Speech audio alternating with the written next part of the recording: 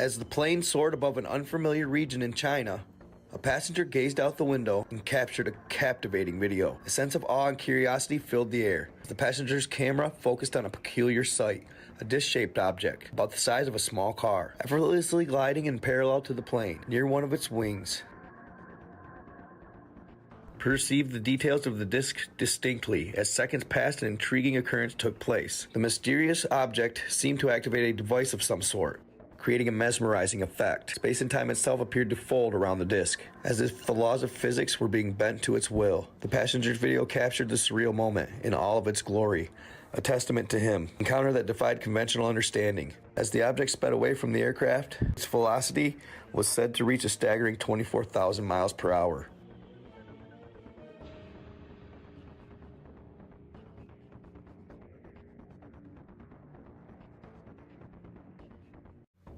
As the plane soared above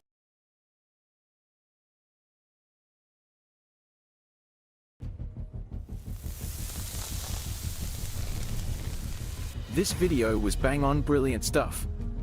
I'll give it a shout out in my next video. I've forwarded it to Malcolm to check out too. The viewers have spoken. What an amazing documentary. Thanks for producing it. Never seen this all tied together so well. Gonna share the heck out of it. Bravo, and thank you. Divine Science is officially a hit. Amazing stuff, very nicely presented. New sub who can't consume your content quick enough. Great video, dude. Keep at it, you are doing the good work. You did a great job putting this all together. It's a great overview, goes into amazing depth at times, so it's interesting for the larger swath of people. Well played, sir. Okay, so I didn't sleep last night because I watched this 3 times and binged the rest of the channel. You have fantastic instincts for piecing concepts together. Almost every section was something I was already familiar with in a different context, and this documentary was the thread connecting them all. Join us on a journey into a place of hidden knowledge. A place where science is stranger than fiction.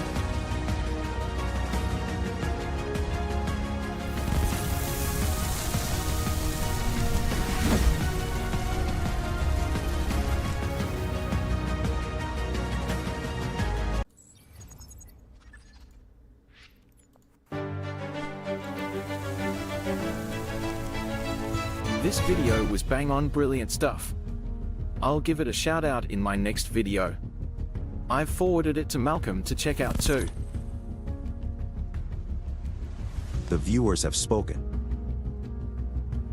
What an amazing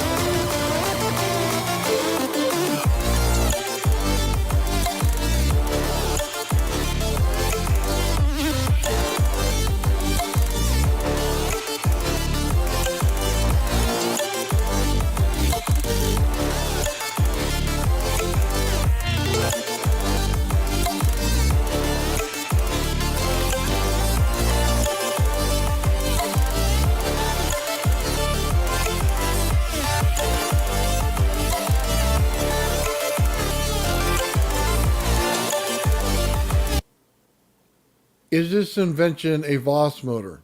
Is it a Wimhurst? Well, the answer is it's probably a little bit of both, but it's also something bigger than that. We're looking at a machine that takes potential, transfers it into a usable voltage. As you can see the process in this thing, the two wheels spin. As they spin, they bring in a potential. That potential is then brought into a transformer where it is put in mineral oil and it's oscillating. For anybody who knows the Tesla coil, we understand oscillation. If you take it out of the correct oscillation, you get heat and you get amps. Therefore, the energy coming out of that turns into an AC voltage. Right there, we're already way further ahead than we are on any other machine that we looked at. This machine has a great potential to it. Now, in order to get it to do things the right way, we're actually going to have to start to think about how energy is produced, when does energy need to be captured, what's the geometry of energy. Those types of things have to be thought of in this. If you think this is a simple machine where you can just take a few parts and put it into it and say, man, we got this great machine and we can make it work. It doesn't always work like that. It's the understanding that makes this machine work. And I hope today, with all the great minds in this room or around the world, we can figure this thing out. This is an energy machine that everybody should have.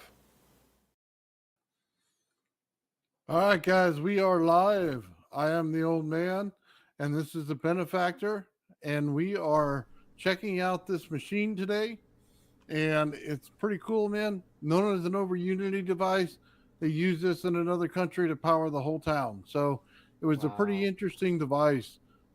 Just in the way it's done way different than the Wimhurst machine, in the fact that it has an actual transformer that's in mineral oil in it. So just like the big pole when you see on the pole outside of your house there that comes into your house, that's exactly what this is. So you get an immediate transfer of potential to energy. So it's a pretty interesting device. What do you think, Ben? I'm ready to check this device out. I've only seen a couple of small clips about it, but I don't know really anything about it. It looks amazing. Honestly, it looks like a Rube Goldberg contraption, doesn't it? What's that? Go ahead and explain. The Testatika. It just looks so complicated, so complex. So I'm eager to break it down. Yeah, absolutely. So here we go, guys. Give me just a second. I'm going to pull up the screen on this thing. And there's some people who actually have tried to replicate this, and they did a little different than I would have done. So let me go ahead and get my screen shared here for you.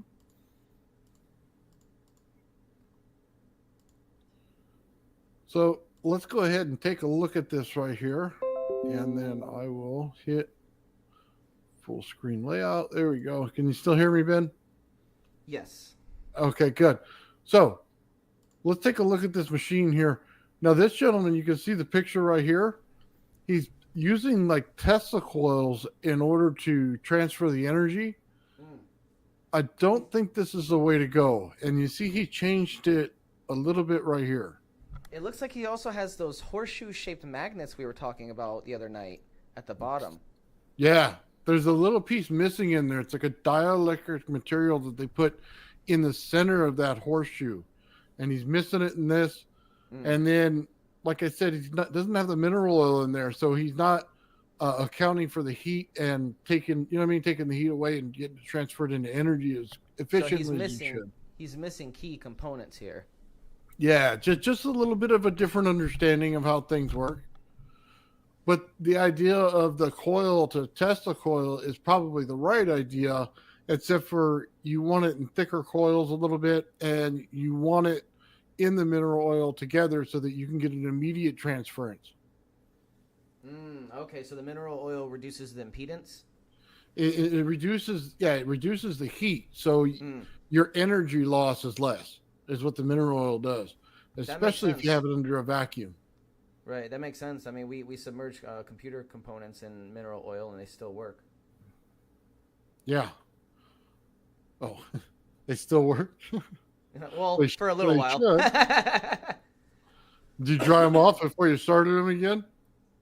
Well, no, it's a common. Isn't that a common science experiment where you build a computer and submerge it in mineral oil? That's not common at all, buddy. No. What's the fluid that they submerge the computers in? Uh, you could put it in mineral oil, it'll work. That's usually somebody you see on the internet with a fish tank, and they put it in mineral oil, and they Yeah. you know. Well, I seen one at my local computer shop too, just sitting on the desk. Did you really? Yeah. That's hilarious. Okay, so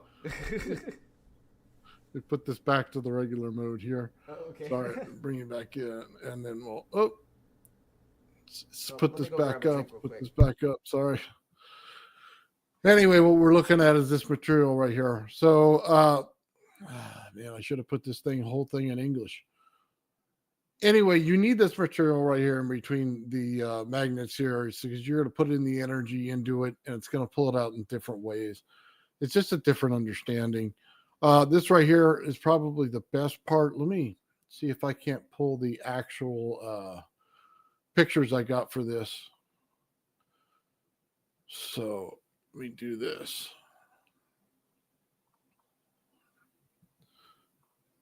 All right, here we go. I'll switch this on the screen. Sorry, guys, still working out how this thing works. What's going on, everybody in chat? How you doing, Mike? Fast Dad? Forgive me if I mispronounce this. Ankaby? So take a look at this right here, Benny. So this is sorry, let me zoom this in. This right here is the transformer I was talking about. Sorry, I'm going back and forth between screens while I'm talking to you. No, you're fine. So you see it comes in right here in the center, and then it goes down to that big coil in the center. And then if you've ever taken a flyback transformer apart, it has different layers that go inside of it. And there's different amount of wraps of the coil on it. So in the flyback, it's just like a piece of tape or a piece of mylar that's in there, something like that, of copper. In this, I would imagine they'd be a little different, but the whole idea is the same. They're going to act as a one-way diode for the power to go all the way to the outside, and you're going to submerge this. Right. Yeah. Okay. It just looks a little different than a normal transformer, doesn't it? Yeah, it's a bit different in the fact that normally you wouldn't have these wrappings in there. Mm-hmm. Normally, it'd just be a secondary coil in there. So, yeah, you'd have a real thin primary, and then the secondary is a bit thicker on the outside of it. Right. And it's able to produce a lot more energy out of it. Huh. Yeah, it's kind of cool in that, because it's like you're taking potential like it is on the high voltage line, and then you're bringing it into this bucket thing right here, which would be your transformer. And then just like high voltage, it brings the line to your house. You know what I mean? Right. So then you can limit the current as you see fit. Yes. Limit the current, change how it works. You know what I mean? Put it into more of an AC or a DC. At that point, that's why I say it's like a power plant, because you're getting everything in it. You're not just getting, a capacitor, just like a Wilmhurst would do. Right. Ankaby said in chat that it's like layered and also using asymmetric effects efficiently. So Yes. yeah, that's interesting, because Tom Bearden talks about instability in a system, and creating instability can create an influx of vacuum energy, right? Yeah, I don't know about this as being vacuum energy. This is simply just a transference on this one. Oh, so this isn't using vacuum energy at all. No, it's more just using potential coming from the things just like a Wimhurst would. Sorry. Oh, so it's it's utilizing the electricity more efficiently and reducing the amount of loss. Yeah, that's about what it's doing. Since it's an immediate transfer, they're not wasting everything. They also built the two things in the back a bit different. It's now hard metal in there. It's no longer that tape that they put on there that tears up.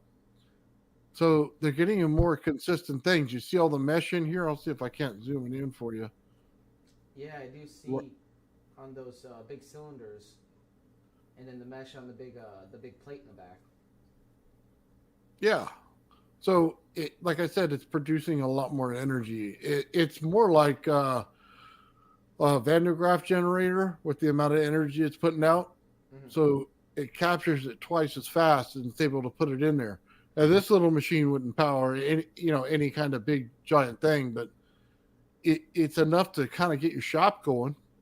Right. So what you're saying is basically it's utilizing it's acting faster than our normal system to kind of capture that extra energy that's being lost.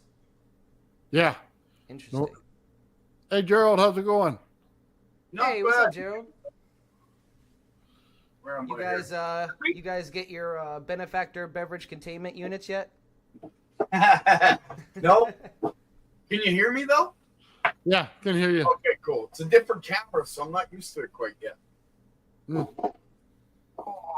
And I'd go on camera today, but I just got off work and I'm all messy. Oh no, you're good. You're good, man. Oh, yeah. So how you guys doing? This thing, the test it. I always say it wrong. Testica? Is that what it's called? I always get it. It sounds like testicle. You know what I mean? I'm sorry. That's exactly what I think when I say it. I'm not even gonna try. I can't say it right either. I know. I don't know what it is. My brain just goes to cheese and goes testicle. No, it's a. Come on now, you know. I'm kidding, but yeah. Testatika? Testatika, I think. Hey, I can't say it, dude. That's funny. Amazing system. Funny name. Yeah, no, it looks amazing. Who built this anyway? Who's the inventor of this? I was meaning to ask you guys. You know what? I don't know. I think it's in Switzerland or somewhere over there. I can see real quick. I don't know who invented it, but isn't there a town in the United States that's based, like, they're cut off from the rest of the world and they run from just this technology. They don't have Wi-Fi. They don't have internet computers. That's awesome. If you could find out the name of that country, I'll do a video on it for sure. I think it's a town. Yeah, it's a if I town. remember correctly, yeah. Yeah, I think it's a Christian town or something like that. Yeah, I believe it is. And they held the technology because they didn't believe that the world was ready for it yet. They did get predictions in their beliefs that it was going to be released in the future. But when, that's not up to us, I guess, right? So yeah, I guess not. It's very interesting, the stories behind this thing. Yeah, it's fascinating device already, and I don't even know jack about it yet. From my understanding, it's a electrostatic system that builds to a point where they can release that power to ground, and as it's flowing to ground, they're collecting all that current. So they define how much power they use or have. Right, so the system's power is based on the load. Yeah, actually, that's exactly it. That's funny you say that, because that's kind of how I was going to explain my system in the presentation. Yeah, well, I mean, that's how I see your system too. I think that's how you kind of explained it before, is, you know, that the power output is dependent on the load, so it really doesn't matter how much input power you have compared to how much load you have. Exactly. I've put well, it does depending how low you go. Like, I can run my system on a watch battery, but that's more for like PEMF, like for healing at certain. So like low amounts of power you're talking about. Yeah, but I can still use like a car battery for doing the same thing. It's just the system has the ability to use a very low level of volts to get started to do that particular thing. But if you wanted to light lights or generate power, you got to put a little bit more in. It's not a free lunch. You got to pay a little, but you get you get a lot for what you pay, right? Okay. Right. Yeah. It says created by a Swiss Christian group known as Met Antia. Okay. This enigmatic device has allegedly been in operation for 5 decades. Wow. I didn't think it was that old. You know, some of those older religions and sects, they might have some ancient knowledge that they don't release to the public. You don't know. Oh, I guarantee you they do. Yeah, let's take a look at this. I'm going to shut this one down and go to a picture of it. Yeah, you got some good diagrams here. You found a lot of good information on this. Oh yeah, well, I'm Like trying. I said, I know 3 people that have built free energy systems and have disappeared off the grid. Not because the men in black came for them or whatever, but because they realized that the patent office and patent system is nothing more than a professional thieving ring. And they didn't want to have their system stolen or shelved. Right. They wanted to use them and teach the people around them how to build them. So there's literally groups of people right now that grassroots, and this is what I'm told, if you get taught how to build one of these systems, it's under a condition that you teach 2 friends. And each of those 2 friends I like that. teach 2 friends. And so on and so on. And that's the rule. So no, that's good. If it's true from what I'm hearing, then there's groups out there that are teaching these systems in order to help those that need it. Let's just put it that way. I mean, we're kind of one of those groups here too, like with my rodent coil system, I put that guide out. I'm trying to encourage people to try to build one themselves. So far, it's a little difficult to encourage people to do it. People don't have a lot of time, and quite frankly, the coil can be kind of expensive to build. Rodent's a little difficult because of the way that it's wrapped. Yeah, and like you said, it can be difficult, and you got to wear gloves because sometimes the frame it cuts into your skin a little bit if you're not careful. Oh yeah. When I teach you guys how to make my coils, you're gonna laugh how easy it is. Okay. You will. Like, Sounds it seems good. complicated, but once you start doing it, like I get into this swing of things and I'm building a coil, and it's almost like I'm sewing pants or a patch on a jacket or something.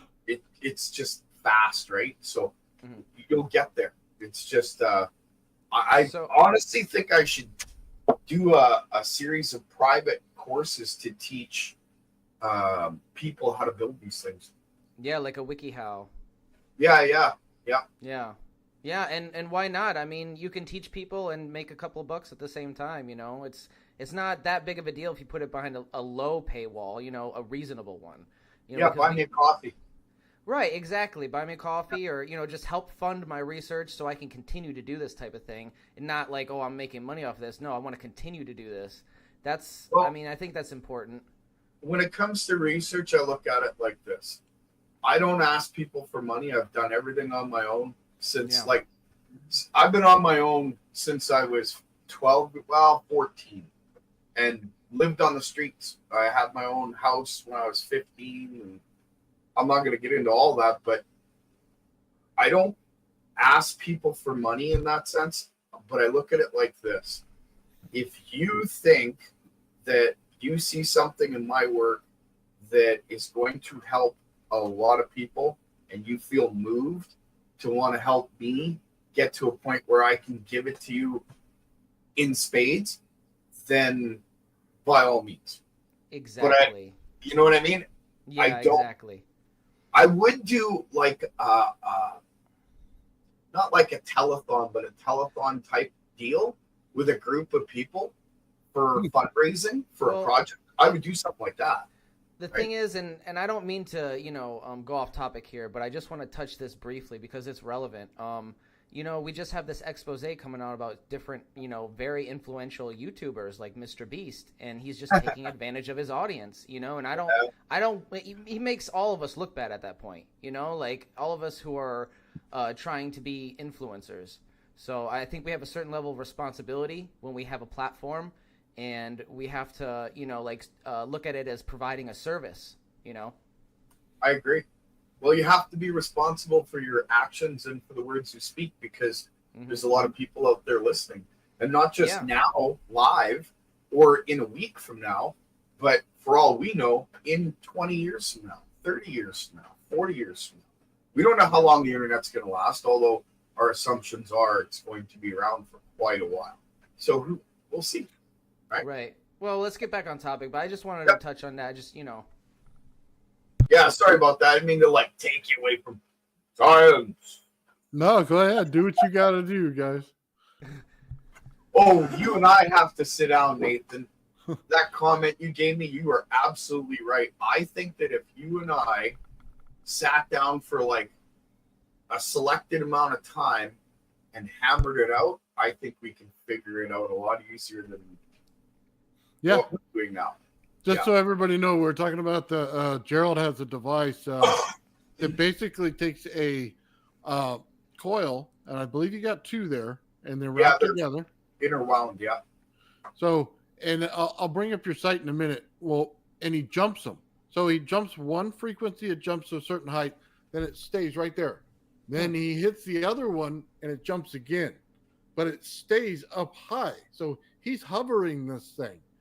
That was so cool, and it just ties into my gravity flyer so much that I made a comment to him he's got the answer right in front of him to how my gravity flyer hovers. Huh. See, that's and awesome.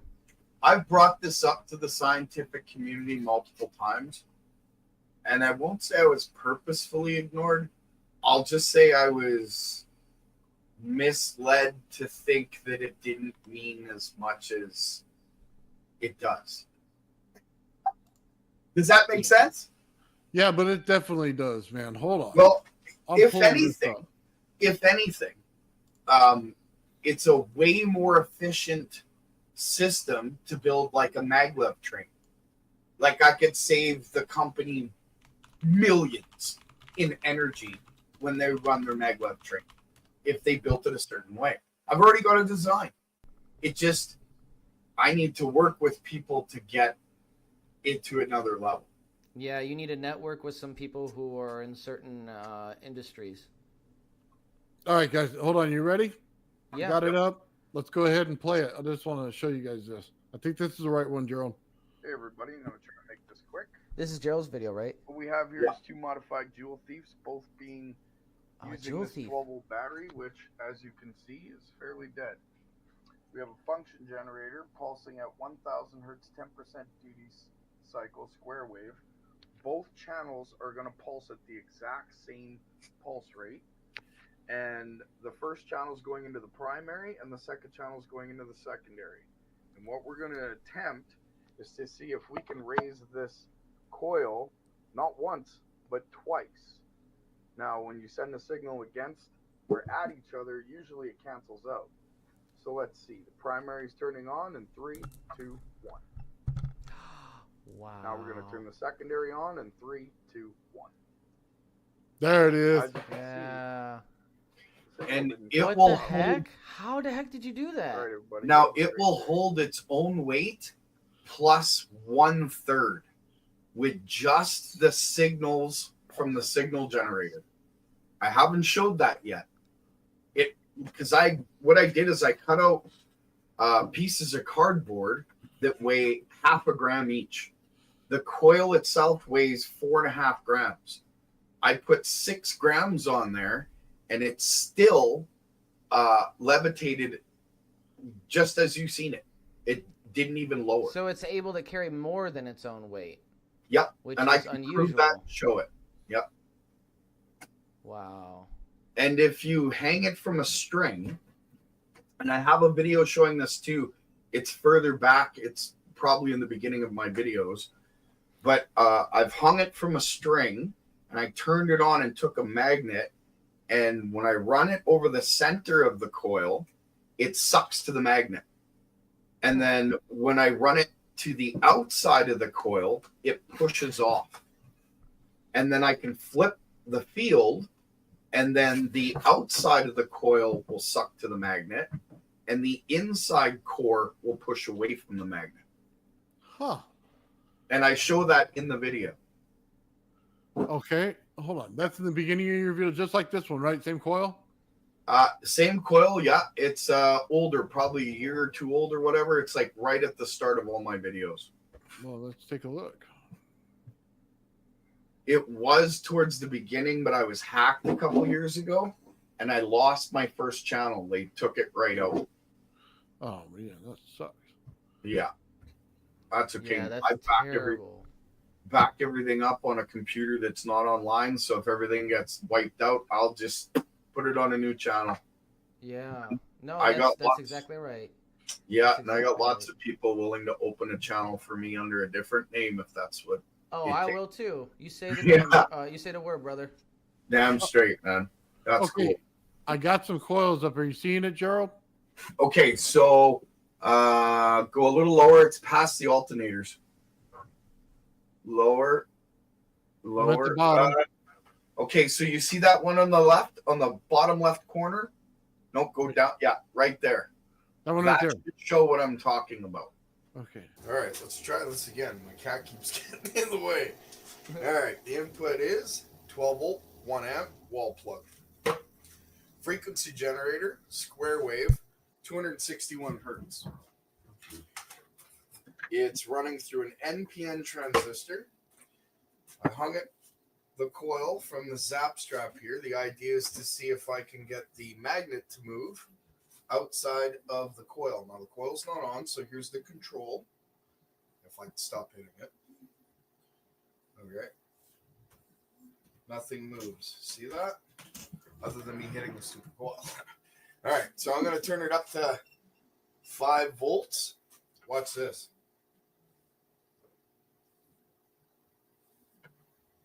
Now I go through the center and it pushes away.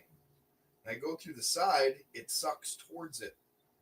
I go on the other side, sucks towards it. Push in the center. But now if I flip it around,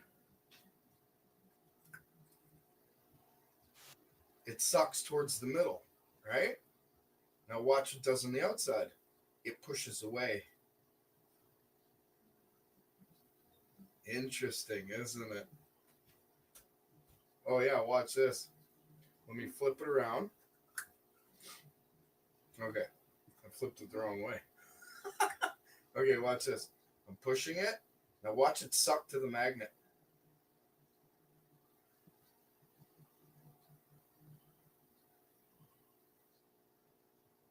But it'll push off the center.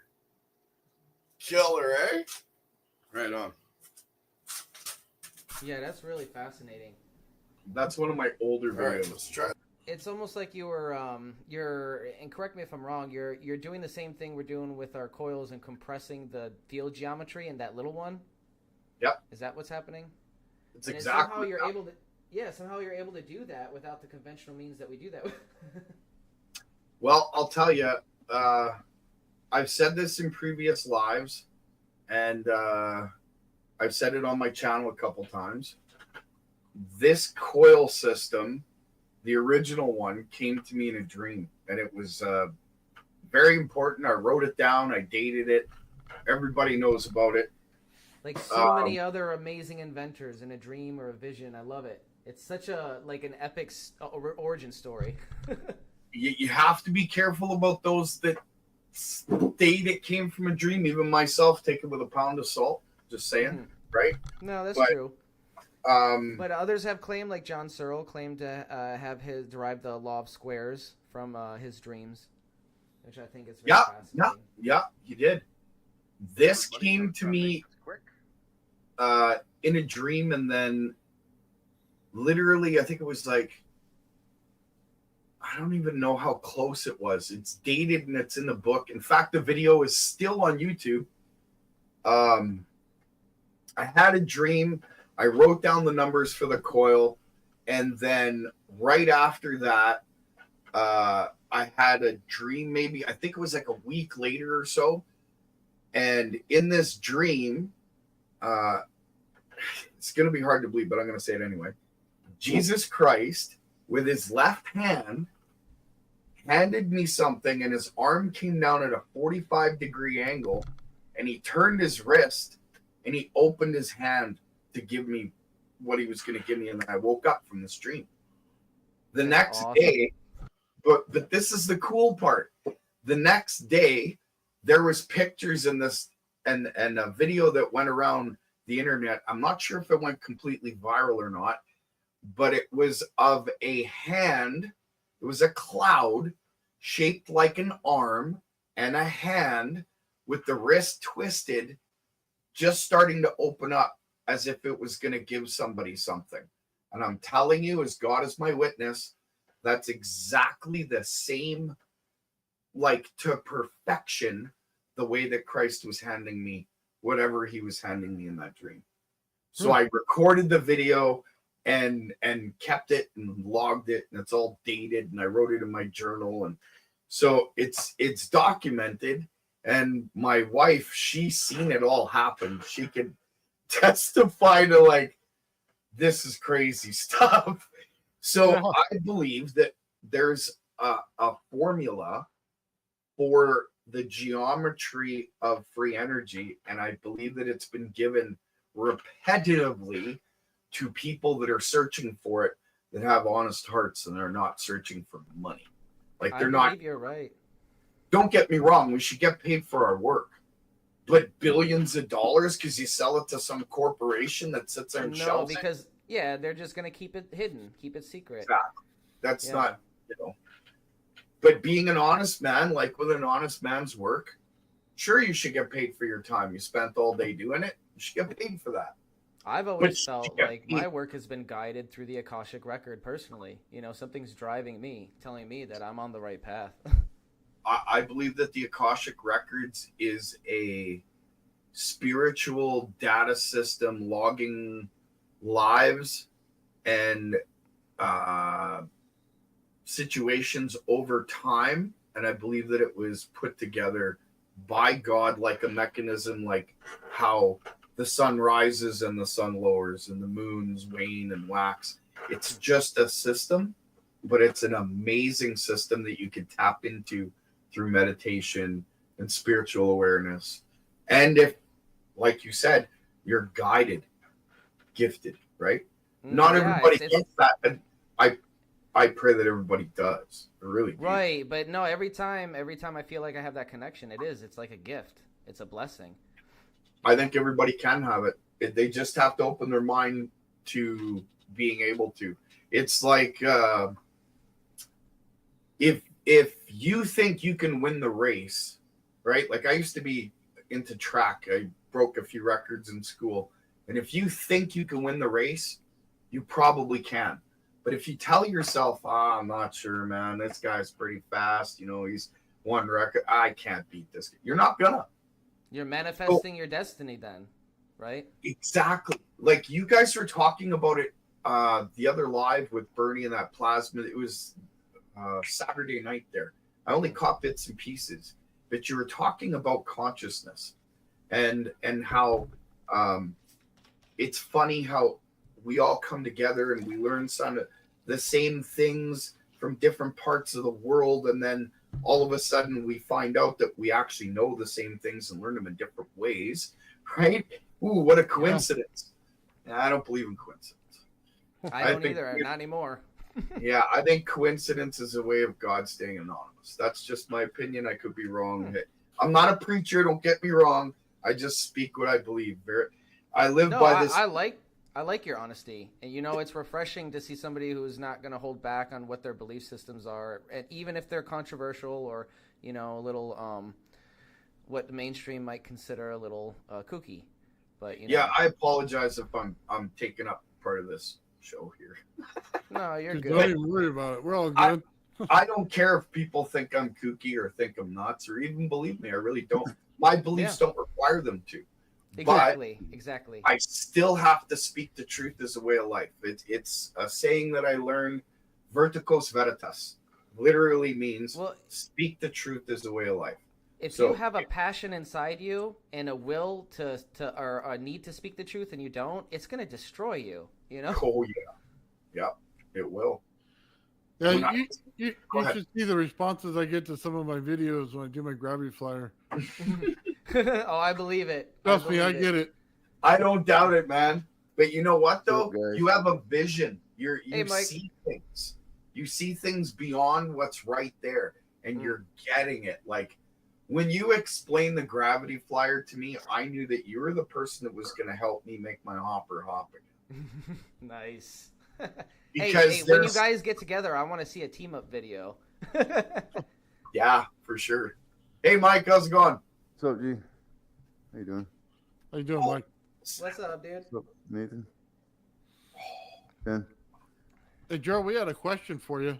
See if you What's couldn't. that? Let's see. Oh yeah, This one? the sine wave question. Yeah, Yeah, that's a let good me- one. They put it up there. I think it's that one. Let me see. No, that's not it. It had to do with the frequencies of it. Let's see. I like this direction that people are going with the solid state cells, like 1.5 volt cells. Yeah. Crystal cells, this, that, and the other. I think did it's that a this one while here. back. I think I might do it again because I think it's a good idea for oscillating an inductor to then send the oscillation flyback from that inductor into another inductor and then step it down on the transformer through that inductor. That's possible. You know what I'm saying? Yeah. To answer this question that's out there, yes, I have one higher frequency signal and one lower frequency signal. Still works the same way? Yeah, hang on. No. When I do that, I mostly do that for like healing purposes. Because what you do is, say I want to use a baseline frequency of 7.83. That's the hertz of planet Earth, right? Okay. So I want that to come out in the frequency, and I want to use a frequency of, say, 5,000 hertz. So what I'll do is I'll put on one side 5,007.83. And then on the other side, I'll put, say, 10,000. I'm sorry, I'm having a hard time with the math right now because I was working on just double it today. So, well, you double it, but in order to get the 7.83 out of as well, no, you would just leave it. You would just leave it. What am I Are you talking 5,000? high frequency? Trying to get high Oh, frequency? okay, so here's the thing. The way that this system works, if you put one frequency in on one side and one frequency on the other, like Nathan said, and you double it, part of it will cancel out the other, right, and you'll come out with a third frequency. The lower of them, yeah. Yeah. So let's say I put 10,000 on one side and 5,000. I see what you're saying. Yeah, on the I other got side. Yeah, I'm gonna get 5,007.83 out on the because you're out of phase already. The whole coil system is built out of phase. Right. I wired that's why you can cancel. Yeah, I get into resonance immediately. It doesn't matter what I use. I haven't gotten into resonance anything under 100 hertz yet. But I can flip a magnet out of my coil and hit the roof with it with like a single pulse. Nice. You know, Gerald, I was going to tell you something about that Tesla coil. We were talking about it last time. It didn't hit me until you said that. When I got it in oscillation the first time, check it out. So the inside coil, I have it at 360 kilohertz, right? Yeah. The outside one, I know that I need to put it right at that area, right? But it seems to drop off immediately. So when it's out of resonance, I'll pull it up to 250, 258, right? As soon as I get right there to the the 360, 368, whatever. As soon as I get to that number, right where it should be, right?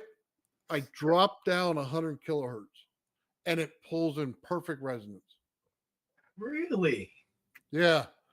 It's insane to watch on your oscilloscope when you're doing it. And it's not that you move the wire on the coil, you know what I mean, off of the same line you're on, right? Yeah. It's just that the frequency will completely change as soon as you hit it.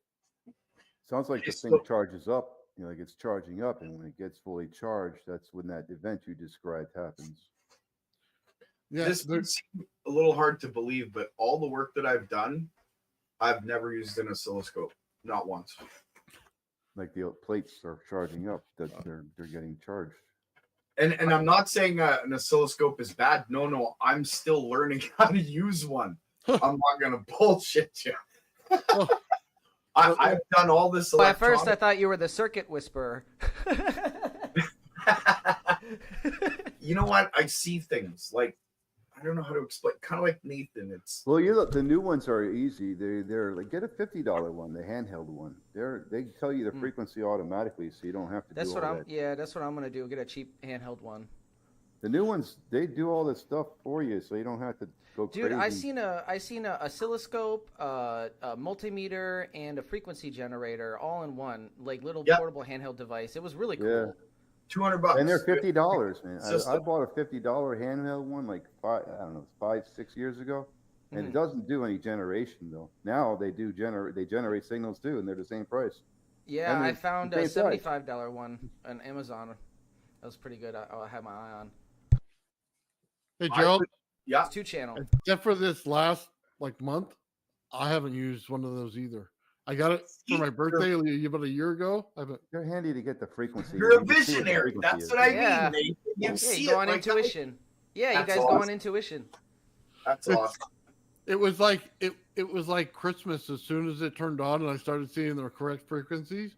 I was like, man, I could have used this the whole time. Right. Yeah, you'd be killing yourself without this. You gotta give me some tips on how to use this thing, then. I'm gonna get pretty scope. You can only go so far, You could build a pulse motor without an oscilloscope, but Oh yeah. Yeah, but they don't put it in 3D. So when I look at it, I like to look at angles on things. So if it's in this one, I want to see it there. If it's in this one, I want to see it here. You know what I mean? But then if it's down here, I want to see it in that angle. So I wish they made it in 3D. It would be so much easier to line up different fields in order to hit the correct geometry or something. Made what? The oscilloscope? Yeah, they don't make them in 3D. That's what I'm saying. If I could tell you the phase angle of this thing and show you in a different way. Pretty Scope allows you to kind of manipulate the frequencies in sort of a three-dimensional space a little bit. I've seen some 3D things that they're not anywhere close to where I would want to see. You got to get an oscilloscope with 2 channels, Nathan. Then you can kind of do the 3D thing. I don't think you're understanding what I'm saying. So if I have different angles that they're in, right? So when you set up your magnetic field, okay? I know what you're talking about. You know what meter you need, Nathan? Hey, what's up, Sheeny? It's called a tri-axis meter. There you go. It tells you what phase angle and every phase that Good to have you here. Yeah, Amazon sells What's them. up, Tammy? They're like $200. I'm gonna have to look that up because that's exactly what I need.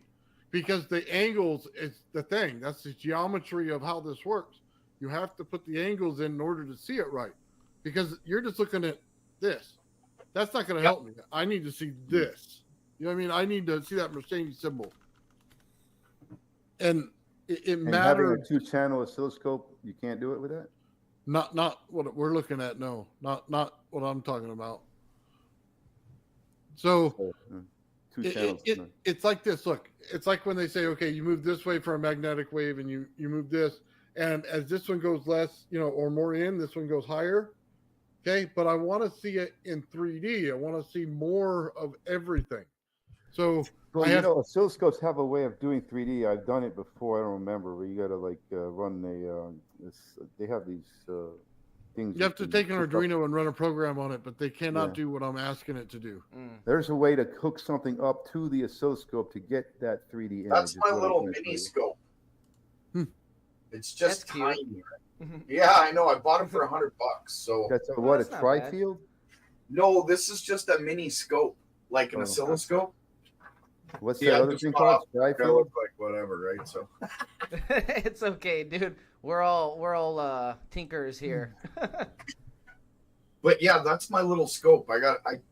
You know what? I'm not exactly sure where to measure on my coil because there's 2 different measurements that I can do. There's my primary, there's my secondary. In fact, there's also the output. So it's like, where exactly do I measure from?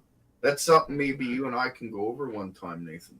Yeah, absolutely. It's fairly easy, and trust me, it'll take a couple seconds. If you watch the videos, you're gonna fall asleep. Well, it took me almost 2 days because of that. I asked some professionals, we'll just say, that I used to talk to all the time, and I could never really quite get the answers I needed. So, yeah, I'd love to pick your brain about it. Yeah, absolutely. It's easier than you think. So some of these people, man, like I said, 45 minutes later, I had one eye open, man. I was, drinking as much stuff with sugar in it as possible, and it still wasn't doing it. These people are just like, their voices put me to sleep hard. So dry, just like on Apex this last. I was falling asleep. That guy was so dry and so monotone. Wow, man. But hey, whatever. Teach your own. At least he put his stuff out and whatever. Yeah, it's kind of you want to dislike the person because he screwed you over. And well, you know what? Be able to follow I don't think it was him. I don't think it was him that screwed me over, and I don't think anybody purposefully screwed me over.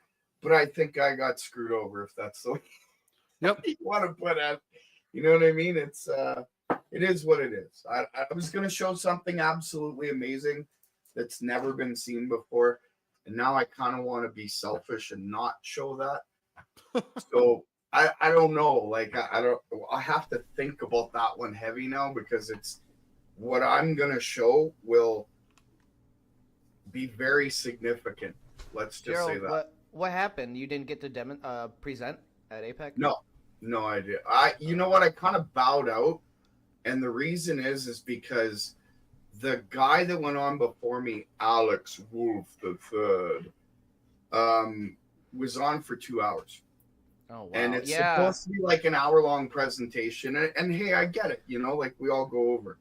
Right. But everybody that was there in the beginning had left because it was so fucking boring. Oh, I came in. Even people in the comment sections were making fun of the poor guy. I came in, and the comments were full of it. Yeah, and I know he was doing his best, but somebody should have gave him some tips on doing videos and presentations. And if they weren't going to, or that was done purposefully, well, I could have some other words that were so nice towards that situation. But, forgive and forget.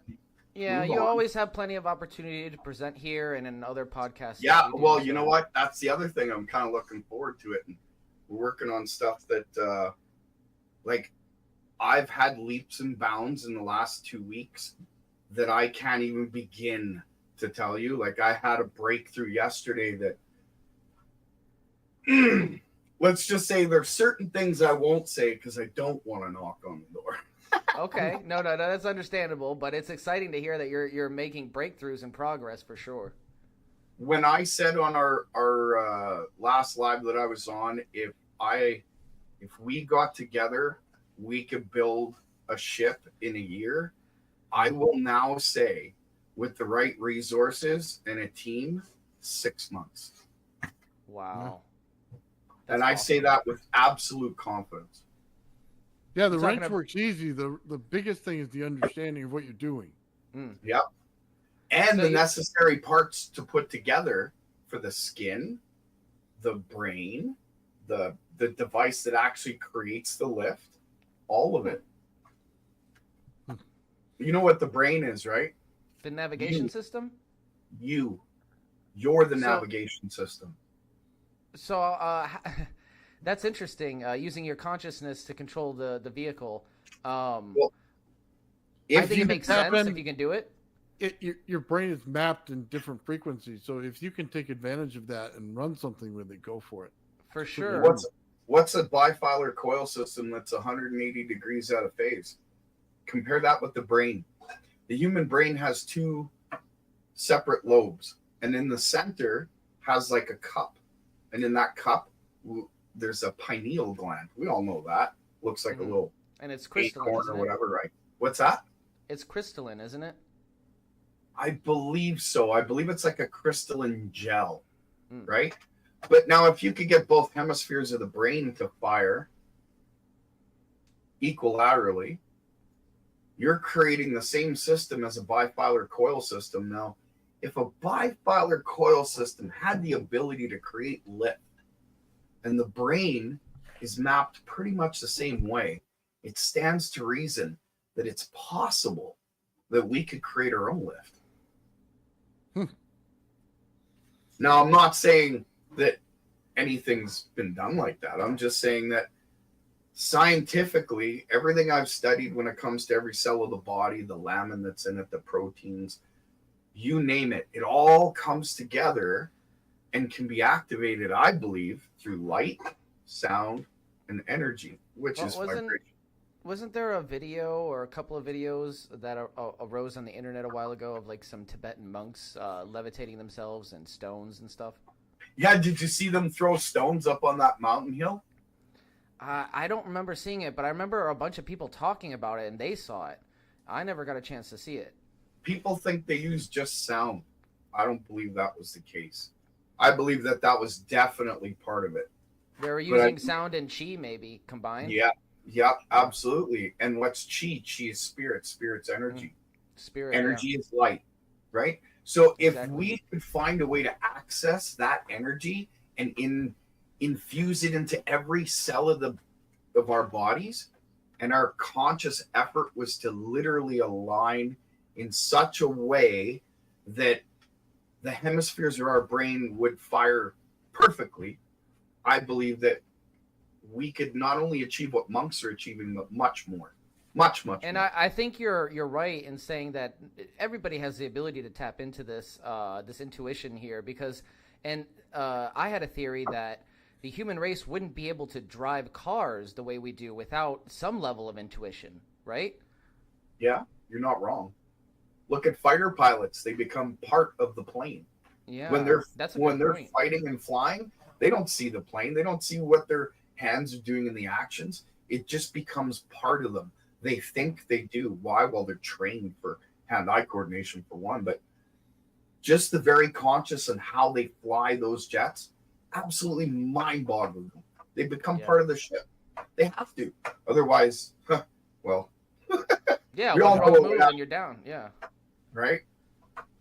Hey, Jeremiah. Oh, here we go. Let's talk a little bit about this machine. Let me play some of the video for you. All right. So it's Testatika. So we're looking for the Maternica community Testatika device. Certainly a very interesting kind of concept for what looks like a Wimshurst machine. That thing is not a Wimshurst machine. Nope. But it does operate very similar to one. What is a Wimshurst machine, real quick? A Wimshurst machine is a machine that uses two discs made of insulating material, classically glass, with a set of individually charged segments on their surface on just one side. So the two inside, the two glass discs are aligned to be parallel with each other. One rotates. On one side, you're looking at a clockwise rotation. And if you look through that disc, the other disc will be spinning exactly at the same RPM in the opposite direction. But if you go over to that side, it's also clockwise rotation. Anyways, these two discs, they spin opposite from each other. And so what happens is you place two charges of opposite polarity on segments that are directly across from each other on these two discs. And what will happen is, mechanically, because the discs are rotating in opposite directions, these two segments with opposite charge that form a parallel plate capacitor are separated farther and farther apart from each other. Yeah.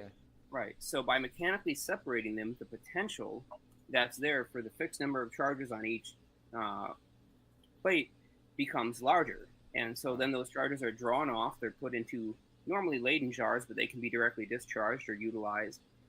But yeah, it's a way of turning rotational motion and a set of charged segments into an electrostatic force. And this is doing something different. This is doing what?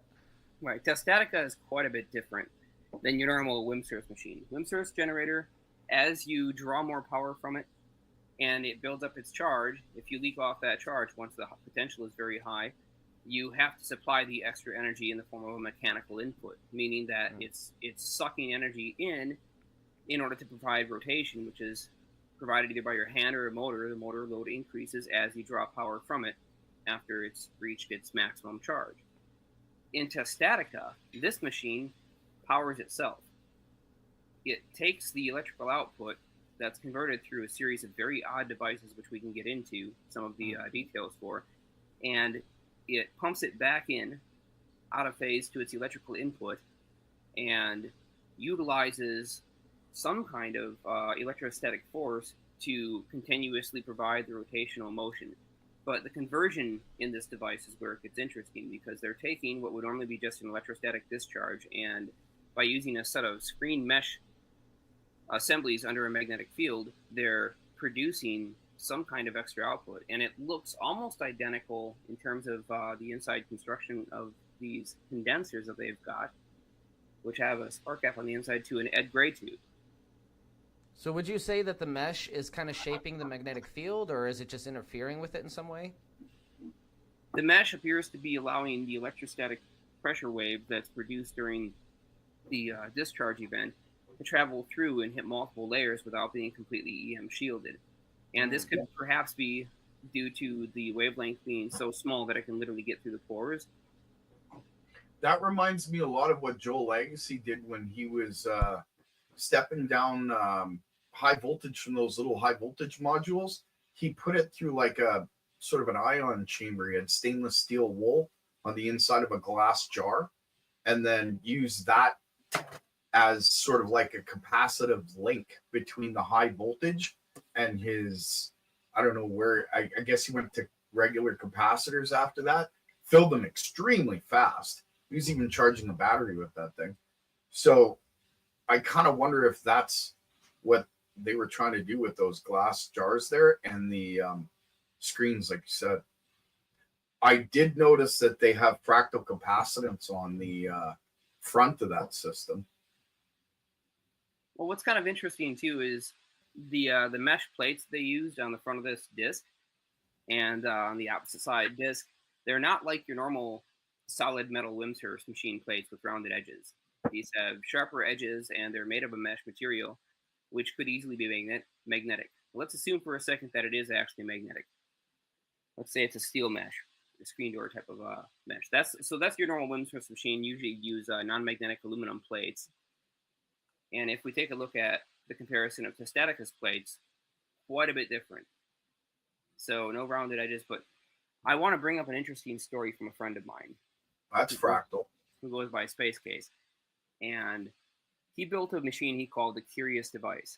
And it was very similar in some ways to the Testatika machine. It was designed as a Wimshurst, but he didn't round the edges of his plates, and they were magnetic, galvanized roofing, flashing steel. And he'd noticed that when he charged this device up and had these two plates counter-rotating, instead of just generating an electrostatic charge, he ended up generating an oscillating magnetic field with a very low frequency that didn't directly correlate with the RPMs of the device.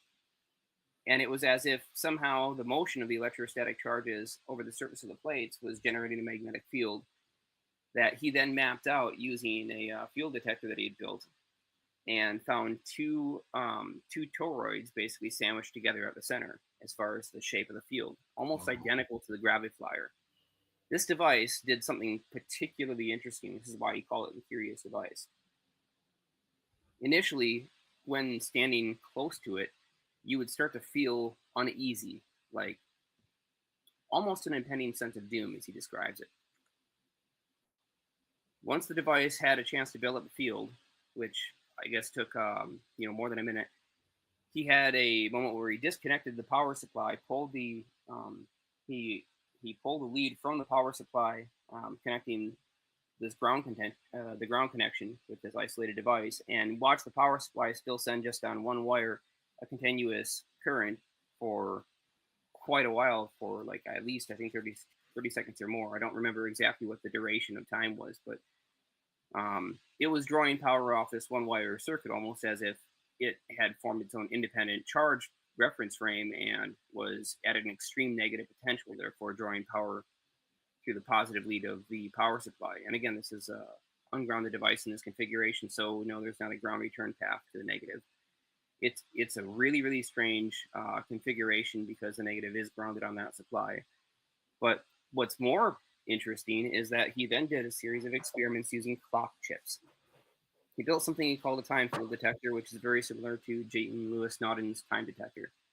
And it's two clock chips that are separated, one in front of the other by a certain distance, and you synchronize the two clocks and listen to the output in the difference in their frequency on a speaker or with an LED. Now, what he noticed is that as he approached this machine, one of the clock chips, the one that was closer to it, would start to tick differently than the one that was closer to him.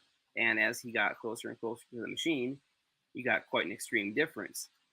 And so the beat frequency went up. He was able to see it on his LED indicator.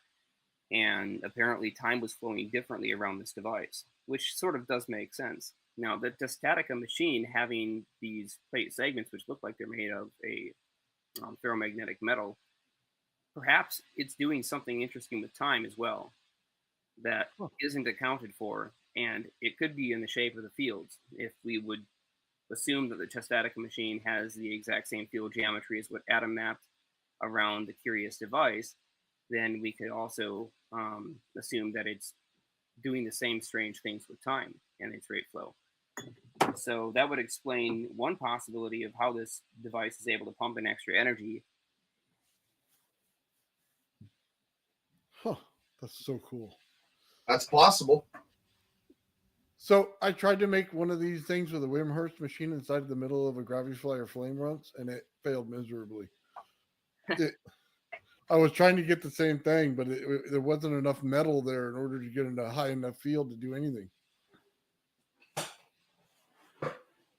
Yeah, it's interesting. Alex Froloff had a curious idea about just using electrostatic charges across the surface of a plate, two different electrodes on opposite sides of a flat plate, not directly across from each other like parallel, but you take a flat plate, you lay it out on the table, and then on your right hand you place one electrode, the left hand you place another electrode, so that there is this space between them, and they're insulated from that bar. So just using electrostatic charges, he was saying you should still get the flow of electrons through the center of that bar, which should produce a magnetic field, which is going to be isolated. So it's basically like an electrostatically powered inductor. What's interesting about it, though, is he said, well, this is one way that you can step down your electrostatic potentials by moving them back and forth in order to create a high current, low voltage.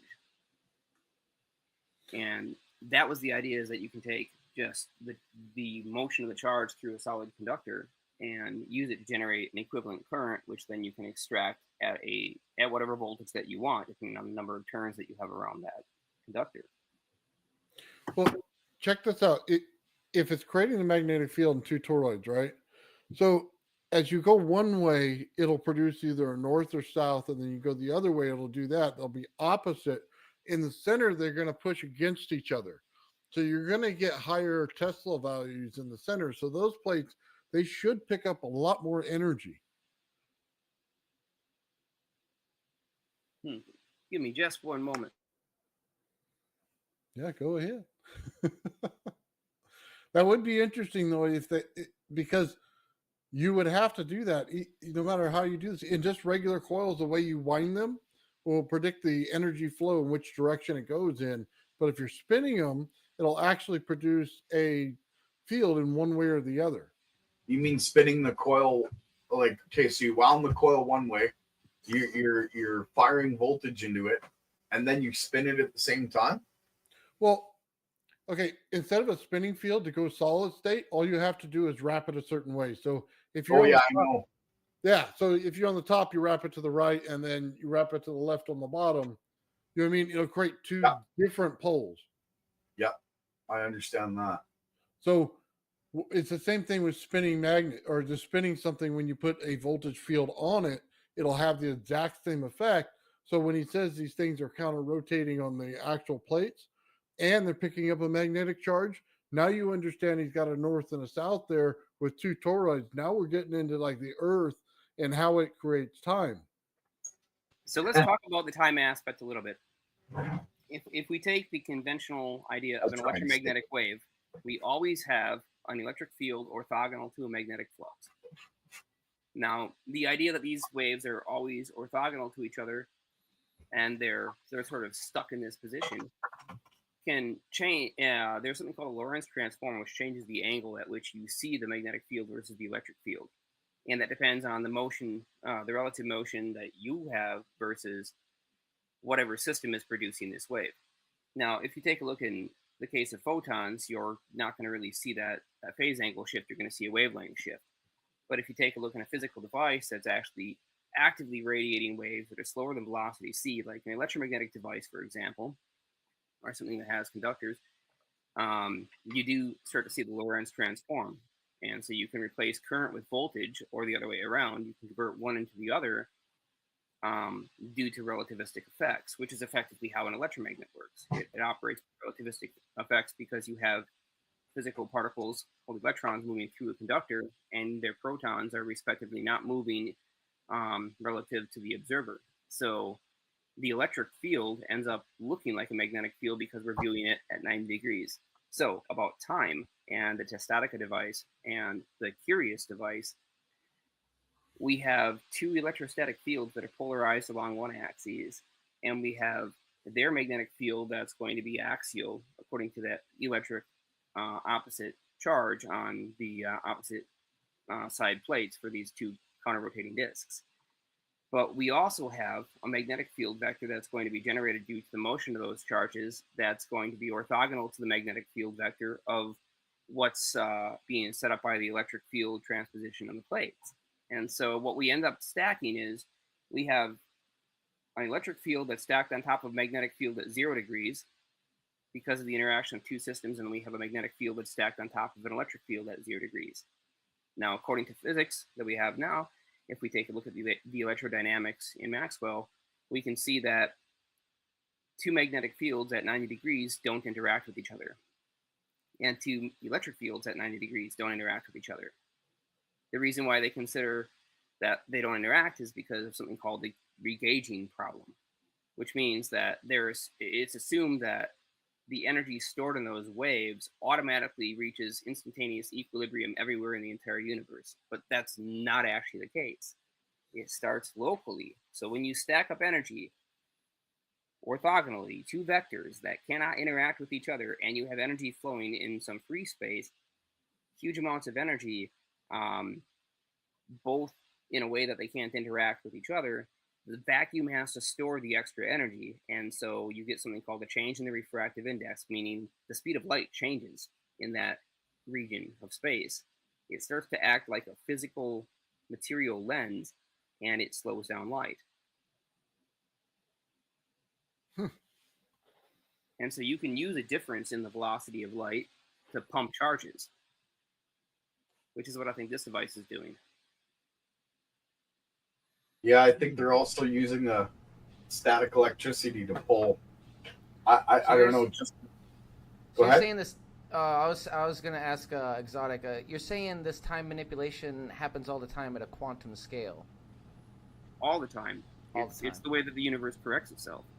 That makes sense, though, because from everything we know about microscopic ball lightning and all that. Yeah, if we take a look at the kind of craziness that happens with exotic vacuum objects at that extremely fine scale, and the way that they can just completely tear apart bonds and seem to change the binding energy of structures, causing transmutation, even at extraordinarily high energies, you still wouldn't expect the amount of transmutation that occurs in the materials affected by exotic vacuum objects. But metallurgical scans tell us that there is something more going on. And one thing that would certainly screw with the binding energy and allowing a nuclei to fall apart much more easily or at lower energy levels would be a change in the rate flow of time that occurs across a gradient. That's an interesting notion there. It's sort of like looking at relativity in reverse, but it's still the same physics principles. Like, nothing that I'm talking about here is beyond the scope of what is already in the accepted physics. Well, it makes sense because if you listen to researchers like Bob Grenier who are looking into ball lightning, his theory is that the transmutation happens because the vortex is kind of spinning the ether in such a way that it disassembles the matter. So it's not that hard to believe that it's actually affecting the time as well. Yeah, but Bob Grinier's study on EVOs it's all uncontrollable EVOs. They're all I can't remember the term that he used. Basically, they're uncontrolled. They see the result of the experiment after they've done the experiment, rather than you're right. It's a random. I forget what he called it, but you're right. It's a random occurrence. It's not like a controlled occurrence. Yeah, exactly. And I think that changes a lot of how we should look at EVOs. Right, and I think EVOs is a better term, because we really don't know how many other exotic vacuum objects exist and what they do, and they could play different functions for sure. But what's an exotic vacuum object? I mean, we're talking quantum vacuum, which is really just another word for ether, right? So, so your theory is that it's basically just all ether. It's all the same thing. Well, no, even David Chester himself said that ether is just a banned word, and they use quantum vacuum in its replace. Right, so right. Academia just deciding on a different language for something that most people used to work with and experiment with on a regular. But because the language has changed, people don't know where to look or even how to look. Right. At least that's my theory. I define ether as in the terms of how Ken Wheeler defines it. His definition is pretty good, as he defines it as counter space, which is the incommensurability of space. You know, if you take away space, what's left? Counter space. Nah, I'm not sure if I agree with Wheeler, but I kind of get the concept putting out, though. I'm curious to hear your theory. I mean, if you have a different theory, of course, I'd love to hear it. I'm still forming it. There's so much data out there that I've gone over, and there's so many theories put out by so many people on the. Well, when you're ready, for sure. Like I think you're putting out a book. Yeah, well, like I said, I've written a book that's almost done, and it's all on the mechanics and me mapping out the coils that I've built, how they worked, the anomalies, the things I can't understand but still witnessed and experienced. I have 5 affidavits written from people that have experienced strange anomalies with these systems that I've worked with. So that's in the book, how to build it, how I got to where I got to, the understanding that I have. It's not academic based, but there's a lot of academic principles in there because, of course, we're talking physics, right? But there are just some terms that, when it comes to academia, it's a decided language. It's not, to me, in my mind, set in stone. So if I'm wrong on that, forgive me. If you don't like it, well, that's your choice. No, put me on the list. I wanna sign up for being one of the first people to receive one of your books. Well, it's gonna come with the coils, right? When I send out the coils, the book's coming too. Ooh. Yeah, it's all coming, and I've got 3 dead man switches, and I would never commit suicide. Just so you know, my beliefs would never allow me to, ever. I couldn't do it. Now, Gerald, they couldn't kill you. You're a live person. Yeah, well, I died once already, so what are you going to do to me that's new? Come on. I've been tortured. So, come on, right? That's the way I see it. What? Not that I'm asking for it, don't get me wrong. I'm just saying, I've lived through some shit, and whatever. What am I going to do? Fear death? It's just another step in life. It's just another mechanism of the time that you experience within your spirit. Because I think it was John Hutchinson that says there's probably more to do in the afterlife than there is to do in this life. I think it was him. Yeah, you might have said that. You might have said that. He was a profound guy when I met him. And then I guess over time, his the way that he displayed his work I think he kind of got to him after a while. I don't know. I could be wrong. No, for sure. He's a fun guy to talk to. He really is. I laughed a few times. I don't know him. I've met him once, and then I lent him my truck to move, and then talked to him for about 5 minutes after that, and that was it. So, well, I did some preliminary research on John Hutchinson because I was planning to do an episode on him and the dustification effect. But what I found was, they really gave him a hard time trying to, tell everybody that he was crazy, right? Well, it was a way of discounting the information so that nobody sought after it. Exactly, but their psyops really got to him, from what I hear. Well, when he was younger, he was pretty much a genius, and when he was living in New Westminster, he was good friends with my boss, who owned a ship that I worked on. It was a 155-foot steamship, and John Hutchinson had an old minesweeper, which is another ship. It was I think it was about 75 feet long, and he had some problems with it and had brought it over to our marina to get work done on it, and we did the work, and he came and picked it up, and that's when I met him, right? And I forgot my point. Damn it! I'm sorry. It's okay. I gotta There's so much around this guy, right? Like John Hutchinson, he was a genius, and I think he figured out exactly what it is that we're looking for, and he thought that it would help everybody when he shared it with the government. But he went the wrong way. The wrong faction of the government. But he definitely went the wrong route on that.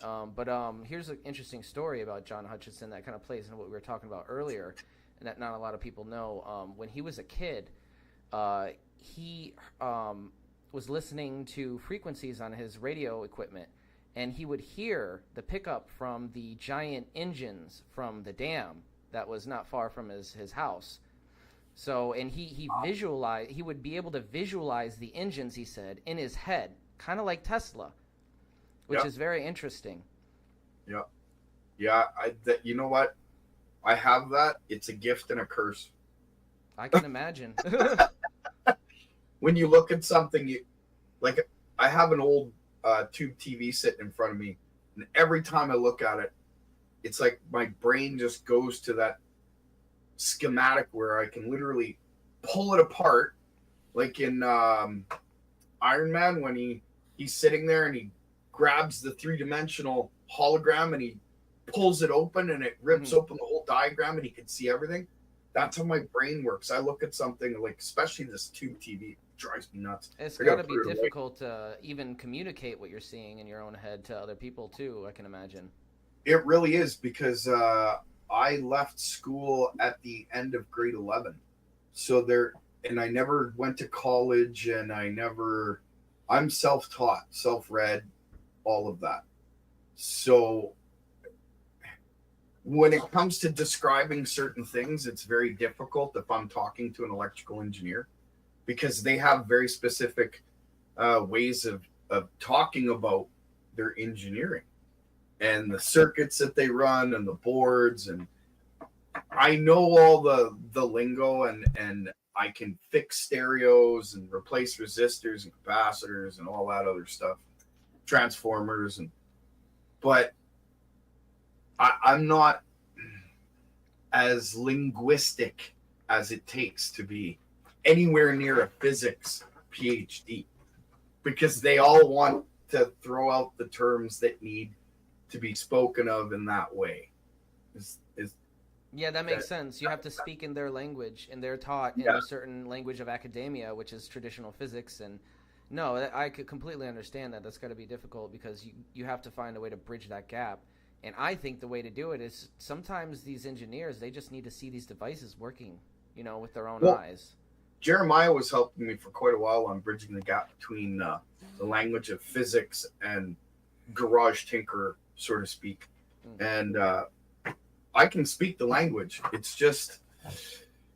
It's hard for me, because I like to live by verticos veritas, right? Speak the truth as a way of life.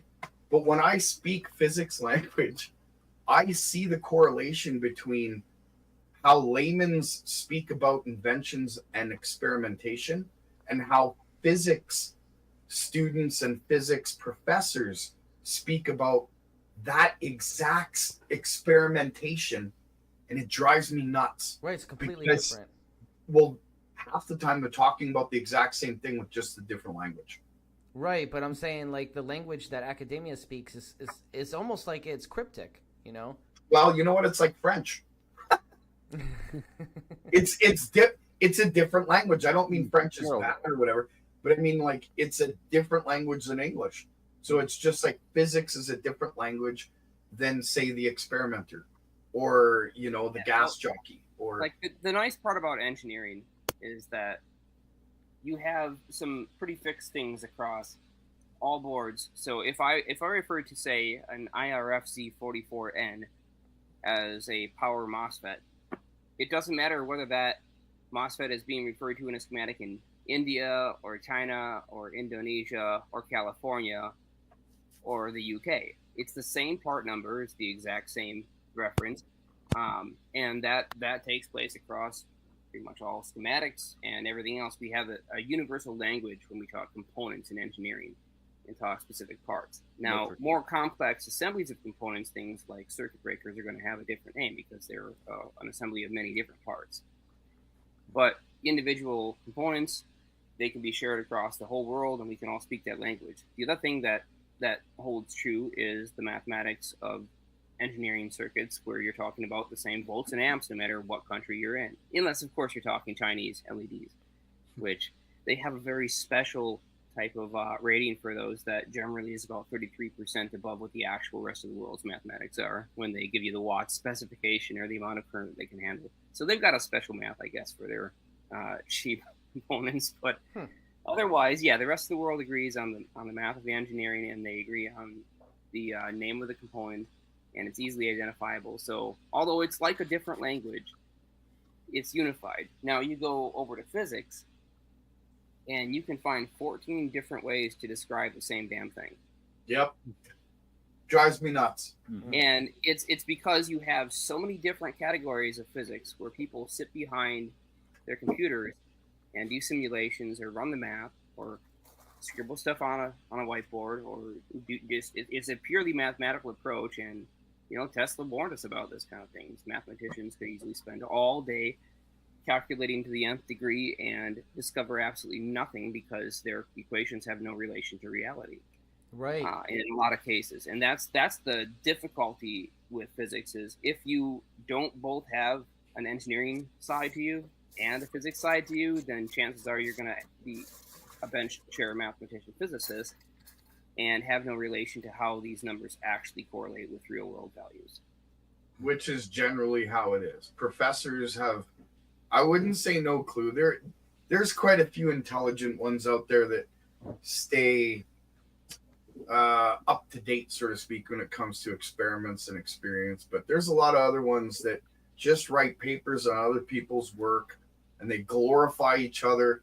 And if you try and put out anything that pushes any of their theory out of the way, it's hell or high water. You're out of the picture and you're getting canceled.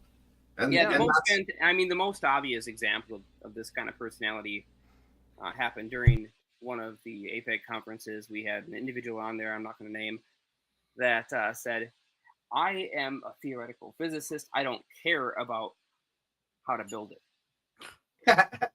And that summed it up for me right there. Like, okay, yeah, that was very telling. And the thing is that it was said in a way that was braggadocious, almost as if those people who build things are underneath the intellectual prowess of the geniuses calculations. Wow. We get that. So there's an arrogance there that comes from academia. It's unfortunate, but it's built into the system. You get rewarded for doing your paperwork right. You get rewarded for the complexity of what you have, and what you end up with in the end of the day. A lot of times, like if you read purely theoretical papers that have no experimentation or no proposed experiments in order to disprove their theory, you're going to see something that's so overly complicated it basically can't be understood by anybody, including their peers. And like so Ken Wheeler's Secrets of Magnetism. Yeah, well, that's something that you can understand. It's just flat out wrong. Well, I shouldn't say flat out. That's a little bit harsh. I believe it's overly complex. I believe Ken Wheeler did steal some good information from other people that ended up in the stuff that he did, but unfortunately, the best parts of Ken Wheeler are really the pieces that he took from other people. Well, that's interesting, and I don't mean to be off topic, but I would like to return to that in a different podcast if you would like to come on at some point. Hey, Ken Wheeler's that guy that does the cameras, right? He's the bald guy with the tattoos. Yeah, he does the cameras. Yeah. Okay. There's two of them on the internet, so I just want to make sure I got the right one. When it comes to academia, I think they get rewarded for towing the line. Yeah. There's very few that actually experiment there, looking in different angles and ways. The reason why I looked in the direction that I looked, because I looked at physics and it seems to me like it's broken. 25 years and they haven't come up with something new? Are you kidding me? The amount of money that's sunk into physics could make a man puke. Oh, they discovered new stuff in physics. It's just not public. That's what happened. Oh, right. My apologies. No, but you're absolutely right. You're trying to get paid. Yeah. What's going that's on just the here? point, right? I make this point a lot. Like, we've had advancements in every single sector of technology and industry except energy.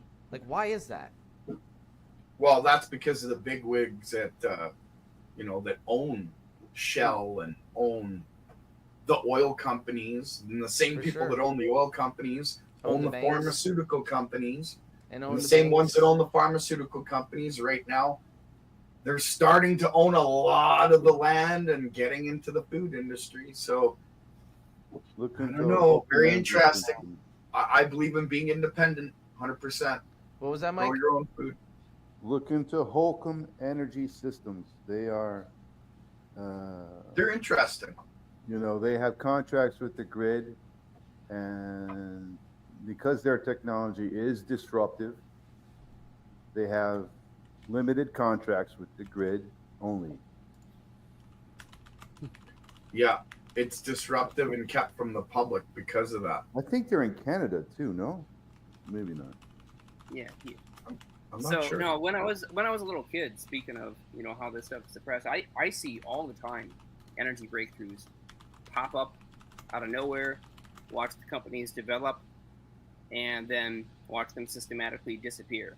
I had the opportunity to talk with several of these companies, and one of the most interesting ones, they had a generator system, rotary classic generator system, where they had complete phase control, and they'd found a way to get their generators basically self-powered with an excessive output of over 500 kilowatts in the largest unit. And the company's MO and how they did business was, you can't ever own the generator. Our own technicians will come out and do maintenance. You provide the land. You take 10% off of all the electricity that you sell. You have to provide the right resources and do all of the necessary paperwork with your city or province or whatever to set this up so that you can have a generator facility set up. But they would help you along with that. And so they collect the money from their own generators. They come in every couple of years, maintenance them, and otherwise you don't touch them. Nobody else understands exactly what's inside. And these are just independent systems where all you have to do is provide a ground and an output to the distribution network. That's it. There's no fuel tanks. There's no solar panels. There's no wind turbines. It's a box that you stick on your property, and you get 10% of the profit from it. There's no initial investment. There's no buy our plans or send us some amount of money. This happened, long before all these internet scams got crazy wild. So like I said, I had a chance to talk to the company. They explained to me that U.S. regulations wouldn't allow them to ever install any units in the United States, and they didn't foresee that it was going to happen regardless of the litigation that they were trying to do in order to get into the U.S. But they currently had units deployed in Germany at that time, in Switzerland, and I think a couple other places that they were able to disclose to me. So, and then this company just completely up and vanished. As far as the public goes, they up and vanished. But they were producing self-powered, complete generating systems that solid state or no? wanted nothing for except for the land. Do you have any idea what happened to him? No, I have no idea what happened to him.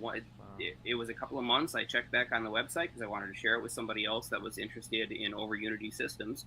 Sure. And the website was completely gone, and so was any traceability. Links were all dead. Got 404 on pretty much everything across the board. Oh, wow. Was the device solid state or was it a motor? No, it's a big, monstrous generator that takes up motor.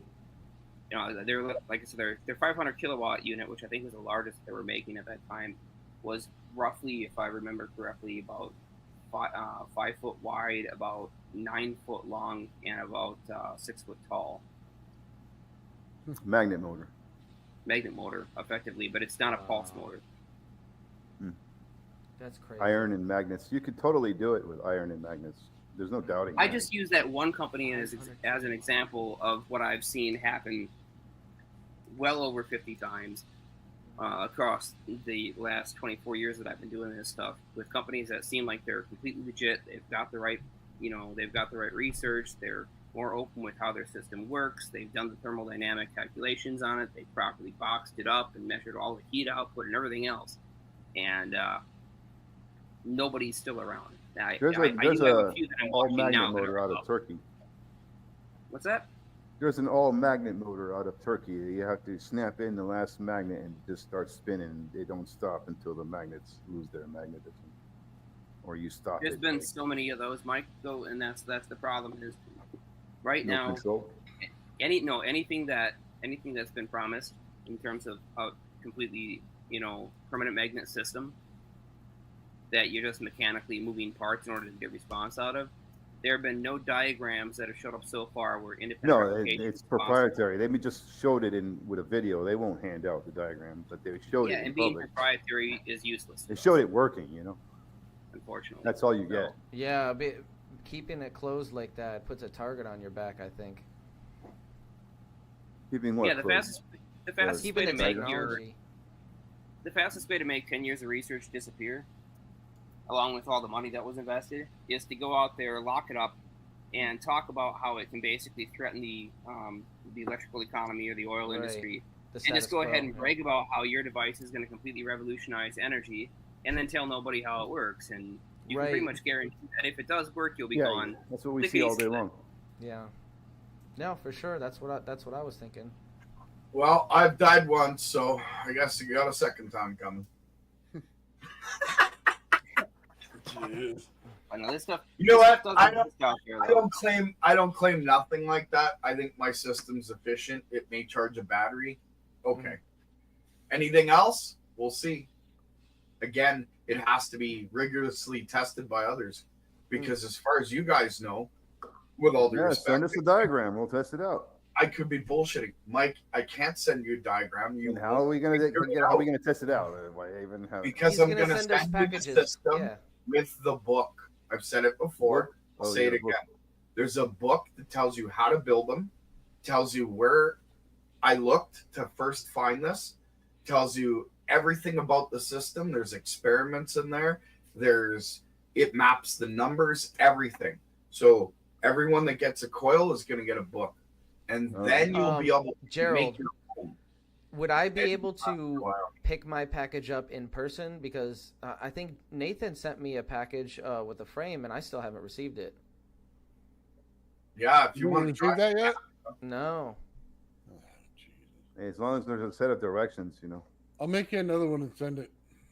Yeah, I hope nobody's screwing with our mail. Here's the unfortunate part. I'm in Canada, and because of bad decision making when I was a kid, I can't really leave Canada. So if you want, you have to come see me here. Oh no, that's fine. We plan on going to Canada anyways. There you go. Vacation. Yeah, we're setting up a big get together real soon here. So that'd be fun. Yeah, we're gonna up with Canada. Although there's a lot of crazy stuff in Canada regarding archaeology. Yeah, you're not wrong. I can show you where there's an underground pyramid. So you see, the whole planet seems to have, this stuff going on. Just they're not spoken about. Yeah, they keep it to themselves, right? Because people would panic. You know what I mean? Like if you found out that there is a pyramid sitting on your land and you're growing food on top of it, Why would someone panic over that? because they would want money from it. They own the land. Oh, okay. You know, like there's so many different factors that would come into play. There'd be lots of people wanting to take pictures, and now it would be a big deal. If it's on your land, I can see what you're saying. Yeah. I can tell you if it generates power, I'm looking at how to start it before I ever take a picture of it. Got to get the water flowing. You got to. Yeah. There's a few things involved, right? Trust me, we're gonna use some redneck engineering, and this thing's gonna start and run. Oh yeah. Some Egyptian plumbing. What if my Mountain Dew can and my duct tape, and we're ready to go? Oh yeah. You just spawned a thought in my head when you said get the water running. What if there's like a future point where the Earth floods again and activates all of the pyramids on Earth? It's an awesome thought. I wish it would be possible. Unfortunately, it's not, because you're going to have to fix all of them, flush out each pyramid. Yeah, and then the flood will flush it all out. I mean, no. What if they're designed to get flushed out by a flood and work There's again? a broken part. You don't even know. Those things are so well designed. The Ark of the Covenant. Interesting thought, Mike. That's an interesting thought, though. So the Ark of the Covenant isn't the. I mean, obviously they were working when the water was up higher. I'm not saying like a flash flood, but maybe like when the water's raised again, maybe they'll all start working. Slowly the clogs will get pushed through the high and low tides over time, and they'll start working by themselves again. Mike, so it needs a capacitive link between earth and ground, and the Ark of the Covenant acted like that in the Pyramid of Giza. Where do you think it was placed? At the top or the bottom or what? In the sarcophagus. Yeah, in the sarcophagus. Yeah, that was a theory that I had on the flux capacitor video. Yeah, I fully believe it was in the sarcophagus, 100%. Just the way the system looks like it would work. And I know that it's not the only Ark. It is the only Ark of the Covenant. There's a difference. But they try to replicate it for sure. Well, they didn't try. They have replicated it. Well, yeah. But there are other arcs. Like, I don't know if you guys remember. Is there anything written that says the Ark was part of the pyramids in some way? Because I'm kind of leaning toward the side. It's a totally separate technology, built by the same builders, but not for the same purpose, just for a separate purpose. It's a theory that's based on the dimensions. So if there's a picture in the video I had up where it looks like the Ark perfectly sits inside the sarcophagus of the Great Pyramid. Like that's not just only the dimensions of it. John Hutchinson, is that the hieroglyphic picture? Yeah, along with compensating for the poles too. It's in a hieroglyphic image, not some. No. This is somebody took the dimensions and edited on top, and you can see how it kind of fits in there with the poles and everything. So that's their evidence for that theory. Okay. John Hutchinson built identical Ark to the best of his ability, and it wasn't made out of gold, but it produced 1.25 million. I thought it had gold touchings. I'm not sure. I remember it was watching wood with the gold. video of him build it, and then they didn't display it. After that, it kind of went dark. But I heard throughout the channels. I found a documentary with it. I haven't watched it yet, but I'll send it to you. Does he show the testing of it on that documentary? Because I think that's the same one I've seen. They don't show testing. They don't show I have testing, some bad news but for you guys. But I do have a video from his website that does. So Hutchinson did build an Ark of the Covenant with some help and funding from, I forget who it was that ended up making the show out of it, but what he ended up doing was just connecting a 15 kV neon sign transformer across the terminals and showing that it arcs, but farther testing as far as anything that's available was never done in terms of the outer capacitance layer or anything else on the inside. It was mainly for demonstration purposes. He was originally going to try to show it operating with the Tesla coil that was powering between the electrodes, but the capacitance on the terminal was too high and it was arcing over, so it was arcing to the wrong places. So he just ended up basically connecting an NST to the thing. So yeah, there is a video on his website of interesting. him. Like, I heard actually a different arcing story, it. but that's interesting. I was hoping it would be more, I'm just letting you guys know that's what he actually ended up doing. No, hey, that's fair. Like I said, I heard a different story, but that very makes more interesting. sense. Awesome. No, that makes sense. But now, if he made it out of gold and acacia wood and the wood that he was supposed to, we don't know if it would have turned out the way what I heard was true, if it was true. When we look at the sarcophagus, we see kind of like erosion damage. Do you think that could be from flood damage, or do you think that could be from what the supposedly the Ark was actually doing? I don't know. It's very hard to say. If the Ark was a capacitor, if it was producing that amount of voltage. You mean the black stuff? Black smudge? No, it's like you see erosion on the sarcophagus in the Great Pyramid, like heavy erosion on the top, where it's kind of like eroded, like in a dip. I wonder if that was from the. Is it black erosion?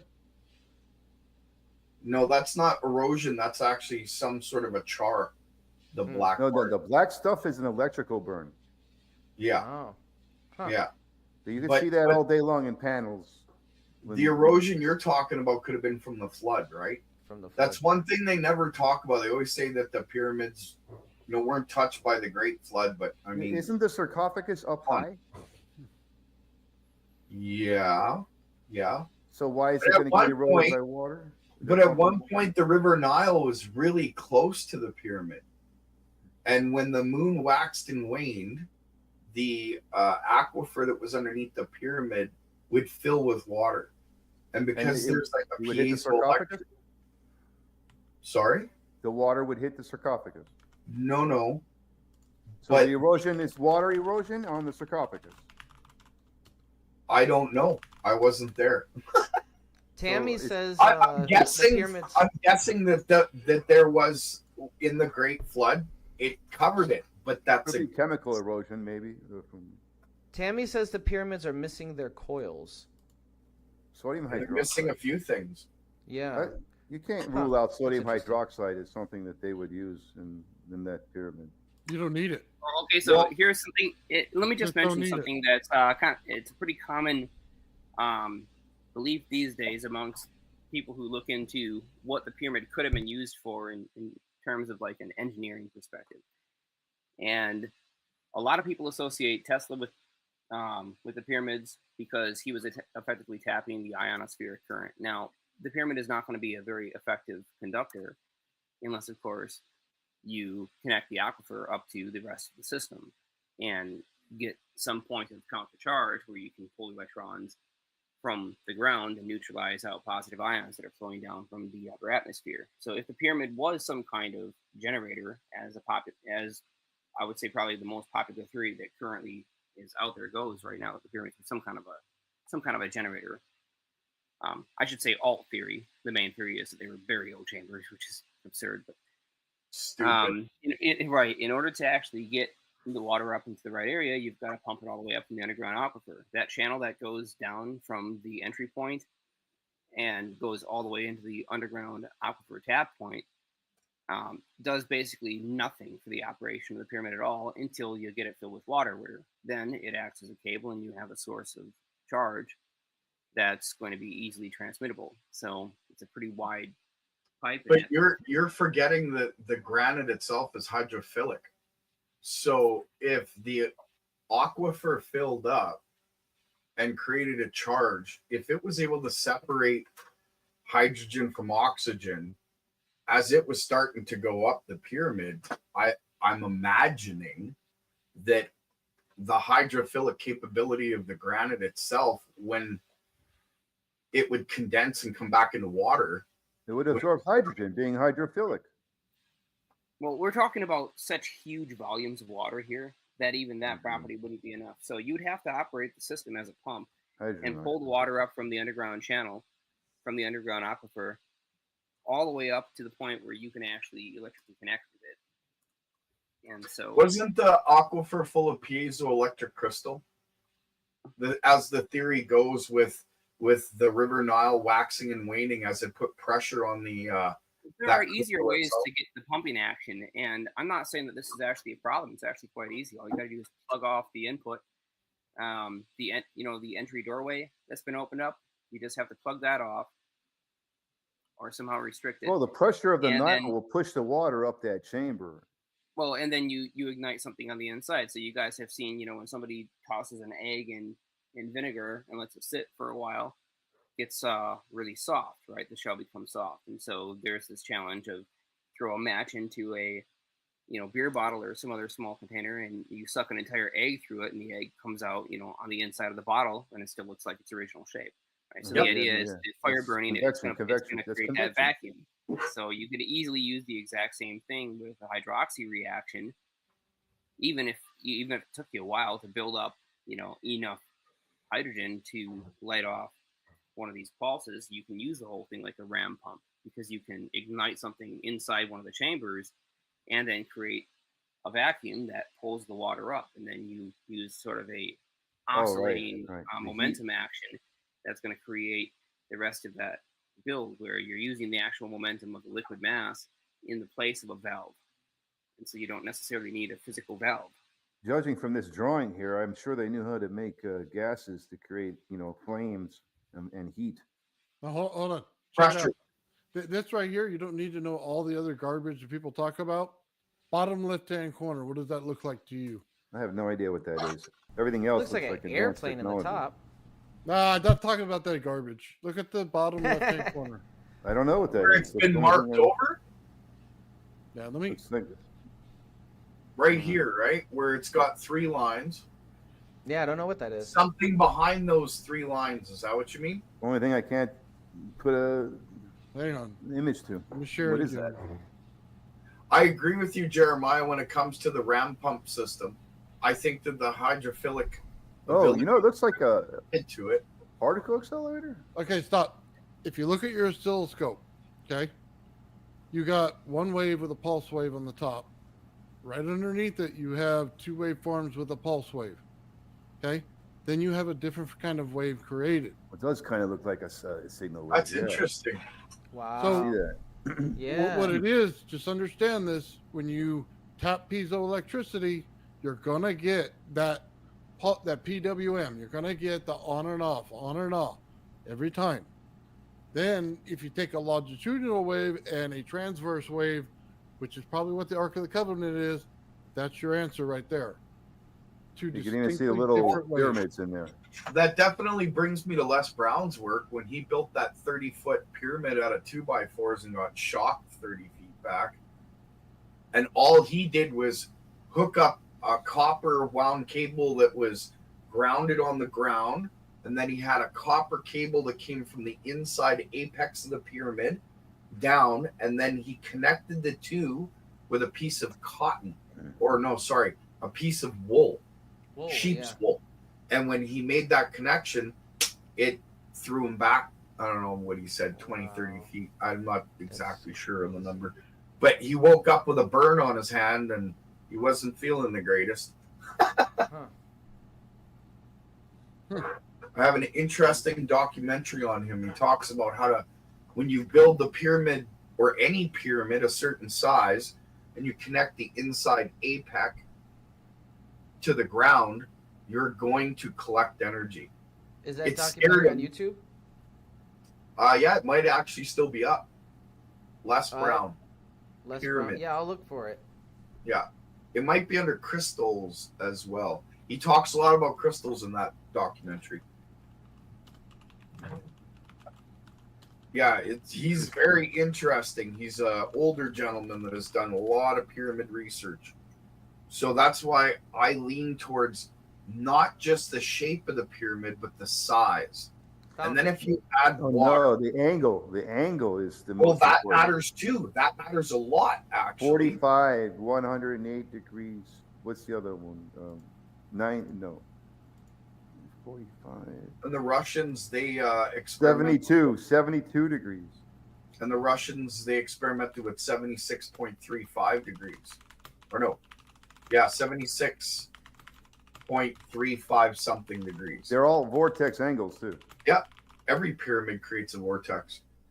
It's Which just is the not type something. of pyramid. Which is not something that we knew about when we first started talking about these pyramids and their angles. And that's why I think physics, in a sense, failed a lot of, the everyday average Joe. It's completely a sine wave angle, Hey, Gerald? Yeah. All the sine wave angles are the same. Okay, check this out. For your coil that you were lifting with the two different heights, Yep. take a piezoelectric buzzer, a little disc. Yep. Put it, I have a couple. Put it underneath and pulse it. So okay, so go ahead. So check out the oscilloscope, and what it shows is when you get your waveforms across it, when you pulse it, you see how it's going higher or lower. It's expanding it right at that point. Yep. Okay, I'd love to see your device when you hit that pulse. Now go ahead. So I've seen a waveform where the yellow peak and the blue trough are identical all the way across. Right. And I've used a piezoelectric. I didn't use high voltage though. But when I pulsed my piezoelectric and I had my two signals, the frequencies running on both the primary and secondary of the coil, I got a sound out like, the word just escaped my brain. Doppler effect. So I get a high pitch ring out of my coil no matter what. But when I put the piezoelectric underneath and I pulse it, now keep in mind, I'm not using high voltage. So if I use high voltage and I do that, I might get the same effect that you're discussing. Well, this right here is just low voltage on the piezo, just so you know. No, I get that, but you're using like high voltage on the Graviflyer itself, right? Yeah. Well, here's the thing. One of the waveforms right there, it says Tesla coil, so you know that there's a bit of high voltage there, right? Yeah. But on the Graviflyer, it's just a center plate. So, okay. So it's just the resonance of the center plate itself. So we're not talking high voltage, you know what I mean, besides what the Tesla coil puts into it. But see, that's just the thing. My system, I wasn't using any high voltage at all when I did this experiment with the crystal, and all I got was the Doppler effect sound. It sounded really cool. Is that the same kind of thing you hear if you got like tinnitus or something? No, think about a fire engine going by where it gets really loud when it gets close, and then it gets low, very low as it gets far away. I hear that on a repetitive when I use the piezo. So the sound goes woo, woo. Like a frequency sweep. Yeah, kind of like that. That's not tinnitus.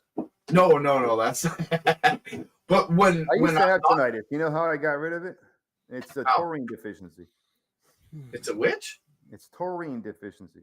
Oh, get out. Really? Yeah. My cousin has an issue with tinnitus. Should mention that. Yeah. You can take like 5 grams a day of taurine. It has no flavor at all. They make it synthetically. Wow. You need it, if you're a vegan, you're going to be taurine deficient, zinc deficient, and all the most important things deficient. And you're probably going to get, brain damage. But anyway, go ahead, become a vegan. I already made that mistake. I hear you, dude. Some of you can tell I'm slightly brain damaged. So, I tried to become vegan. So I'm brain damaged for different reasons, but I understand. I actually went without meat for like 6 months. And yeah, it wasn't good. Not good. Yeah. Tomatoes, cheese, and lettuce for 6 months. Not healthy for the brain. Yeah. You got to have the amino acids in the beef. And yeah, every once in a while you just and all that protein. You need protein. You need the zinc. You need the taurine. That's an amino acid. Taurine is the king of all the aminos. Your body takes taurine and converts it to just any other amino acid that it needs. Yeah, it's pretty handy. Little details like that make you never forget some of these minerals and nutrients or whatever. It's true. We're all missing a bunch of minerals. Well, you don't have to take synthetic taurine. You could just eat beef, and you probably get more taurine. But you're still going to be deficient for a while, you know, because it takes a lot of beef to get back to sufficiency once you migrated away from taurine-rich foods. Like seafood is high in taurine, but seafood has a lot of copper and mercury too. Yep. And no zinc, I don't think. Maybe it has zinc, but if you eat seafood, if you want to protect yourself from the copper and mercury in any seafood, eat the seafood that's high in zinc. You know, and the zinc will protect you from most of the copper and mercury in the same seafood that you're eating. Like sushi is the worst, full of parasites. Ooh, lovely. Yeah, they're in every piece of raw fish has parasites. It's not going to kill you. You can eat it and get, you know, protein out of it and all that. But now your GI tract has to get those bugs out again. Just wastes a lot of energy. I used to have parasites, but I don't talk to my ex's family anymore. Oh, I'm just kidding. Damn, son. Roll tonight. We need to call the fire department for that burn. But you know, zinc will detox heavy metals, bro. A lot of people don't know that. I was playing with zinc today. Don't take a zinc supplement that has copper with it, because they make a lot of that stuff. I was dealing with heavy metal. Okay, I downloaded that documentary, so I have it on my hard drive. Yeah, that's a good one. It's 2 hours. It's gonna be really good. Yeah. We'll do a live stream at some point with it. I mean, there's people taking copper supplements, and I even made that mistake too. But you know, if you want copper, eat some chocolate, have some nuts, eat some greens. You get plenty of copper there. I hear you. Or you can just chew on a wire, like me. Full of copper, all that stuff. Corn, soy, full of copper. Okay. Even the animal meats have low levels of copper, but the plant sources are way high in Don't copper. eat soy, dude. You're freaking. Well, And just you know, shrivel up the raisins. the copper boots out the zinc. That's the problem. The copper boots out the zinc. We got to get off this subject. Nathan's gonna. What is that, Jeremiah? Oh, let's see what he's got. Hold on, I can't hear you, Jeremiah. Yeah, you're muted, dude. Yes, Oh, there I we go. was. So this is something else I've been working on. I tossed this pulse controller together. It has 6 independent outputs and a LED indicator to let you know what phase it's in. And those 6 outputs get tied to the 6 inputs of this coil, which is lined on the inside with a steel wound lamination. So this material that I'm using right now in the core of this that you can't see is wound like a classic toroidal transformer. It's as I mentioned, steel is pretty slow. It doesn't have a very high mu, and so it's not really the ideal material to use for this. But I threw this together as a quick test before we actually get to the super malloy cores, the bigger ones. And these are all 3D printed parts. Like this is a core that's empty that I filled. That's iron? In this core, this is plastic. Oh. And when it's wound,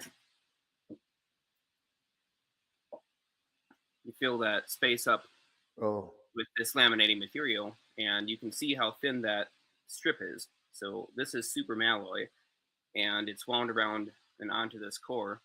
On the inside here, I can rotate this, and you can see that metal tab. That metal tab is the initial start of the winding, and then this piece of metal here is the initial end. So quite a few layers on here. This thing is relatively heavy, and it has a mu of 80,000 compared to the mu of this core, which is no more than 2,000. Is that the flux rating, the mu? Yeah, the mu is your magnetic permeability. So it can absorb a lot of flux, you're saying, with mu. Right, and it can absorb it really, really quickly. And so this phase controller was designed to fire these 6 coils, and how this system works is all these coils have a common tie to a positive power rail. And then on the opposite side of each coil, the wires get tied to ground through each of those MOSFETs. And so at any given point, one of these coils is on and all other 5 are off. And so these coils fire sequentially, rotating around the core, stepping from one to the next. At each point, either one of the gray coils is on, and as soon as it shuts off, the next white coil in line turns on, the gray coil and the white coil. But ultimately, it's just a 6 individual coil system, and it creates a rotating magnetic field in the center. And when you combine that magnetic field with the vertical magnetic field produced by the solenoid wound coil, something interesting happens inside the core material itself. In order for a magnetic field to flow through this toroidal core, we have an angular A field, which takes its curve around the core. And what we want to do is build up a standing wave where we have this A field that's actually circulating and has a wave front at some defined point and continues to circulate around the core, building up more and more energy. Because the toroid is closed, meaning that the magnetic flux is trapped inside of it, so it has no place to go. And we can build up the energy in a circulating fashion instead of oscillating just, a magnetic field in and out in the classical or conventional sense, where we would have a magnetic field that would rotate one way and the other way, and we would try to build up an oscillation, and the electric field would be moving in this plane in and out of it. Instead, we're going to try to build it up in the form of a spin, and we're going to try to repolarize the material using this coil. So here's where it gets interesting. Imagine that the trillions and trillions of little iron atoms inside this core each can act as a gyroscope. A gyroscope does something interesting when you precess it. It develops a relativistic difference in its momentum transfer due to the fact that it's moving relative to a stationary observer. And so the velocity of the physical or mechanical spin during precession can cause unusual physics effects, which could cause it to lose weight, or various things which still fit into relativity, because we understand that the momentum transfer is happening due to the relativistic Lorentz transform, the charge for all the active particles in the system. So what the system is designed to do ultimately is turn the magnetic field that rotates around this core into a spin precession of the material that's actually in the core. And by building up, instead of just having, a simple rotation around the center axis, you end up having a precessional motion around that axis. You can move the ions in the core like that? Not ions. I mean, not the ions, but you know what I'm saying. Not ions, but no. Can you? Yeah. So here's the thing: the electric. You know how the particles in the core are polarized? Yes. You think you could turn them? Oh yeah. So the electric field is going to directly couple with the electron shell. If you can spin them, every single atom, and so the electron shell is going to change its orientation in order to align each domain inside of the metallic structure. And when you get a domain flip or a slight change in the angle of each domain, it sends off a wave that. I think you'd have to heat up that core to a certain degree before that happens. We're going to find out how much current we actually need to pump into it. That's for sure. But the whole idea is when these domains flip, either they cool stand it down upright. or heat it up. Right now, it's neither. I mean, like I said, I'm just saying, in the like initial how are you going to get the iron atoms to spin through the magnetic influence from the in coils? order for you to fully understand into a spin 360, right? You want to spin one turn, right? Through each pulse? Not 360. No. Precession is different. Again, we're not just talking about them simply rotating around. Okay, we're talking about the rotation that they already currently have being induced into a precessional motion that has sort of like two cones falling into each other in terms of the ends of the magnetic dipole moment for the nucleus. And wouldn't that get them to self-rotate if you had them positioned like that? It's not about self-rotation. Again, you're thinking motion, moving parts, but what we're really trying to do is we're trying to use the relativistic effect of adding energy into a system that has a certain amount of mass. And by adding energy into that mass, you end up with a negative refractive index in terms of how gravity affects the system from seen from the inside. And the reason for why it kind of acts like negative energy and you get this temporal differential has to do with the fact that you have the same amount of physical matter with the same amount of physical charges, but now relativistically, because of the precession, they have a higher velocity, even while appearing stationary in general position, because their center axis isn't necessarily moving, but it is precessing. So the energy contained within that material should cause a change in the inertial response to a gravitational field, because we've added energy in E equals mc squared shorthand, tells us that the energy has an equivalent mass. And since that mass is not physical, but it's actually electromotive, we expect a change in the refractive index because we're directly screwing with epsilon and mu. Precession, And a so, change in the orientation of the rotational axis of rotating body. So basically, if you were able to spin a magnet and then show it spinning down, like flipping the pole, that would be a form of precession, correct? Torque flip a magnet free and torque So down if you and were spinning it, right? You're spinning it not on its axis, but on like horizontally. Am I saying that correct? You're not spinning it pole to pole. You're spinning it in the other direction, and then you are able to flip the poles. Check the chest. Is that a form of precession? I guess I'm having a bit of trouble trying to visualize visualize it. exactly what you're describing here, because of probably the way that you're describing it. Remember how the magnet spun inside my coil? Okay, you're talking about the torsion. Yes. There we go. There we go. So would that be a now form of now we're on the same page. Yeah. So in terms of the torsion, yes, you get an induced spin because the Isn't torsion and precession like the kind of similar or the same? No. Not quite. It's not the same thing. Torsion refers to a factor of the vacuum, and precession refers to a physical motion of some matter. Torsion is basically when you have the physical reorientation of the current state of that matter. Torsion is basically when you have something spinning this way and something spinning the opposite way. I got it off Wiki, the definitions in the chat. It's on the reorientation of the axis of the matter. Torsion happens when you have a difference in terms of angular torque. Yeah, so you differential. Take two plates, they're aligned like this, and if we both spin them like this or like this, there's no torsion between them. But if we rotate just one of them, there's a force. Oh, that's like a flywheel. From the position of every single atom and molecule inside of one of these plates that connects with this other plate, and it connects gravitationally. So when you rotate one relative to the other, all the fields that are connecting between these two plates have to physically shift, and it creates a twist between two parallel surfaces that have an exact 90 degrees relationship. Now the connections are going to look like from the outside that they've been tilted slightly. That tilt operates, like I said, through epsilon and mu, and so that tilt is what we call a torsion, because you've effectively twisted space-time itself by use of electromotive force at the intermolecular scale. Okay, so this is my point. At the molecular scale. This is my question on torsion. This is one of those little spinny dealies. Right? Oh, a fidget spinner. Fidget spinner, okay. So if you had it spinning like that, and then it was to spin down while it was spinning, would that not be considered precession?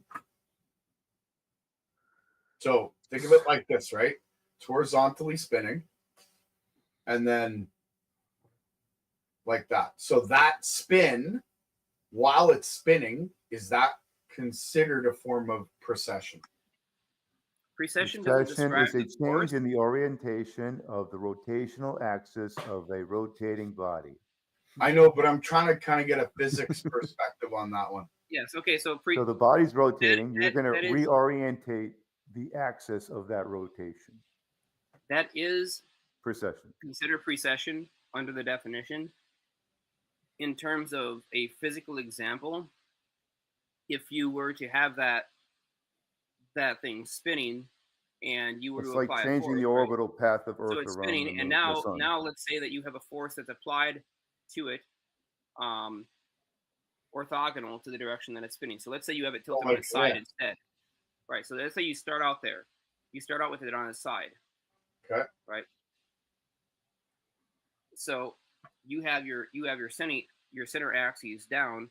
If you have something that protrudes from the center, where you have an offset from the direct slice straight through the long way, if that thing was two different halves that were put together, right, and you had something that was sticking out one side that was not exactly at the center of the axis, right, and you allow that thing to tilt at an angle, gravity will pull it down. So if you start out with that thing on a point and it's sitting flat, and you have a gravitational field, it's going to be pulled down because of the force of gravity. And the reason for why is one side of it is spinning at a slightly different rate of time than the other. And so you end up with a buildup of force that has to neutralize.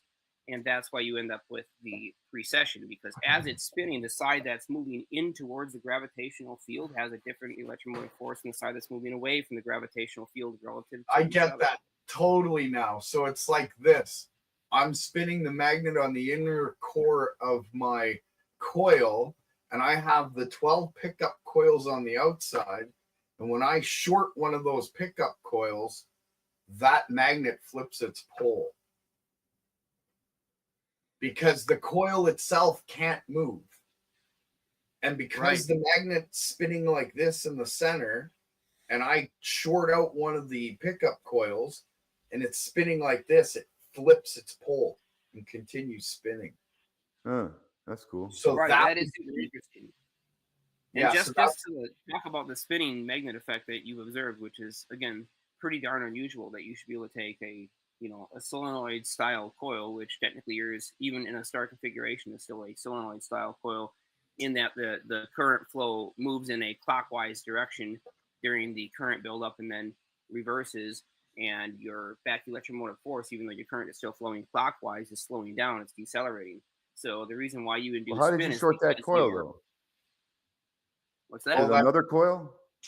Yeah, there's 12 separate coils on the outside of that coil. Did you short that coil to another coil or to itself? Shorted it to itself. So you created a break. Yeah. It kept spinning. Yeah. Shouldn't keep spinning. You created a break. Oh, well, okay. So I think you're not picturing it correct. Remember my coil, how big it is? And then I got those pickup coils on the outside. Oh, you shorted the ones on the outside. Yes. And then the magnet that's spinning on the inside flips its pole. Oh, okay. The Yeah. stator one. You shorted an outside stator coil. Kind of like, yeah, I guess it's kind of like a stator in a way. What are you using it as? The outer ones? Not as a stator? But... Well, it depends what I'm using it for, to be honest with you. You haven't This decided? thing has many different, it's one coil has many different capabilities depending on where you pulse it, how you pulse it, and which way you run it in series. And you shorted or one of the parallel. outer ones. There, that was isolated too, right? From your primary. This thing has, like, I've been mapping it for almost 16 years now. Well, 15, 16 years. And I'm just scratching the surface. Like, Well, that's so weird. Even if it flipped over and kept spinning, it would still see a break on that end where you had it shorted. Unless you removed the short after it flipped over. Yeah, I'm talking just like as if you shorted out a capacitor, right? Just went, oh, you mean a temporary short? Okay. Yeah, and then the magnet flips, and I can do that on almost any of the 12 as it's spinning at say 7.83 hertz. That's cool. Yeah. But when I do it, the magnet, like, okay, so it's spinning, and then I'll short it, and it'll flip its pole, but it turns, like, it gets closer to where I shorted it out. And then I can short out another one, and it'll move again. It's crazy. That is weird. Yeah. Makes you think. Sounds sort of like, shorting the coil creates a coherence in the wave function and collapses it inwards. As if the magnet's trying to fill in the loss or something. Well, I'm not, like I said, when I started talking about this, going on lives, talking to Jeremiah, I'm not looking to build a system that does a certain thing. I'm looking to try and understand the system that I built. Based on your description right there, I kind of see exactly where you're going with this design here. Yeah.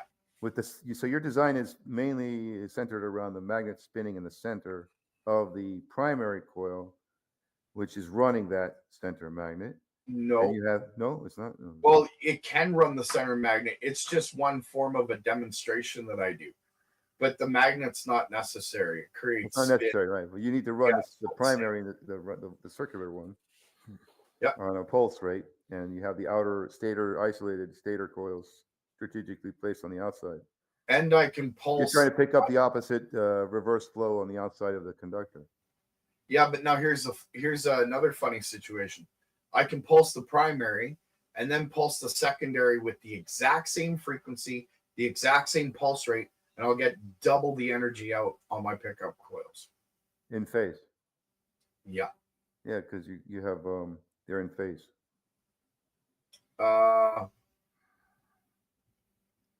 Yeah, perhaps. If they're 180 degrees out of phase, they will cancel, but you can put them in phase. Well, you would think they'd cancel, but they don't. So I'm trying to figure out they're in phase. Maybe the flyback is keeping it in phase. I'm you got it pulsing 180 off, but the flyback is another 180. So you know. But you're misunderstanding, Mike. I'm pulsing the primary and I'm pulsing the secondary, which is the flyback where I get my back EMF from. Simultaneously. So I don't capture the back EMF. I'm pulsing into it. So when I do that, it's like they hit each other, they mirror each other, rebound, and come out and hit all the pickup coils, and the energy on the outside pickup coils, they double.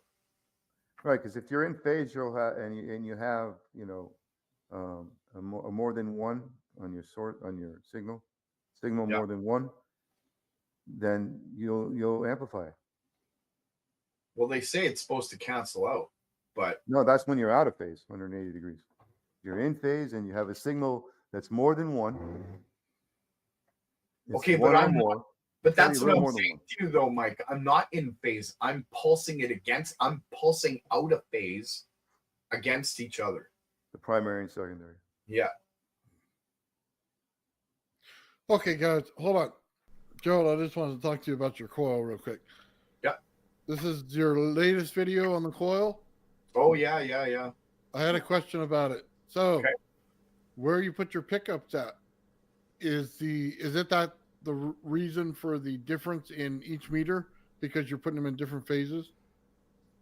Yes and no.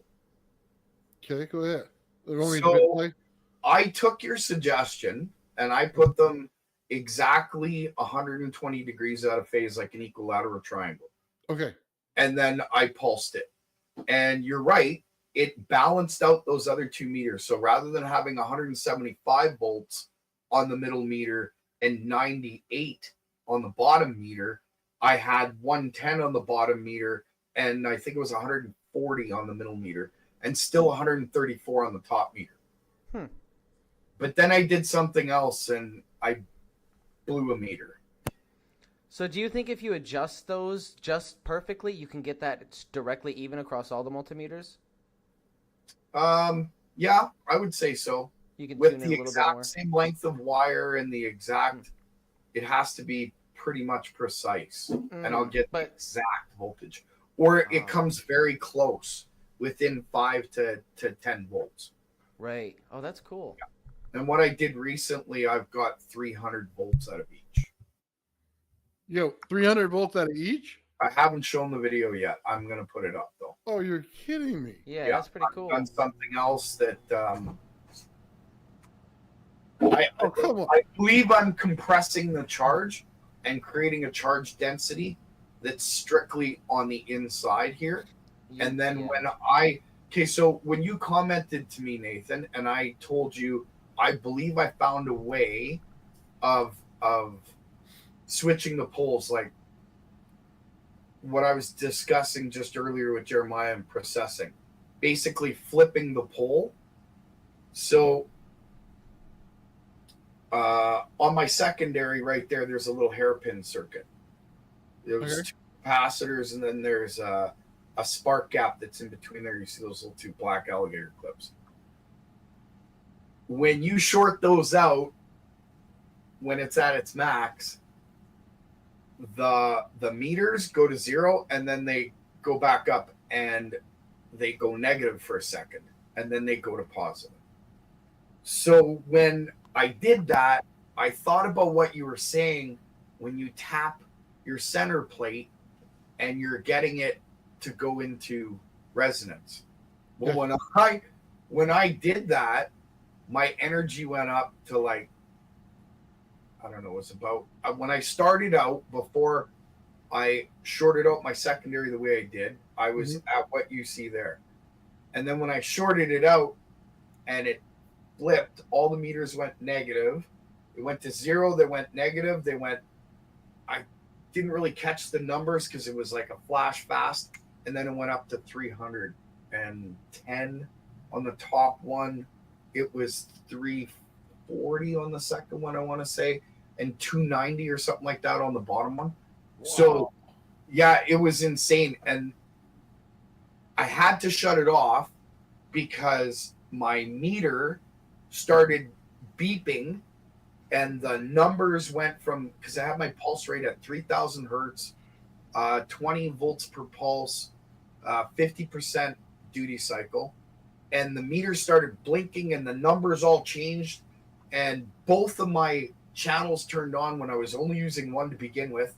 And when I when I went to shut it off, I accidentally touched the BNC metal where it clips into the function generator. What a shock, I tell you. And then I had to shut the power off to the power bar in order to get it to stop. So it was in resonance and feeding back through my function generator. Oh, welcome to my world, buddy. Yeah. So when I say flipping the pole, I know how to get it to go to that next level that you're doing when you hit the metal plate. So that was my point. It changes your amplification point. Through the roof. Yeah. And I blew a meter doing it because I, like a dummy, I went and hooked the meter right up to the capacitors here on my secondary, and then I shorted it because I wanted to see how much voltage it was going to come out. It said OL. Yeah, it said OL, and then it went blank, and then I shut it off. I turned it back on, and now, like, if I hook it to a 12-volt battery, it says 2 volts. And then I can hook it to a watch battery, and it'll say 20. So it's done. You said your frequency was 3,000 hertz? Yeah, yeah. Hey, what are you running, fluorescence and stuff, like high frequency stuff with it, or? No, I'm just picking up power on the pickup coils to see how much power I can get out. At 3,000 hertz? At 3,000 hertz. Well, you know what? I play with all kinds of frequencies. I've done it at 100. You can't measure 3,000 hertz with a voltmeter. You need to use an oscilloscope to know what the power is at 3,000 hertz. You have to do math. The calculation. Here's the thing: 3,000 hertz. You have to measure with the grid. It shows you the gap in the sine wave, and that tells you the amps in there. And then you got to do some math with the hertz and all that. Okay, but my frequency on the pickup coils is different than the pulse frequency in the primary coil and secondary coil. Hey guys, sorry I gotta jump out here, but take it easy and thanks for having me on the show. Hey, see you later. For coming. Yeah, thank you. The frequency lowers when it goes into. You ever try to run a motor with it, like a regular 60 hertz motor? Hold on. The frequency lowers when what? Okay, so from the pickup coils, when I use the pickup coils, the frequency's different on the pickup coils than it is on the pulse. Does that make sense? Okay. What is the frequency?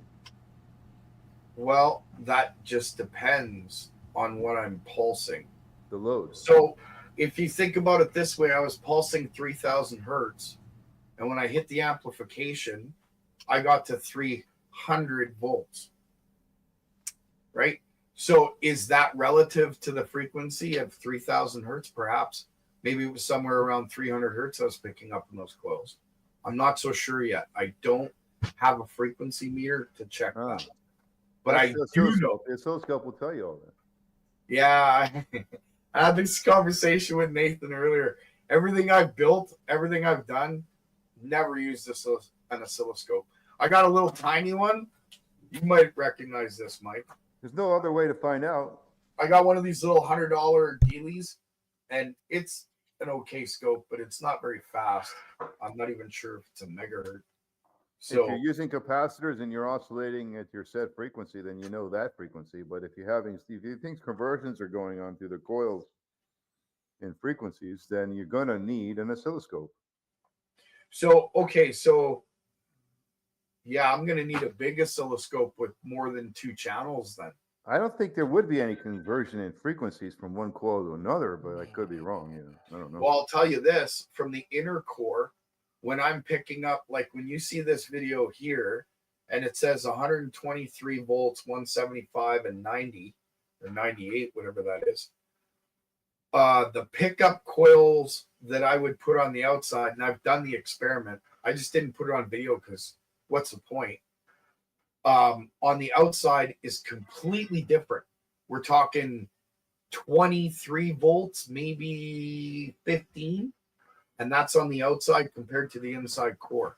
Right there, that shows you it's a different frequency. Yeah, I have a feeling it's because you're just condensing all that energy in the center, and that's just the spillover that you're picking up on the outside.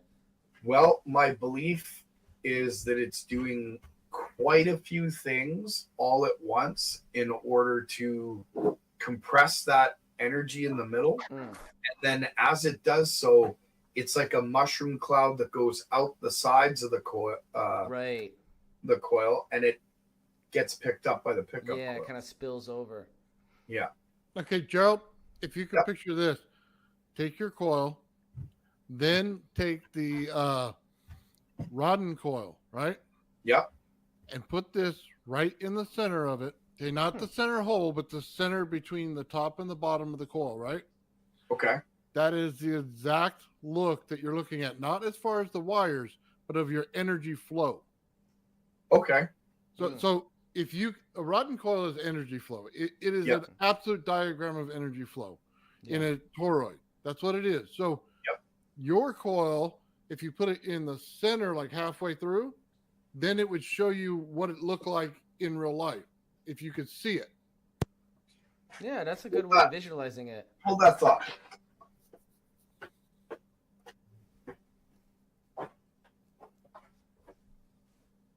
You just put the probe across the load on your stator coil on the outside of that primary coil that you're pulsing, and that'll tell you. Hang on, let me put you on the thing here. Let me remove this. Something like this. So, not quite. No. So I'll pull up. So if it was sitting in the center.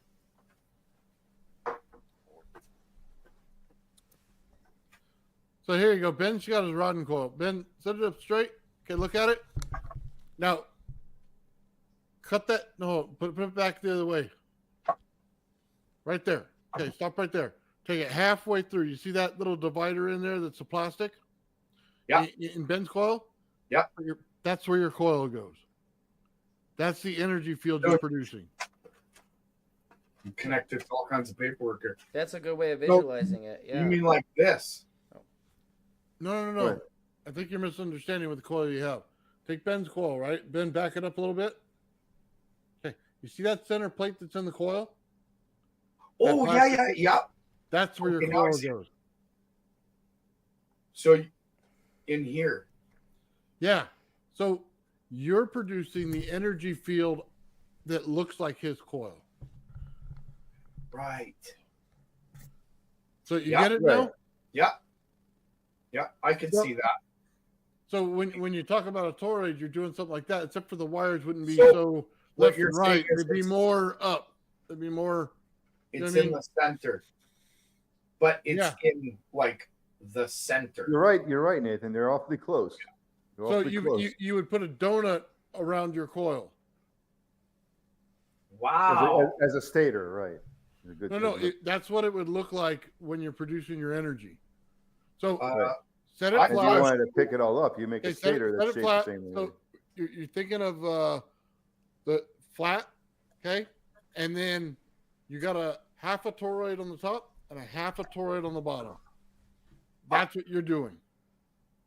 That's awesome. I got to show you guys this, and I got to say this first. This wasn't in here when I started doing experiments. This was getting breakout at 12 volts, okay, on the bottom. I had 5 separate points that were perfect symmetric, and they were little balls of lightning. So I put this in resin. The resin was perfect. No holes, no bubbles, no nothing. And as I held this up to you, I'm looking through it, I've never seen the bubbles that are in here, and I'm hoping. Hey, hold on, let me put you on that. Can pick it up. Do you see all those little? I see the bubbles. I see the light. You see that? Yeah. That was not there when I started experimenting with this system. Let me get wow. So the coil is producing those little air bubbles in the resin. I have to wonder if those are little Evos. Yeah. Dude, I think so. They're like slices in time. That resin's keeping them in the evidence in place. Right? Normally, without that resin, they would just disappear, and we wouldn't see any evidence of them. So, wow, like, can I get that close for you to? That's crazy. Yeah. So I'm sorry, I can't get. I'll try and get it on camera, and I'll do a video on it so you guys can see a better look. I would be interested if you, at any point, decide to take that coil apart to look at those slices through a scanning electron microscope.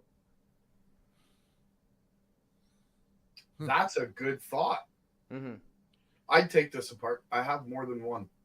Yeah, just to see what it looks like and see what the surface and if we see any evidence of Evos or whatever. You might have some of Benny's ice cubes in there, if you know what I mean. Some of those little swirlies in there. Did you see my ice video? It literally shows gravitational waves in the ice block. Okay, do you have it on the channel? Yeah, you're gonna have to pull that up. All right, I'm looking. Hang on. You think those waves are gravitational waves? I thought they were just like. I theorize they're gravitational waves. I shouldn't say that. I mean, it could be any kind of signal wave that's just like focused by a mixture of metals and you got a nice wave, In the water? No, I mean like you mix like small particles of of gold and silver and whatever, zinc, and into epoxy. You make those little what do they call it? Cloudbusters or Oramus? No. Oh yeah, you're talking about Orgon.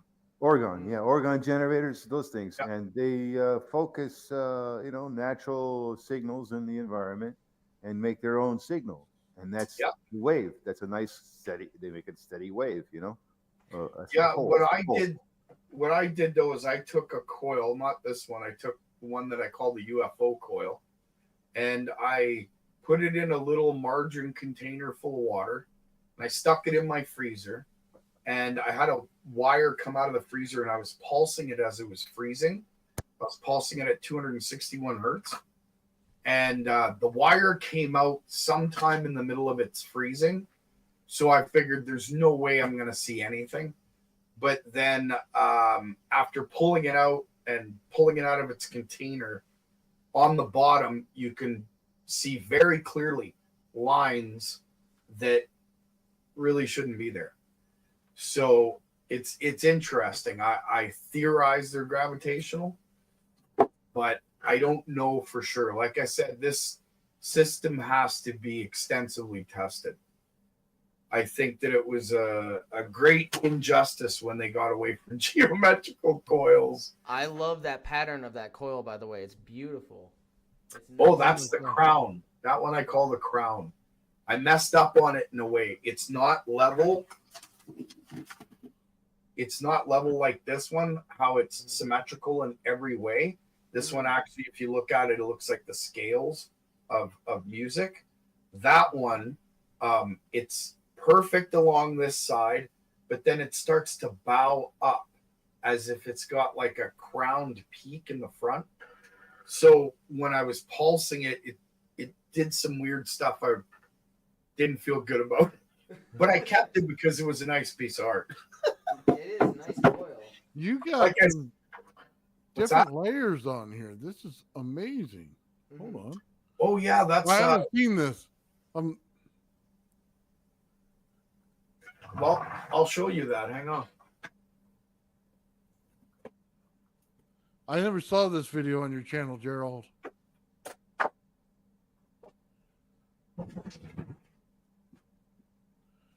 Man, that's so interesting. Okay, hold on, let me. That's the coil that you see there. That's a coil. Wow, that's big. Okay. And it's three-dimensional. I don't know if you can see that, but it's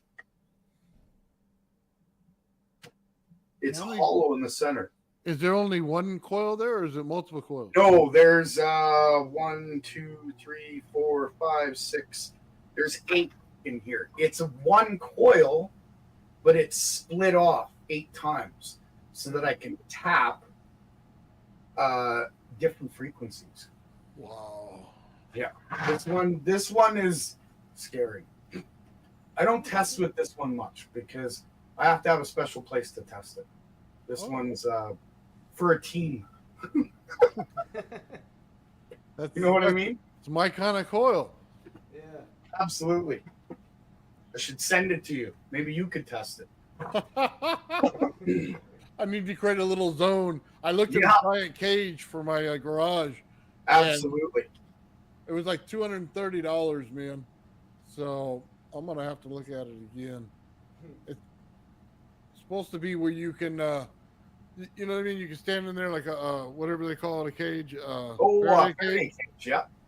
But it's like 10 feet by 10 feet by 10 feet tall. Wow. And you could go in there. Yeah, I was looking at it for my gravity flyer because I can't just have a tiny one around it. It's going to ruin all the effects. Yep. So I have to have it a bit, bigger, give it some room to do everything.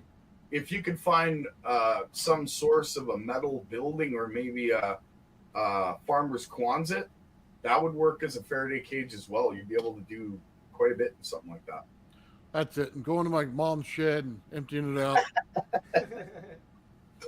There you go. That's it. No more furniture in there. No, you don't need it. Just high voltage. Yeah. Oh, in a shed. Oh, yeah. I had 10 by 10 metal shed and I'm running high voltage. Dude, that's like a death trap. Yeah, crazy, sounds like it I actually. don't know. Yeah, now that I think about it. Oh my God. I always wondered if you had a chainmail suit, if that would act as a Faraday cage. Well, they do have people that do that with Tesla coils with the True. Looks like chainmail. I kind of wonder if that would act as a safety for. Hey Joe, do you have a name for that coil you just shared? That one, I believe Jeremiah was the one that named that one as the gate. Because I didn't have a name for it. He's like, that one looks like a Stargate. I was like, well, yeah, it does. It does. Yeah, it's three-dimensional. It's hollow. Like if you were to hold it, it literally is. There's a hollow cavity through the whole coil, and yet it's a perfect toroid. When we get ready to test it, we're gonna have to have those giant clamps like we see in the Stargate movie holding it up. I was gonna build one of those mechanisms, like use one of the coils and then build the Stargate with the little clamps, and it opens up with a little sound. But, I don't know. Hey guys, real quick, I just want to give you guys a heads up. Sean, right here, absolute master of a Tesla coil. Okay, he's got some coils that are out of this world. We're not showing them yet, but when he does, man, I'm telling you right now, it's sick. He has transversed a whole new boundary in Tesla coils. Okay, I love it already. Oh, we can't wait. He's also got a mini Tesla coil. I don't know if Sean will let me show it, but it'll absolutely, it's cool. It does a grid structure on your piece of builder board, your little green builder board thing.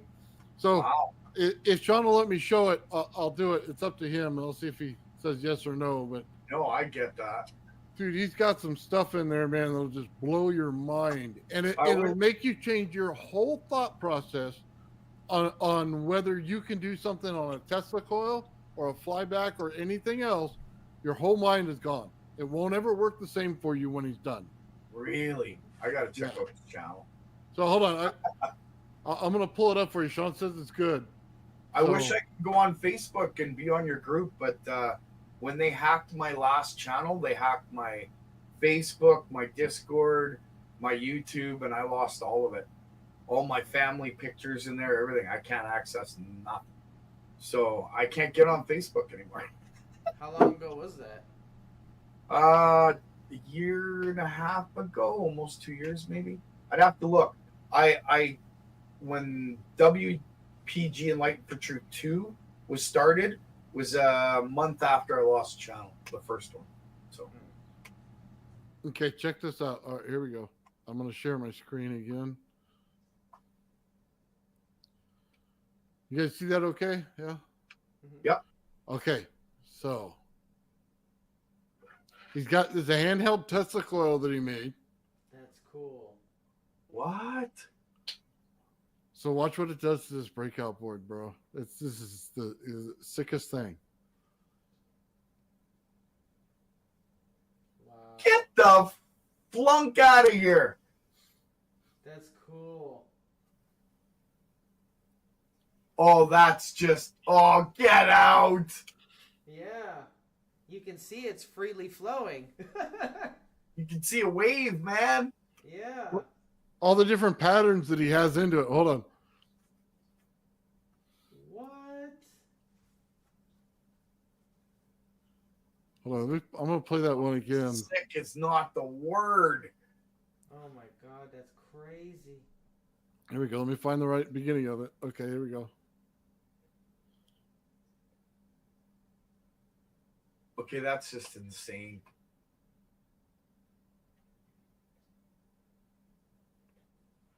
And you can see it like circling back in on itself. Yeah, yeah. That's it almost looks like it wants to create a wave. Yeah, that's He starts to awesome. expand it. You get all that geometrical form in there. We can finally visualize electric flow or current. I don't know what he did with that board. Did he do anything different, or is that just perf board? Well, hold on. We'll just ask him. I just want to show you in the background. He's got a spark gap up there on the middle part, and it goes off as he's playing with his board. Just watch. So he'll play.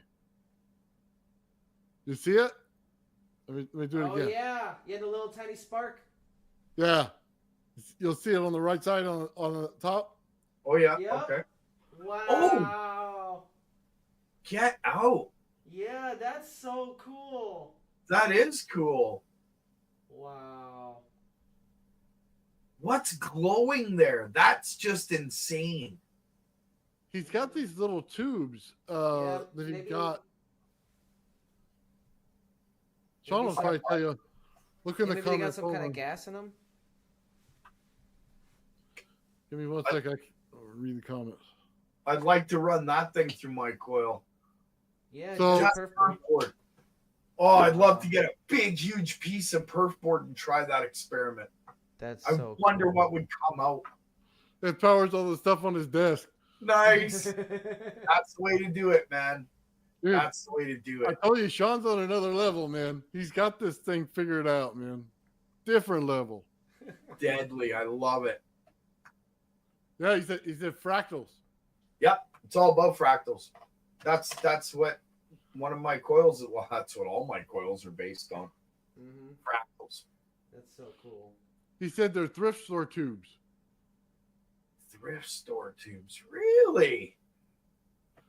Look, I gotta go to the thrift store. Dude, I'm telling you, Sean's on another level, man. Yeah, this is insane. Oh, it gets crazier when you deal with some of the stuff he's got going on, man. So, but I'll leave that to when he's ready. But yeah, definitely got some cool stuff going on. He's the reason why Tesla coil works. This is a treat right here. This video. Yeah, that's freaking awesome. I love high voltage. I just can't seem to do it with my coil. It blows things up to the point where I can't do anything with it.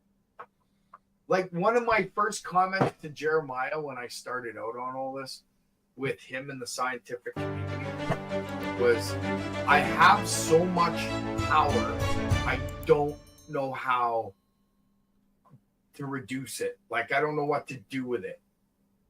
You know what I mean? I'm blowing meters like crazy. If I use 24 volts of battery, I've already blown function generators. Like, and it doesn't matter if I stick resistors on there. It just goes right through the resistor like it's nothing. So it's like, I'm trying to figure out So you're trying to dump energy? Well, see, in the beginning, my whole purpose behind all this was for free energy. Not necessarily to run my house, but to supplement my house, right? Yeah. And then I started seeing anomalies that just next level needed to be dealt with by not just me, right? So that's when I reached out to Jeremiah and people at APEC and started getting involved in there. But again, I've learned more from you in a month than I have because they're busy, right? Like, what do? Yeah. But so, yeah, I think that you and I have to have a conversation off live, and I think we're going to get this sucker going. But I'll still, if I get it going, wait until you got the gravity flyer. I told you I would, and I will. But we still got to get this going. Yeah. It's not about the fame for me. I don't give a shit. You can have it. Yeah. I always said I'd walk away when it's done. You know what I mean? Yes. I There go you out, go. do some interviews for a year or so, and then be done. Yep. And Absolutely. Yeah. Everybody else can build their own, do their own thing, and you know what I mean? I'll do seminars teaching how to build it, show how it works. And so, then, guys, I'm sorry, real quick. Can I send anyone the design instructions for that device you just saw? You guys want it? Absolutely. Of course. All right. I'll go ahead and... Sorry, go ahead, Gerald. I didn't mean to interrupt. No. That's okay. That's okay. Squirrel moment for me anyway. No, I definitely take the design for that. That's awesome. And you've given me some ideas, Sean, when it comes to using perf board. So, yeah. Don't blow up your garage now, Gerald. We can build another one. It's not that big a deal. Now you sound like me. How do I get it go before it blows? Come on, let's go. If I told you the experiment I set up before my brother moved into the garage for a while, he's rebuilding his trailer, right? So we're redoing the whole thing. We knocked it off the trailer itself. Like, there's nothing, just the frame, and we rebuilt it all from the ground up. But while he's doing that, he's staying in my garage because I turned it into a suite, kind of like what you did with yours. Yeah. But I did a little something with the floor. Oh, here we go. Come on. I wrapped it in copper wire. I was tempting an experiment with a counterpoise kind of thing, right?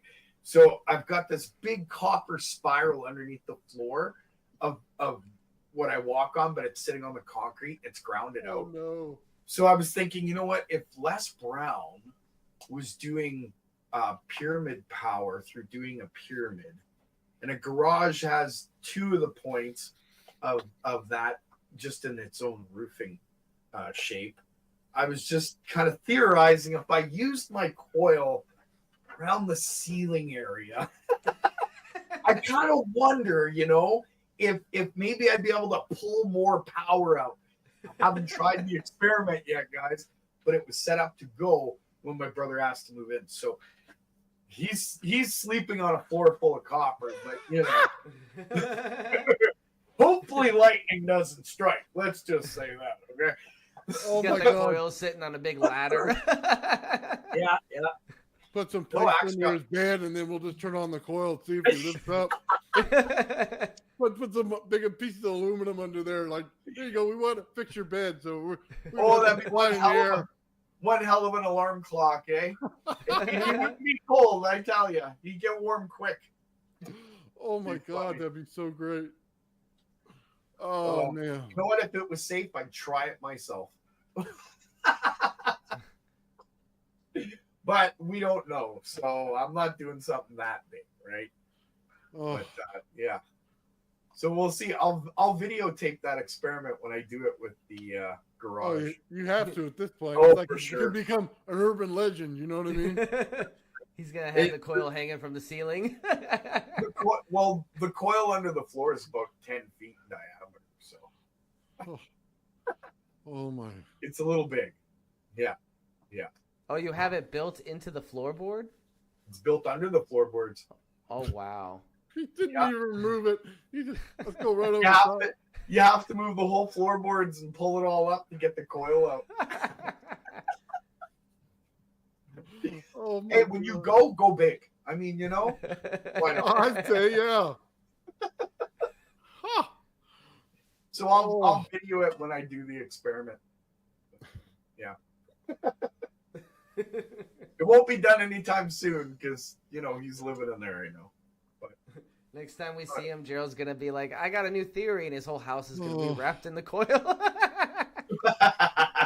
Hey, you never know, right? You never know. Hey, the Nunez had a design for a toroid-shaped house that was basically it had the wires in a specific pattern, and it would just transmit your wireless energy. Oh, that'd be awesome. No need for outlets.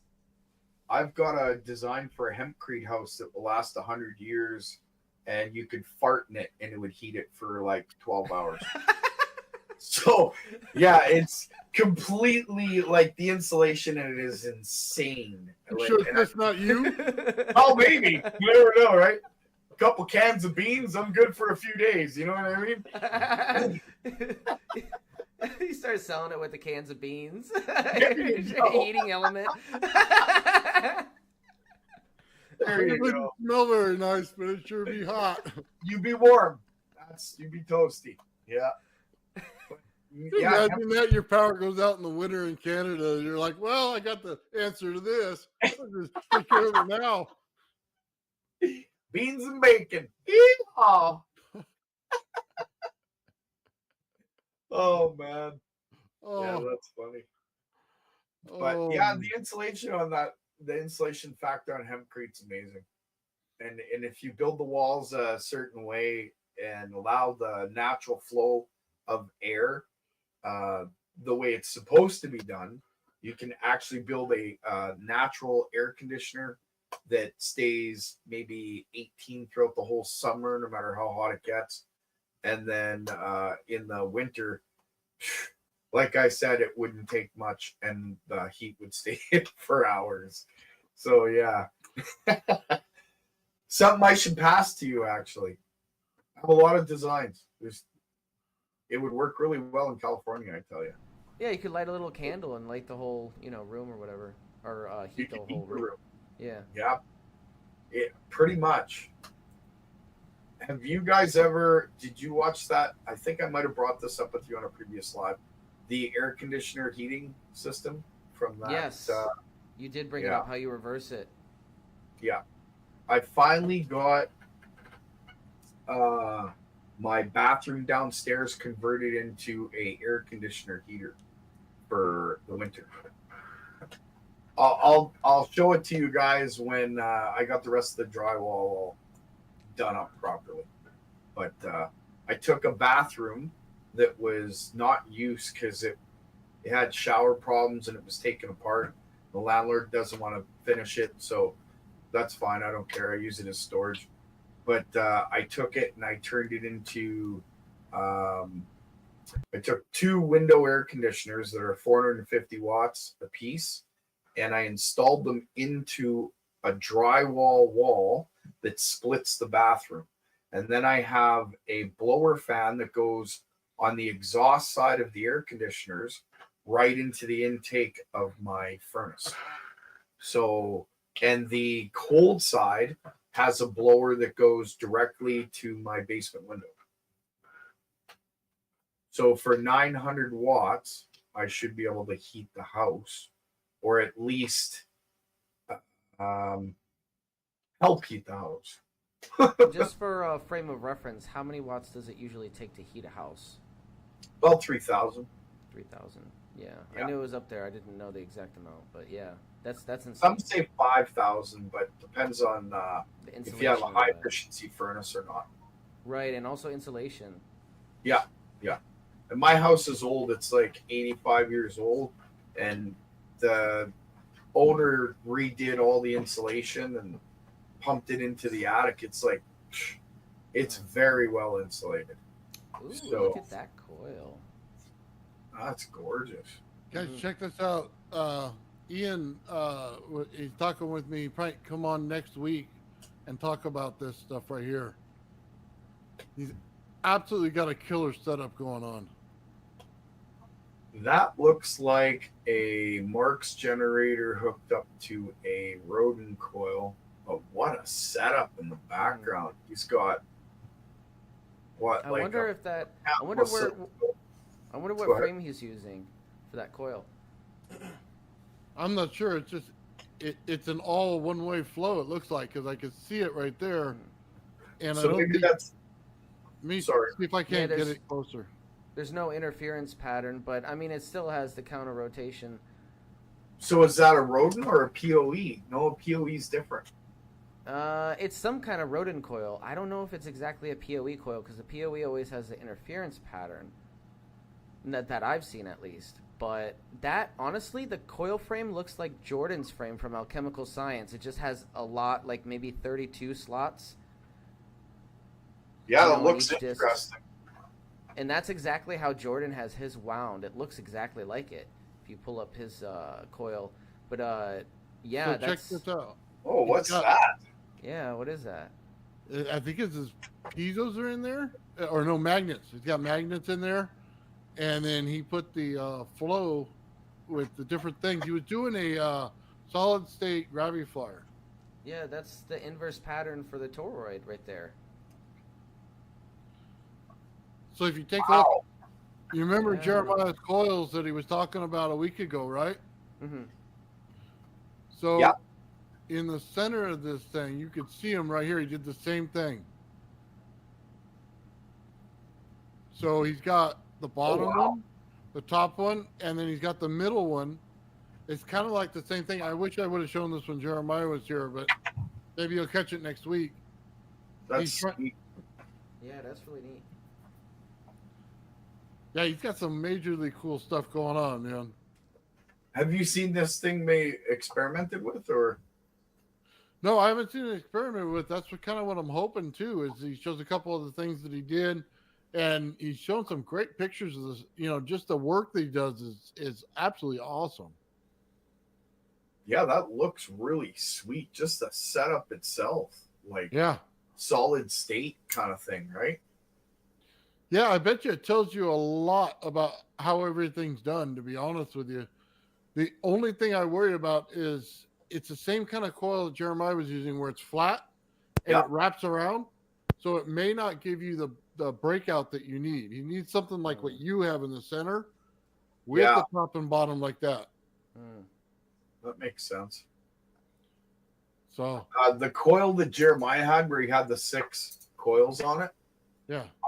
There's a video I put out that has it's circular like that. It's a ferrite core, and I have copper wrapped around it, and then I use a little 1-inch vortex coil, and I pulse it, and I'm able to light LEDs with it.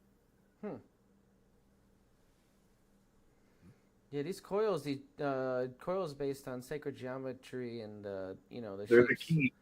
They're very fascinating. Did you guys and see they are. that They're the key. Those free energy spring generators? Yeah, I don't think they would go for as long as everybody wants them to. Those had come out. They sure look like they're running on the video, man. Let me tell you. Yeah, you know what they do? You should build one. Those guys in Pakistan and India, they got these huge flywheels that they spin up. They get it going by hand, and then they got springs on both ends of the shaft. One spring this way, the other spring that way, and then another spring this way and another spring that way. So 2 springs on each side. So when it turns this way, the one spring from here is pulling it back, and the other spring from there is pushing or whatever. And it's just, you could tell how the springs are working together, all 4 springs in the rotation. You know what? Ultimately, in order to find out whether or not it's bullshit, you kind of have to build one. It looks damn interesting, though. It's very intriguing. The springs are definitely helping. Well, I'll tell you this. It out yourself, I guess. Mr. Tiger. They're heavy-duty springs, too. They're not, There's a channel out there called Mr. Tiger. The guy's he's got I think 1 million subscribers or something. He built that little Gerard Morin washing machine motor, and he put 32 bulbs to it. And no offense to the guy, I thought he was full of malarkey. I built the same thing. I can run 32 of those exact same bulbs all day long. So you don't really know unless you build it and start playing with it. That was my experience with the road. I feel the same way about the Bedini SSG system. It's like the alternator generators. I have an That's the alternator only system I'm generator. really to comment, really prepared to comment on in any way. Is the stuff But yeah, I when I first built the rodent coil, I had no idea it was going to work. In fact, I had a pretty good idea. I couldn't get it to work. I didn't think I would be able to. Yeah, no, it's a complicated system. If you don't know where to start, it's what do you do, right? There's only one of two outcomes when you're winding a coil. Either either you short the coil or open it by accident when you're winding it, or that's it. Or it works. You should see some of my failures for coils. You got three outcomes. Either Hilarious. it works, or you short the coil by accident during the wind, or you open the coil by accident during the wind. I shorted a few while winding. Yeah, that's more common. Yeah. All right, Gerald, I got a question for you on this. Okay. You added capacitors to this. So how did you get the wire out of the coil to do this? What do you mean? Well, you got capacitors, right? Are they just set up to the pickup, or are they set up to the coil? They're set up to the pickup coils. Oh, that's a good question. Yeah, those ones are set up to the pickup coils, and I believe that's a one-wire setup. What's up, So Magnetic? there's no capacitors directly connected to the primary or secondary coil there? No, not in that one. Okay. No, in fact, I'm not even using the secondary in that one, if I remember correctly. And the secondary is just your channel B, right? Wait. The secondary's actually hooked up to that light that you see off to the right. It's like a square cube. And if I remember correctly, there's no rectifier in between that. It's just straight secondary. So the secondary coil is kind of like your channel B or a second channel for that device? Yeah, but I'm not pulsing. I just recently started pulsing my secondary. I usually use my secondary with as an RC circuit. Well, so I don't know. You pulse the primary, and then the secondary just kind of has the inductance from the primary. Yeah, so I use a diode and a capacitor or a little capacitor bank to run it back into the primary, or I'll run it through this LED cube or a series of LEDs and then back in. Oh, that's a good idea, feeding it back in so it doesn't waste any. Yeah. Oh, neat. So, did I answer your question, Nathan? Yeah. Or, yeah. I was just kind of wondering what was going on here. Yeah, So- that experiment was insane. I believe I have one of the wires grounded on that one. That's the one with the Whopper box because it was too bright. I remember that. Yeah. I'd have to look at my notes. There was more stuff that went on in that experiment. No more than you see on the hookup, just some weird anomalies. I think that's the one that made my TV go funky.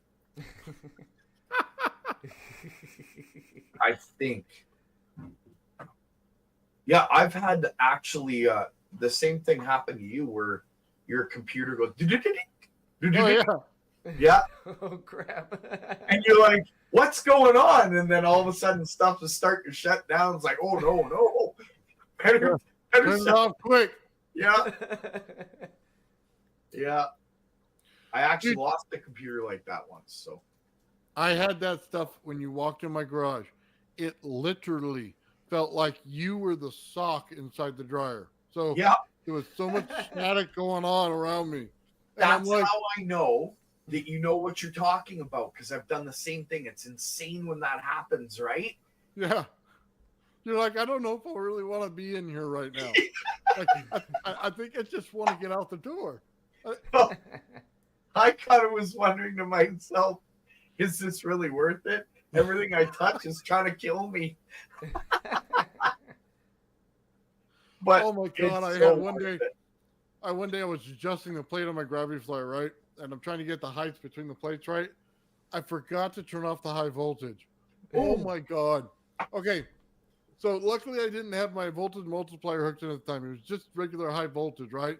on 2 flybacks in series.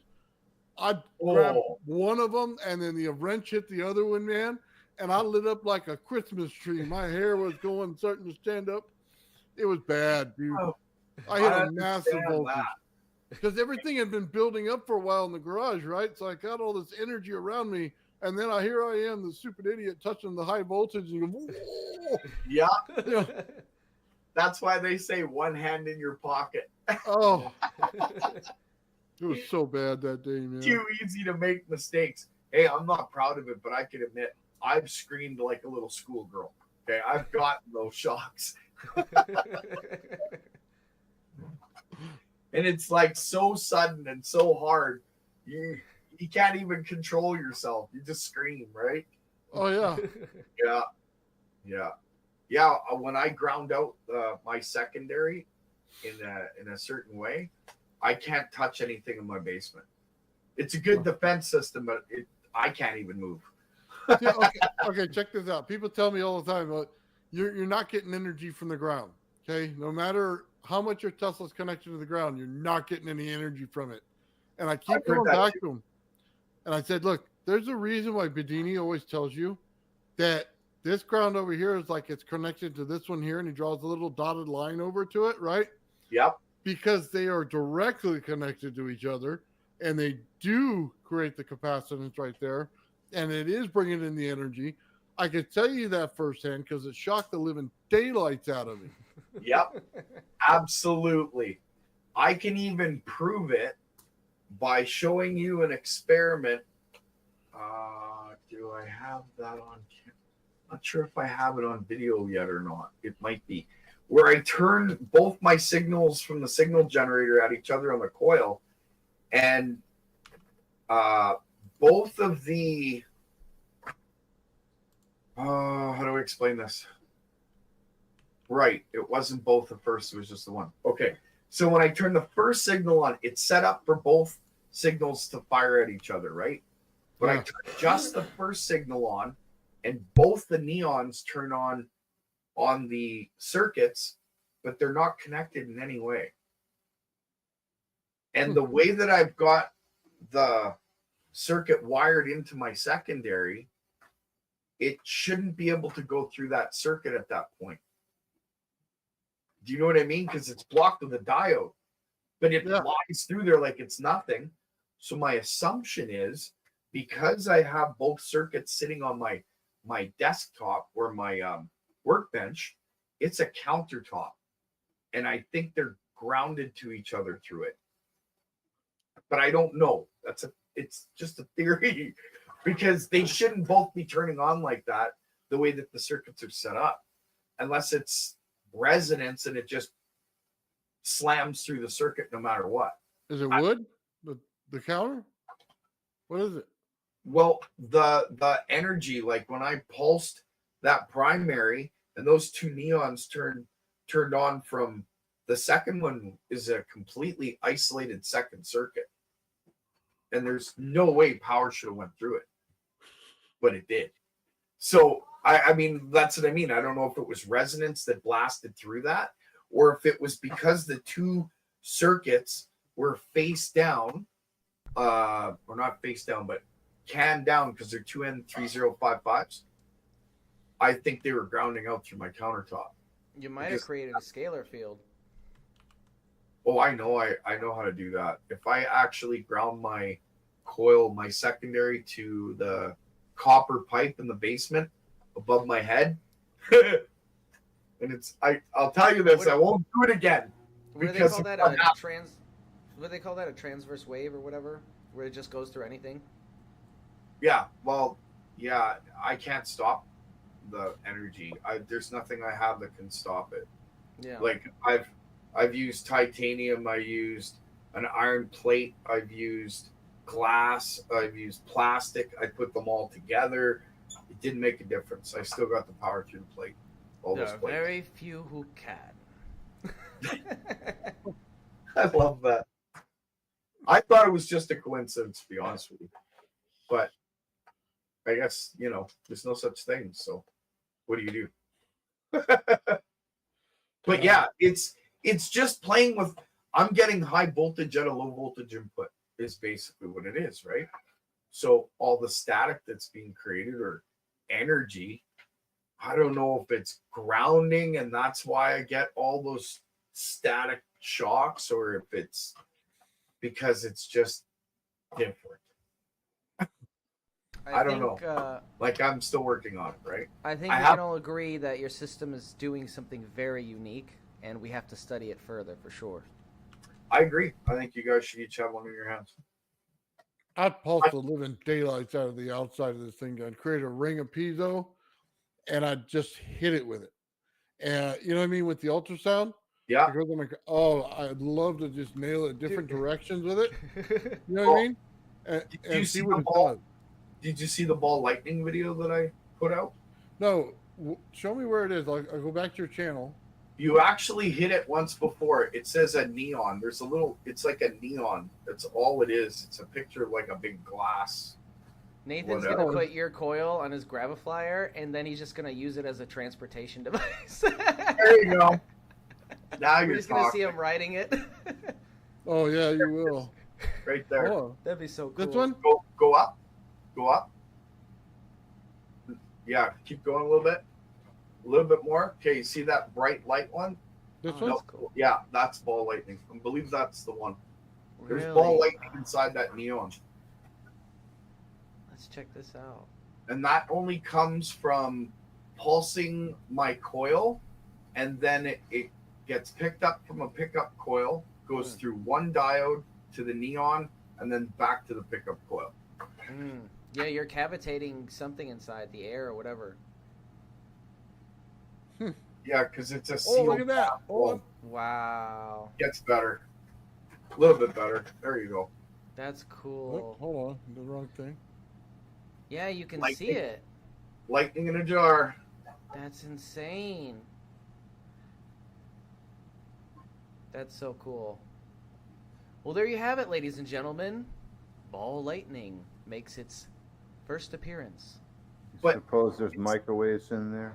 Yeah, maybe. I don't know. Kind of It the was same literally a microwave.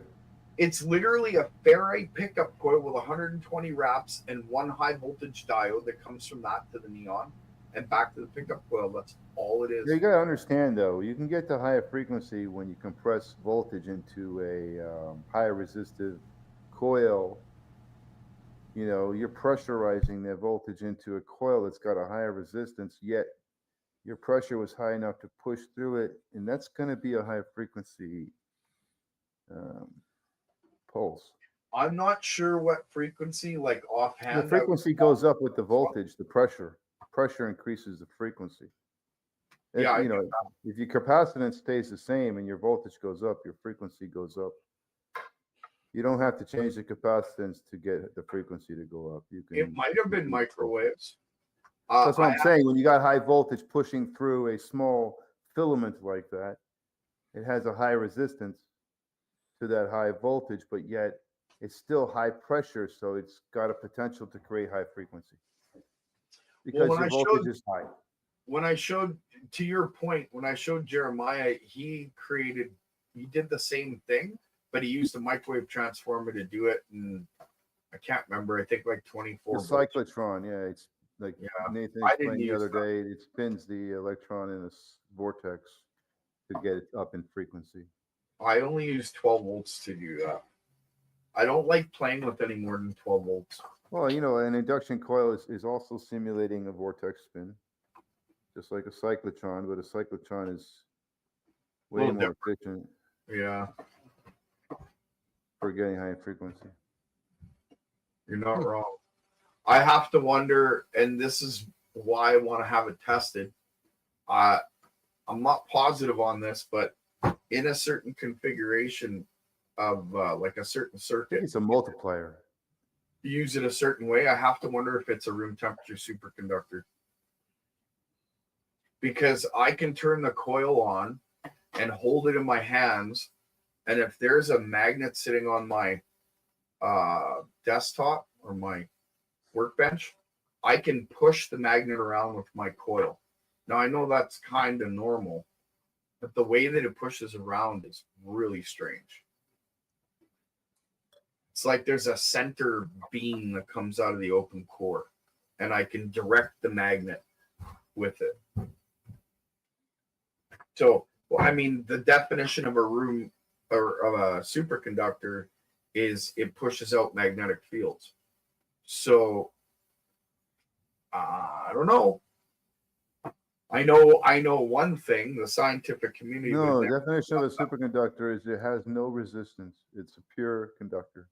I don't get resistance. What I put in, I get out. I don't know what pushing out magnetic fields may then might be another part of the definition, but the simple definition is a superconductor has zero resistance. Yeah, I don't. It's got no impedance. It doesn't impede your voltage in any way. Your voltage and your current can be flow through it with no resistance, no impedance. Yep. No back EMF either. No, I mean in theory. It never gets hot. It gets cold. You need impedance to have back EMF, in my opinion. Okay, but now here's my thought process. I'm not sure about that. So when it comes to a superconductor, like you said, the back EMF, right? But not only does it has back EMF, but it doesn't affect the system. I don't know if the superconductor would have back EMF without the impedance. But that goes to the definition of a superconductor in the sense where, yeah, it doesn't have impedance, but how does it not have impedance? I think it's a superconductor. It's not a semiconductor. It's a perfect conductor. There is no semiconducting here. It's a full-on 100% conduction. There is zero resistance in the line. You're not going to have any loss in your current. That's a superconductor. Okay, so maybe I'm wrong, but when I put whatever voltage in, I get that out plus, no matter what I put in. Magnetic fields can't get close to this thing when it's being pulsed. It never gets hot. It gets cold. In fact, the more of the load I stick on it, the colder it gets. If you're running at a nice resonant frequency, there wouldn't be any heat. And I wouldn't be surprised if it got cooled down too. Yeah, so you guys are describing the same thing. It is a superconductor. A stable frequency, a nice clean. It's not a sine wave. You're giving it DC pulses, right? I'm using DC pulses, but I get a sine wave on the outside. Square waves? You're feeding it square waves? Yep. He just doesn't. So that's have what to it is. have it Square waves are very nice signals. Nice and clean signal. Yeah. I get more out with a Well, I don't get more out. I get not as much out with a triangle wave or a sawtooth, but I still get excess power out. Well, the cold energy in and of itself is evidence of negative resistance. Yeah. See, that's why I kind of wonder whether or not it's a superconductor. Negative resistance I believe it is. That's my belief. Doesn't negative resistance imply superconductivity? Yeah, yes, that's what I'm thinking. As to say, not exactly zero resistance, but below zero resistance. Okay, but superconductivity less than zero resistance, which is kind of hard to imagine, but. So it's beyond a superconductor because it's getting negative resistance. Yeah, no, you're right, Mike. You're absolutely right. It's a different category altogether. It's beyond because it's getting negative resistance. Resistance means it's not a superconductor. If you have negative resistance, meaning superconductor. No, I thought superconductor has no resistance. Negative resistance in the two words imply not zero resistance, but below the zero line, the negative side of zero, which is less than zero. Which is what I got. Which is hard to fathom or imagine. It is. But there is a metric for that. And literally speaking, there is a metric for that. See, when you're conducting, you put in power. Say you put in 10 volts. The line eats some power. The resistance eats some power. Your circuit eats some power. When I put 10 volts into my circuit, I mean, if you're giving it the bottom half of a sine wave, you could technically say you're giving it negative energy. Well, I'm getting a minimum of 20 out when I put 10 in, no matter what I do. Let's say you convert the positive side of a sine wave and make it a negative, and it's all negative. You're keeping the negatives. Let's say you're feeding your coil AC and not DC, and you're taking the top half of the AC and making it a negative, like the original negative that you have to start with, and now you have you have an upside down McDonald's sign feeding your coil with negative, energy.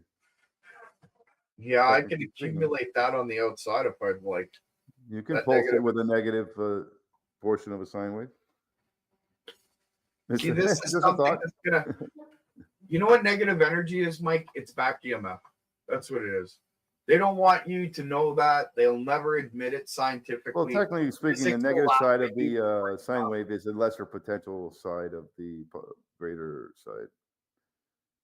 You have to have a perfect mirrored image, though. It has to be the same frequency and just the literally negative sine wave. Back EMF, if it's done right. I believe I have that. Do I believe I have a superconductor? I really don't know, but I suspect that it's somewhere borderline on superconductivity because of the way that it operates, because when I put in voltage, it doesn't eat anything. It gives me more out than I put in every time. In fact, my watt meters don't even register half of my loads, if not more than half. So what do I do with that? When they say that a superconductor conducts perfectly, well, that means that if you put 10 volts in, I wouldn't worry too much about whether it's a superconductor or not. You don't need a superconductor to get, even 100% COP can do amazing things. You're right, but a room temperature superconductor by definition would help so many people. It would be insane. So if you're getting, like I said, if it's more than a superconductor, like you just said, then that's even better. But getting negative resistance, to me, the term implies exactly that. Negative resistance, meaning there is no resistance in the line. Yeah. In fact, there's negative resistance in the line. Yeah. Not only where is the impedance in the line? Where's the room for back EMF to be generated through the impedance? I mean, you need a form of resistance for the pushback. Oh, I see what you're saying. I get impedance. Well, I get impedance from the primary, but I capture that impedance in the secondary, which negates it altogether. You capture the pushback as a result of that impedance, you mean? I capture the pushback, which is back EMF, negative energy, call it what you want. I mean, technically, the coil, you're filling a balloon up with air and it's unloading the air back into the other coil, kind of thing. Would you say that the back EMF or pushback EMF or electromotive force is the pushback of the ether? Or it's transfer of potential. No. Pressure is voltage. I think it's part of the formula to capture part of the formula. Right, like it's doing something to the ether at that point, right? Maybe like spinning it in a certain way. Well, when you transfer potential from one location to the other, from one greater potential to a lesser potential, you also have the potential to have other ambient energies flow along and catch a ride with you. And that's probably where the excess comes from. One of the biggest mistakes that physics made was to take the negative part of electricity out of physics altogether. And when they did that, they negated so many things that could have been found in the last 100 years. It's insane. So is back EMF negative energy? Not so sure. I kind of lean towards it being negative energy, but it definitely is on the negative side of the circuit and it performs work. Didn't Tesla call it dark energy? Yeah, dark energy. Dark energy. Yeah. You could call it that. He did a whole paper on it, lecture. It was really awesome. Yeah. Where do you find this stuff? You got to search hard, man. Didn't. Let me tell you about my boring life. If I'm not working on the gravity fire, I'm reading lectures by everybody who does electronics in the online or in books. No, I read it online, and I can send you the links, Mike. Usually, if you find like good lectures from Tesla that are like 5 or 10 pages, that stuff like that. Yeah. Again, I find them, I read them. That's what I do. I like to see how things work. I love the circuits in them. I love to see the design of them. I've been looking into Steinman's because he's describing AC, and how everything particularly works together. And it's absolutely amazing what he saw and how he converted, such a big math equation down to a little one. It truly tells you he understood the energy around it and what it was doing. But the best by far is Tesla when it comes to some kind of a dark energy, a reusable energy, a back EMF, anything that doesn't put a loss in your circuit, the absolute best. Yep, absolutely. I agree. I'm just getting into that Steinmetz book, Waves and Impulses. And Steinmetz is the one that dampened out a lot of stuff in order to get the thing to work. So the negative and negative electricity is referring to the motion and not necessarily the charges. They're still negative electrons. Well, here's how I see capturing the ether. I think you need a positive charge and a negative charge flowing in certain directions. And then that's what I always envision, a positive to balance it out. Yeah, well, the positive would create the dipole, and then the negative would be your tap line for that dipole. And if you can revert it back in or convert it back into your positive, you close loop it. Huh. Well, that's interesting. Positive potential is going to want to fill up the lesser potential. Your negative is the lesser potential. The positive has more energy than the lesser potential. The lesser potential has energy. It has less energy than the plus energy. And when you take the extra energy on the plus side is going to move to the lesser side. Mike, and when you take the load off the negative side, you create a hole, and that hole has to be filled. What's it filled by? Not positive energy, not negative energy. The positive energy is being used to create the dipole. The negative. Right, that's a good way of putting it, Gerald. So it's being filled with, replaced with negative energy, which is plenty of lesser potential all over the place. So you're still thinking in engineering terms. There's a third component you're missing. The lesser potential is the negative energy. You are creating the greater potential. You are drawing in the lesser potential. It can flow to the greater as well. It's just a biflow effect. It's not one direction. We just think in one direction to educate ourselves. Okay. I never if said. I sat here and told Ben that the negative flows to the positive and the positive flows to the negative, Ben would quit this shit right now. Okay. It's just going to blow his brain up and this doesn't make any sense. You can't teach like that. But okay, so how do you? If negative meets the positive, then positive meets the negative. They meet each other. Okay, the two potentials meet each other. Not one potential is doing all the work and traveling to the other. They meet each other. Just think of it like that. They meet each other at the junction. That could be a diode. That could be a switch. Whatever the junction is, the light bulb, the load. That's your junction. That's where the positive and the negative will meet each other, but they're going to come to each other from each location that they're currently at. You confused me right there. So I.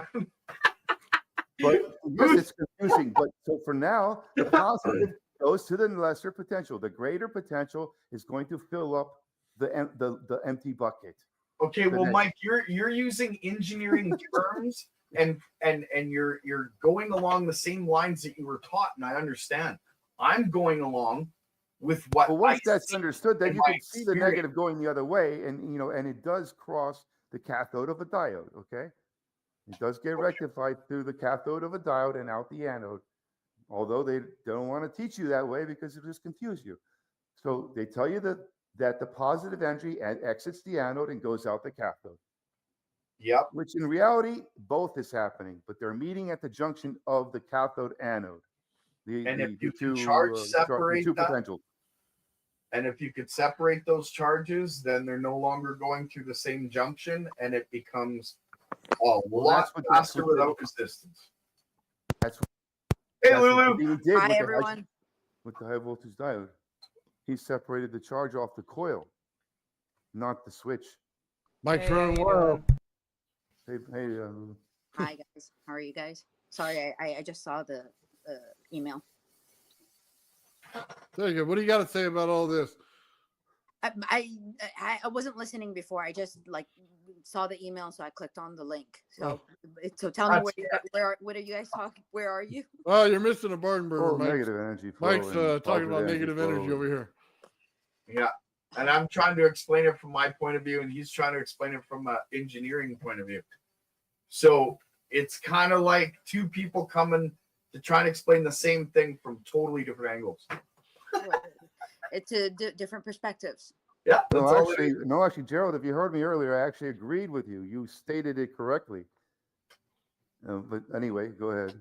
No, I agree. I know you're agreeing with me, but the way you're explaining it and the way I'm explaining it, just you were explaining to Ben that the positive energy flows to the negative. If two negative currents meet, do they turn positive?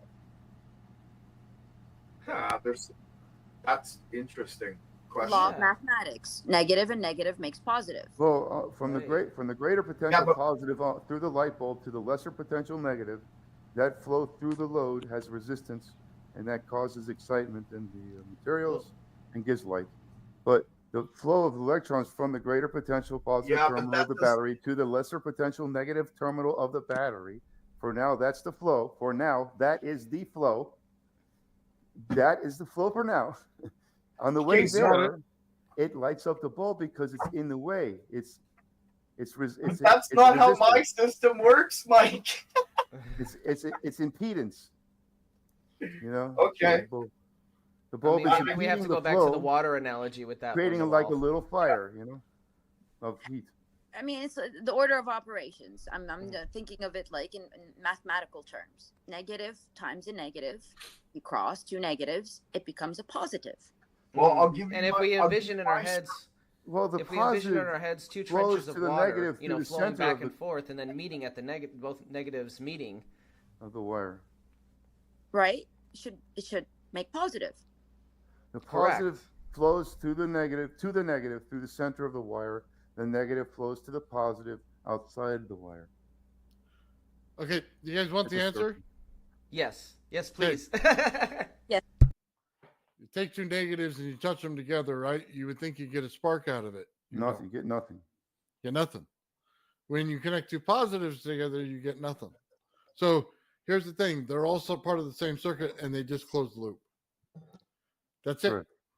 That's as simple as it gets. You're not making a positive out of it because you're not changing the energy form to make it aggressive towards it. Only if the two positives have like one's 15 volts and the other 16. But in a normal system, you'd have the same value coming out of the same spot. Right, now, same spot. Two different spots, you're going to get obviously a cross there, and you probably would get a spark. And you're talking with a regular system, and for that, I agree. But when I pulse two positives towards each other, primary, secondary, I get more positive out. Well, hold on. You're creating two different positives. One's got a greater potential and the other's got a lesser. Now you have a negative. But they're both terms, that other positive you created is a lesser potential to the greater positive you created. They're both the same potential when they're getting pulsed at each other. But you're going to have a spark because you're going to have flow because you have two positives of two potentials. One greater, one less. It changes the frequency in it. So you're changing the voltage and amps in it. You are converting into a total different system. You have two different ones going on now. It's no longer the same energy. Even if it's produced at the same source, you've manipulated the energy in the secondary. So the oscillation both frequencies would go a level higher because they would become coherent. So Right? constructive interference is what you mean. Yes. So now you have a chance for resonance. Now you have a chance to get them to work together. Okay. So makes sense. If you can make one resonate to the other, just like a Tesla coil would, then you have something there. You get what I'm saying? It's a push pull. You got it working. I think an H-bridge circuit would work for that. I'm not positive though. An H-bridge is a push-pull for motors, right? So what you're using when you go from your, motor controller to your ZVS, and then from your ZVS to your Tesla, your motor controller is actually a push-pull circuit. It's an H-bridge. Okay. So yeah, that's I haven't tried that yet. And there's a reason. I haven't tried. Oh, come on now. What's going to blow up on you? Probably everything. I don't think it's going to blow up. Honestly, I think it's going to do exactly what you're looking for. Well, that's good though, isn't it? It is. It just makes me a little nervous because once you get to that level and it's that simple, even though it's not simple, it kind of changes your perspective on things real quick. You know what I mean? So I've been nervous about trying that experiment because if it does go the way I think it will, then yeah, kind of changes things. I'll tell you what, Gerald, I was nervous the first time I hooked in my Variac on the DC side. I converted it to DC and I put it into my Tesla coil because it resonates so well. Okay. 0 problems. It's perfect resonance. Okay. I was scared to push that sucker beyond 40. Okay. Yeah. It took some real big ones to push it up to 80 because of the amount that it goes out. Like, it literally forces this thing completely out. And there is like, you're looking for sparks out of the top. There is no sparks out of the top. And this thing is just a gigantic field. And you're like, okay, I need some longer wires here. So I bought 100 feet of coax cable because of the insulation on it. And I ran it from that. Okay. Wow. I did not want to be around that. You know how to pop the bubble, right? What do you mean? Okay, so when you create the bubble, let's say it gets too big or it's too overwhelming or you want to just stop for whatever reason, pop off a capacitor. The implosive implosion of a capacitor for some reason pulls all the energy in from the bubble and just stops it cold. I found that out actually through many experiments. It's that loud impulsive snap that literally stops it cold. That's why I think when you create a spark, there's a problem. Like it shuts your buildup because that spark is an implosive reaction. It sucks in all the energy right to it. Exactly. So when you create, like you say, you blow up a capacitor or you just short it out and it makes that pop, well, it's the same thing. Pulls all the energy in. I'll be honest with you. On the ends of these high voltage things, I'd much rather use something like a felt or something, but it keeps burning up on me. I want to create a capacitance to the plate, you know what I mean, through a dielectric instead of having the wires touch it because I get a spark. You ever thought of using an electrical brush out of an old drill or a universal motor? No, but it's like a piece of carbon with a spring on it. You know what I mean? Oh yeah, no, I got it. I know exactly what you're talking about now. Yeah, that might actually work for you. I don't know, but it might. I was thinking about that the other day. Rather than using copper and how you're creating sparks and you're kind of burning out the copper on that line, what if you used carbon as if it was like a carbon brush? You know, carbon is what they use for brushes anyway. Yeah. Well, that's what gave me the idea. It might create less spark, and you'd be able to transfer that energy. Make your own spark gap out of carbon deposits. You could, yeah. Just by spacing materials right, you can get, little sparks. Just a thought. You know like what? The solid state cells that they're making, you can put carbon deposits in between the plates and it act like because carbon is kind of a conductor too, so you got to space it. Yep. Right. And if you have the right amount of space, as long as they're not touching, they're still insulated, but there's nothing, such a minimal air gap, there's going to be a spark. Yeah, and it's hard to do though. It's hard to fabricate that kind of thing. You need like the kind of equipment that makes microchips. But he doesn't want the spark, which will work perfect. Right. No, it's a spark you can't see. They're like quantum sparks. Interesting. Because you got, the, what's it called? The gravel flyer? Casimir effect? Oh, the Casimir effect? Yeah, that one, Casimir. The plates really close together. Right. If you had that with carbon deposit plates, still isolated, from me touching, but it's close enough to where it's like a spark gap. But you have a lot of surface area too, so you got, and it's low voltage, so whatever sparks are happening are going to be invisible to your eye. But you got the surface area there. That's the whole idea behind the cells. Get the transfer of energy from one plate to the next. I had a Casimir sweater once. Without actually conducting the two plates, Well, I need something light too. So it's like semiconductor. Look like a film, like just with the plastic coating on the outside, but it's like a metal on the inside, and it just comes around and it's very light and springy. Something like that is what I need. It cannot be where it's rough metal against metal. It's got to be something with some kind of, just a little dielectric in there, just some kind of little plastic. That's enough because it's going to transfer the energy just fine. You're using high voltage. Would that work? I'm sorry, say that again. Metamaterials. It could. It has to be depending on which one. Like I said, it's just got to be a very light coating on it. I could. Sorry. Go ahead. What about silver gift wrapping paper? No, he needs an insulative coating. Hold on, I've got. I don't know. It's just a thought, right? Because you're doing high voltage, you don't want too much current flowing. You want the voltage to the signal or whatever. Yeah, because right now I just used aluminum tape, and it covers better, but it still gives off a little bit of a spark once in a while. I collect these. It's too conductive. That's why.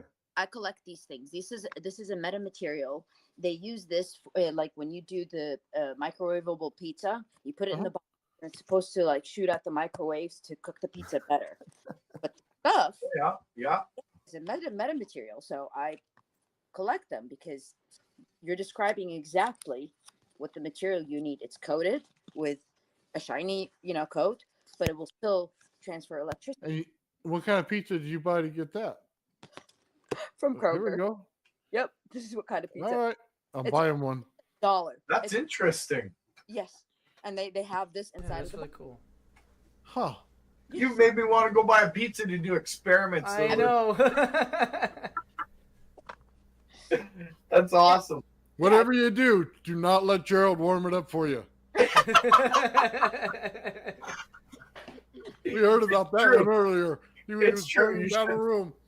Gerald, how come you never try AC on your coil? It's only DC is what you're going with, or? Yeah, I'm a little nervous about trying AC. No, low voltage AC, low voltage, low current. You can get I was just telling Nathan that because I think it might do something really amazing. So I've been negligent. Because AC is going to flip the poles back and forth for you. Yeah, but what if he puts in a really tiny amount of current and it just exponentially outputs an enormous amount? Well, I was kind of thinking the same thing as John Searle. No, it's just going to take off and hit your ceiling. It's going to go boom, right? A variac. So that's why you when need he first a hooked up variac. his... You run it at 8 volts AC or something. Mm-hmm. When he first hooked up his generator, it took off and almost put a hole in the ceiling. So a variac, it puts out AC between 0 and 120 volts, right? Yeah, you could go to 1 volt AC, try that. And if you want DC, you could put a diode on the variac and get your DC. All right, I'll hook up my variac to it. You got DC and AC with the variac. That's something I never got is a variac. But okay, so I'll do that tomorrow then, and I'll put it on video. Totally and if that's anything crazy, maybe I'll do a live. If it does something. And if you've never tried flipping the poles on there, you could do it with DC also. Yeah, I'll get on there with you, Gerald, if you want. No, if it does something crazy, I have to go on a Zoom call with Nathan. AC is just easier. Well, bring him on, yeah. Put this in there on your variac. Okay? It's going to look absolutely wrong. What it's going to give you is an AC, I don't want to say it's like a half bridge, but then it's a skipped half bridge. So one loop over the top, space, one loop again, space, just like that. That's what I run in my Tesla coil. And what is that? That's just copper wired? No. So look at the diodes right here. Oh, yeah, okay. So they look backwards, right? Yeah. So there's your hotline, and then they go in there, and it looks like it's going to stop it, right? Yeah. but it's only stopping part of the wave. So the I variac, see what you did. so the variac's on the other side. That's where all the 3 lines are coming from, just so you know. Oh, that's kind of cool. Well, that's not me. That's Sean. Really? Yeah, he's got this. I told you, he got these Testacoil thing, Matt, just absolutely insane. He understands how He's energy creating flows. DC with the variac. He's blocking the backflow with the other diode. It's like that's what he's doing there. And the other one's ground.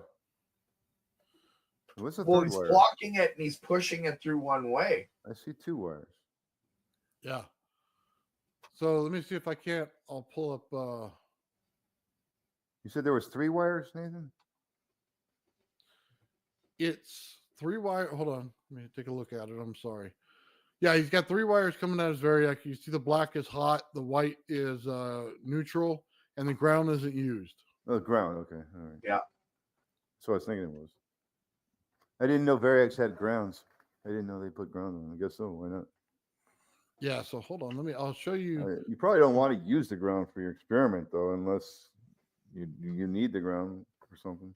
Probably use your own ground separate from the variac because, I don't know, you're getting the neutral off the grid.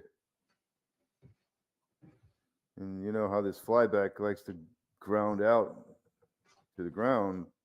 If you have a ground on your variac, it might go to through your variac. You're an engineer. You should know that the grid's not always at 0. You could put another ground for the system that the variac is feeding. So if there's a ground event, it doesn't go through the ground on the variac just by, it'll go through the neutral on the variac, which could be worse. Yeah, just go ahead and ground the variac. Never mind. Forget everything I just said. Fair enough. So this is a power that it puts through this thing, guys. Let's wait till I'll show you in the dark.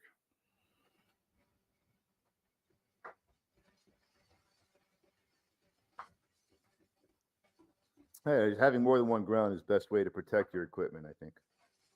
That's true. So in the back behind it's the inches. Wow. You're in the 10-inch mark? Yeah, it's going up to 11. Wow. That's a lot of juice. So if you have a light bulb close by, it could probably light it up. Oh, it lights up everything. Okay. Yeah. Probably lights up half the room.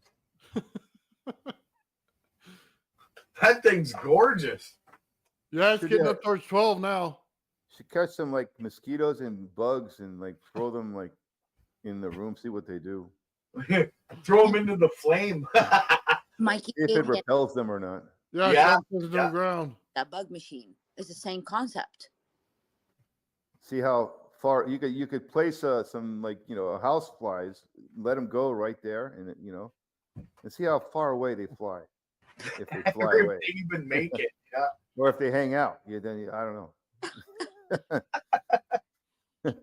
But if they dip out, then your answer. They don't like it. So. Yeah, that's beautiful plasma. Yeah, I'm telling you, man, this stuff is wild when we build it. See, and that's the thing, that the coils with geometrical shapes that are compactly wound, they create plasma. But it's not a plasma that you see. It's in between the lines. Because you have charge going one way and charge going the other. And it creates like a static form. Right? Because remember, copper is like the energy goes around the wire, in and around the wire.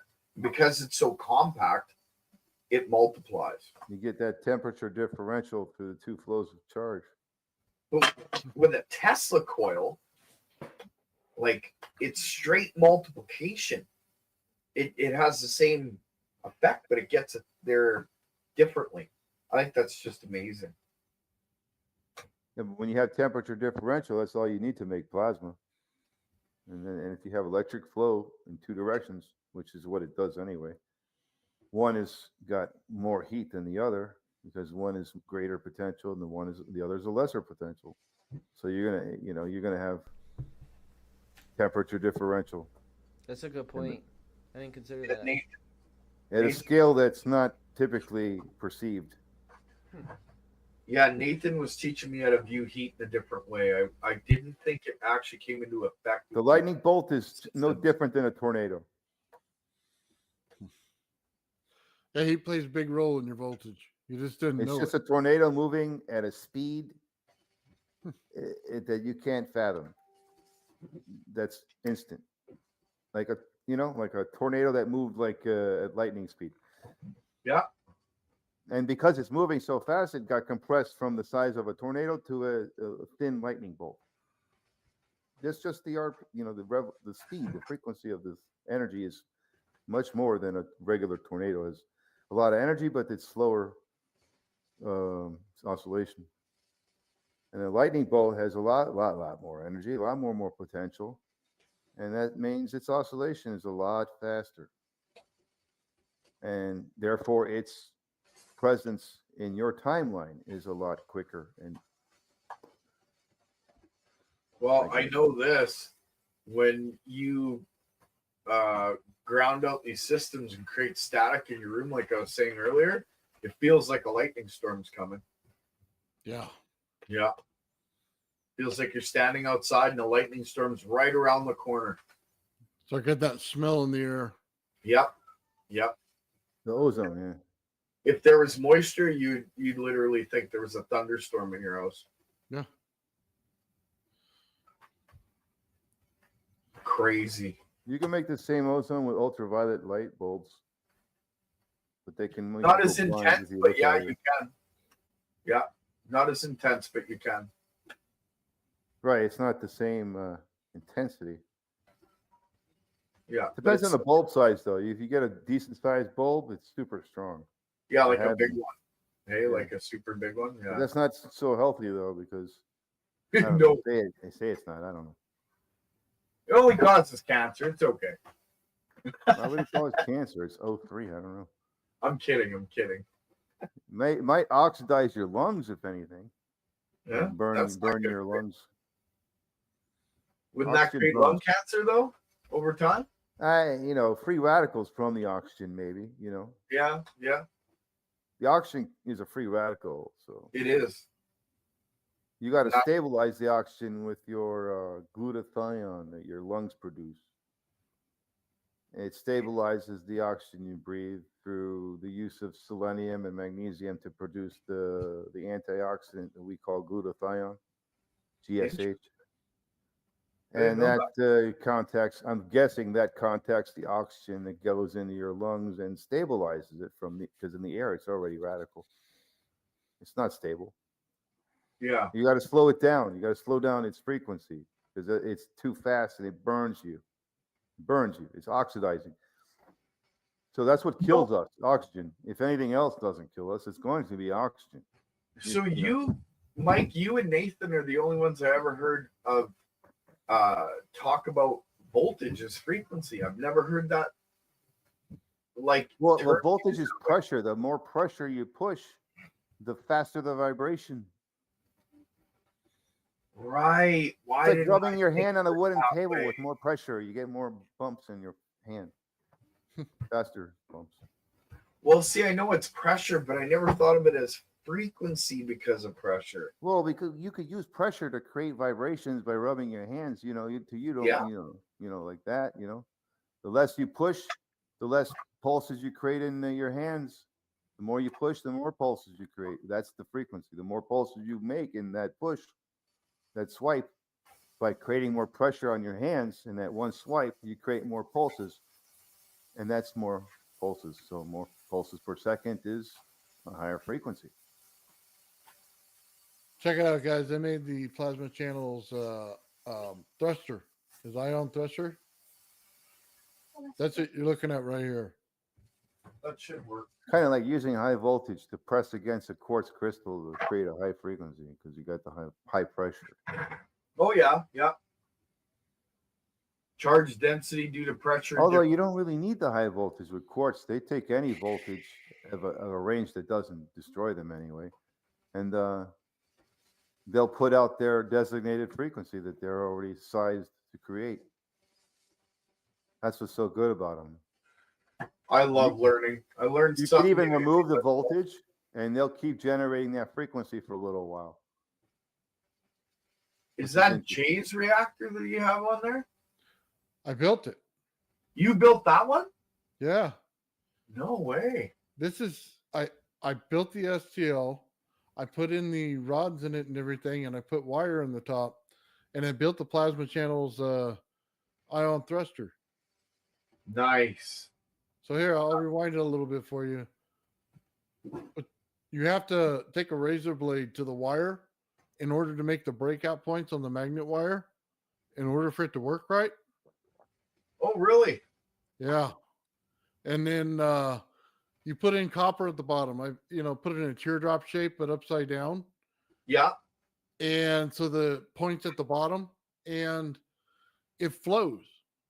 And it's just two DC flybacks in series. And you have a motor controller running that? That's just it's just a ZVS and two flybacks. Wow. Doubling your voltage flyback like that? And it makes a high voltage hiss. Huh. I want that. You can see it breaking out on the outside too. Yep. Yeah, the higher the voltage, the higher it's going to oscillate, the higher frequency. I use that to heat my lunch. Yeah. That'd be awesome. Imagine trying to. Question. I have one of these things. Can you see it? Like, hold on, give me a second. Plasma globe. Yep. What if I take off the glass and connect instead of the battery, it connected directly to the electric outlet? Will it spark the same way how that thing was sparking earlier? No. No. No, because your glass bulb there's is gas in there. Yeah, it's a sealed bulb, right? And when you pull it off, all it is a wire that comes up into like a sealed bulb tube with a little bit of stainless in there, and that's what creates that ion, so that I think it's so that it can fill the bulb. And then there's a little bit of gas in there to enhance the lighting effect. Yeah. You can pull energy out of that thing if you wrap it with aluminum foil and then wrap copper wire around that aluminum foil. But unless you know what you're doing, I don't suggest it, because you'll pull kilowatts of power out of there all in like a split second. Yeah. Yeah, they're basically Tesla coils, aren't they? Yep. Yep. That's what I used to make my my coil hop, was the power from one of those. No. It's 3,000 volts, and I think it's 3 megahertz. I think. I could be wrong on that. But yeah. Don't get electrocuted from one of those. They hurt. Don't try this at home, kids. Exactly. Right. Exactly. We're just talking in theoretical. Theoretical. Yes, of course. Theoretical. Right. That's what I've been talking. I'm kidding. It's all fun in theory until someone gets hurt. Exactly. Right. Go ahead. I got another one for you guys, okay? I don't recommend anyone doing these experiments unless you've had previous experience or somebody that knows what they're doing around. It could be dangerous. DC flyback with foil. What was that, Lily? I said very good disclaimer. Yeah. So watch the foil. As soon as I hit the voltage, and there's only one wire attached. Oh. Yeah, that's cool. It's like sucking down, isn't it? Yeah. It's charging the table right below it and charging the actual aluminum to suck together like this. Wow. Is that what it's doing? So when I talk about charge and I talk about putting things on your table, I tell you not to do it. That's why. And that's a wooden table? Yep. Oh, okay. I got something to explain to you then that I never thought was significant until this moment. Okay, go ahead. I'll take this off screen. When I pulse my coil, and I have it pulsed one way, let's say I put a magnet underneath it and it lifts, right? Yeah. Well, if I flip that coil in the opposite direction and move the magnet, it literally sucks towards wherever it's on. Like the minute I start pulsing it, it goes down. So your amps are really low, right? Yep. So you're getting a charge. So when I tell people about charge, they're not understanding very low amps, very high volts, and it'll start charging things. Okay? It's not misleading. Then the charge turns to magnetism as soon as you add heat to it or you add amps. Immediately flips. Oh, you just blew my mind. I just got it. Okay. I'm going to do the experiment tomorrow. I think I just got it. I'm not going to show anyone, though, because I already promised Nathan if it does it, I'm waiting until the grab flyer does it first. Oh, shit. Sorry, Now, guys. now you understand what I'm doing, right, Gerald? Yeah, I do. I totally do. I get it now. And now it means even more significant when I said I know how to flip the pole. Yeah. So, dang, that was a very significant piece of information you just told me that I was not aware of. Yeah, the reason it turns to magnetism when you add amps is because the amps establishes the flow. And the flow creates the magnetism. It completes the voltage does not create the magnetism without the amps. It creates the potential. But that doesn't mean you can't use potential just because you don't have magnetism or amps. Oh no, I know I could use potential, but I didn't. You can transmutate potential over time. As Bedini said, nature takes time. Yeah, I get that. You have to give it the potential, present it the potential, and allow it the time to convert it. It's not going to happen instantaneously. I just wasn't aware that That's the only way to get the free side of the energy. I get that, Mike. I just wasn't aware that I was charging my surface of where the coil was sitting. Yeah. And the device that can receive the negative potential is like batteries, are good at that.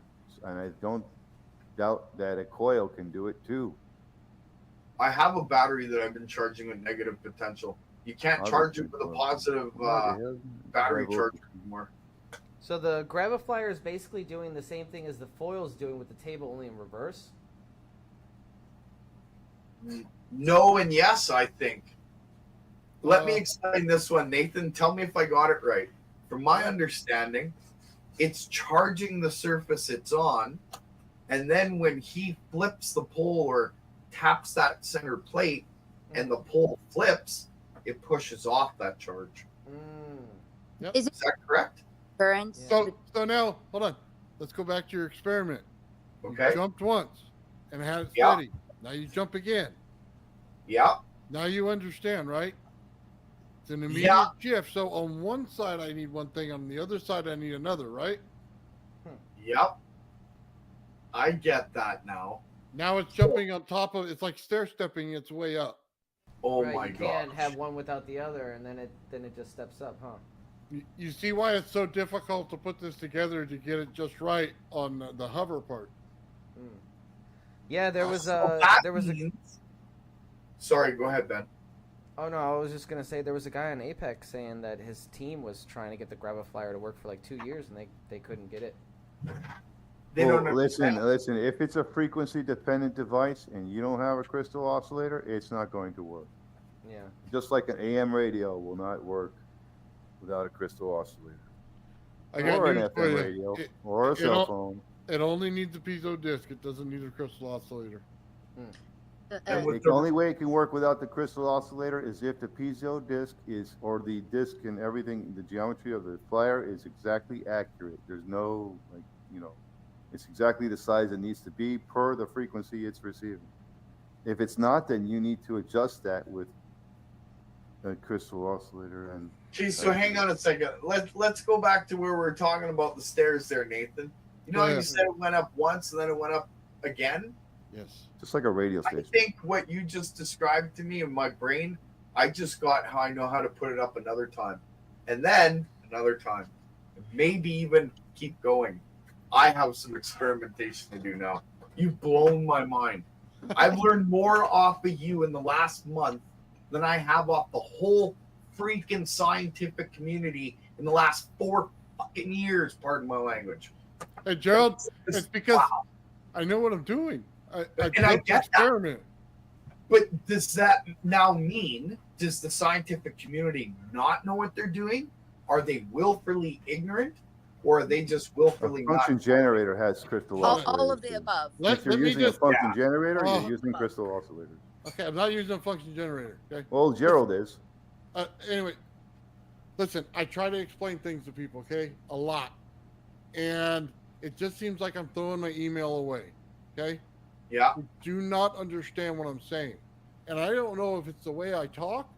Sometimes I think I don't talk scientific enough for them to understand it. But the fact is, they just don't understand what I'm doing. And every time I try to say it or show something, they're like lost in space.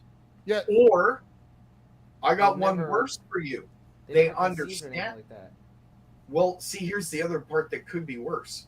They understand what you're saying completely and absolutely refuse to acknowledge what you're saying because you're not speaking their language and you're not promoting their perfect Albert Einstein. And I've seen that so many times, it's ridiculous. Like they get uncomfortable talking about anything that goes against their theories. They literally think he's a god. He was a man that stole an equation from Henri Poincaré from, this is rumored, but when Henri Poincaré asked him to debate him on that very same solution, he wouldn't do it. Not only would he not do it, he left the country. Why? So I have issues when it comes to the way that they think of Albert Einstein being a god. So do you think Albert Einstein was a scammer? Like everybody else. So no, was he I a wouldn't scammer say that. But he knew what he was talking about? He did, but there's also evidence that he wouldn't debate someone who came up with that very same equation 8 years prior or 10 years prior, whatever it was. He absolutely refused because according to the newspapers, he was nervous about it. Why? If you're the genius that came up with it, if you're the one that understands it, should you not want to debate it? I'll debate my system all day long to anybody because I've seen it. I've lived it. I've experienced it. You haven't. I get it. That's why I'm not harsh on anyone. You need to have the system in your hands to play with it, to experience what I have. You'd be saying the same thing. And I have all the confidence in the world saying that because I know it can be replicated. I've built 3 of the identical big coils that you've seen. One's buried, one's sitting with somebody, and the other one you guys see I experiment on. And they all work identical. Nothing has changed. But they're 3 of the identical coils. So that means it's replicable. Now I replicated it, so is it really replicable? Not until it gets into your hands and you guys start doing it yourselves. Then I can say fully it's replicated. But I fully believe that the system is what everybody needs. Hey, what's up, Crypto? Hey, Crypto. Bernie! Hi, Bernie. So yeah, I think that I got some experimentation to do, and Nathan, when my book's done, I think you're gonna have a mention in it for sure. Oh, thank you. For sure. Well, I'll tell you what, man, I've done a lot of the experiments, and I used to build generator things and try to get over Unity devices going. Back before I even started the Gravity Flyer, I was doing Gerard Morin and stuff like that. Yeah. Just a difference in understanding of how things are built. Absolutely. And completely changed my mind about everything when I did it. So I'm applying those things. I'm talking to you about it because I can see them because I did it. Yep. You know what I mean? I do. So. Well, I've built almost every free energy device on YouTube, and 90% of them don't work, right? But there are some that do, that slipped in amongst those that don't. But you have to experiment to find them. I built a alternator generator, didn't work. So I built one that has I three only built one, alternators. and it Not worked. only that, not only See, that, and that's the thing. some of the tutorials are very crap. You know, some of Yeah. the people explain it very poorly. I only built and the as a Bedini, result, we and have it people worked. like that Murray character trying to replicate the rodent I coil, take that not back. knowing what the heck he's I doing. did a Jewel Thief too. Yeah, we know your pulse motors are awesome, Mike. I do know that. Definitely. I've checked out your stuff. It's the only thing I replicated, and it worked. Well, when I was replicating the alternator generators, a single alternator, that doesn't work. It's I a took joke. my time choosing, though. I didn't just jump on the first thing I saw. Right. I mean, I built took like everything. 2 years picking something out, and Bedini was the one. No, Not Mike, me, I was man. the same way. I went through the practical guide to free energy devices multiple times before I decided on a rodent coil. Oh, yeah, I have that book too. 2,600 patents. Yeah. Yeah. Yeah. What edition is yours? I'm curious. I mean, I was already an electrician. I've put in so many electrical networks. I'm like, I'm not going to pick something out until I'm sure, you know? That's a good question what edition it is. I'd have to look at my file. Because I managed to grab the 2017 edition, which is the latest one I could find, and there's one more copy on YouTube. If you don't have it, I suggest grabbing it. Yeah, I think that's the one right before. Yeah, you know what? I might have that one. I think it's 2,800 patents, that one. Yeah, it's got some colored pictures in there too. It's a really great Yeah. edition. Yeah, no, I built them all because you know what? I wanted to see if they were full of shit or not. There's a lot of people full of shit. Exactly. Well, I listened to like all the builders, and the one that talked my language, and was Bedini, and what's his Bearden, and what's the other guy's name? He was the one suggested low carbon steel. Oh, I forget his name. Tip Yeah, of but my they all, tongue. you know what I'm talking about, right? Yeah, I think I know who you're talking about. Gray hair, short Yeah. glasses. Yeah. He's got an unusual name, but anyway. And No, those guys like are Ralph nice. Ring and Or Eric Dollard. That's Eric him. Dollard, yeah. Yeah. He has a lot of technical language going on there. And it's good to listen to Eric Dollard because he speaks in engineered terms. Yeah. Okay. And capacitive reactance, if you got a capacitor in the circuit, it's a load. It's going to be a load. An inductor is a load. A capacitor is a load. An inductive reactance, capacitive reactance. So those little things right there help you understand what's going on. Capacitors are loads, okay? Until they're charged, they're going to be a load. You're right. Look at that, guys. There's nothing safe in my garage. Watch. That's yours? Yeah. Thing is literally dancing on the edge. What's Let's see that? the What one. is that? That's high a voltage? saw. It's a saw blade. Watch. Oh. I play with high voltage a lot. So Yeah, because you're not got no amps to destroy that terminal, so it's not going to heat nothing up. Oh, I set things on fire, bro. Every time. I can't help it. It's like it's running across there. Nathan It looks like it. fire. Yeah.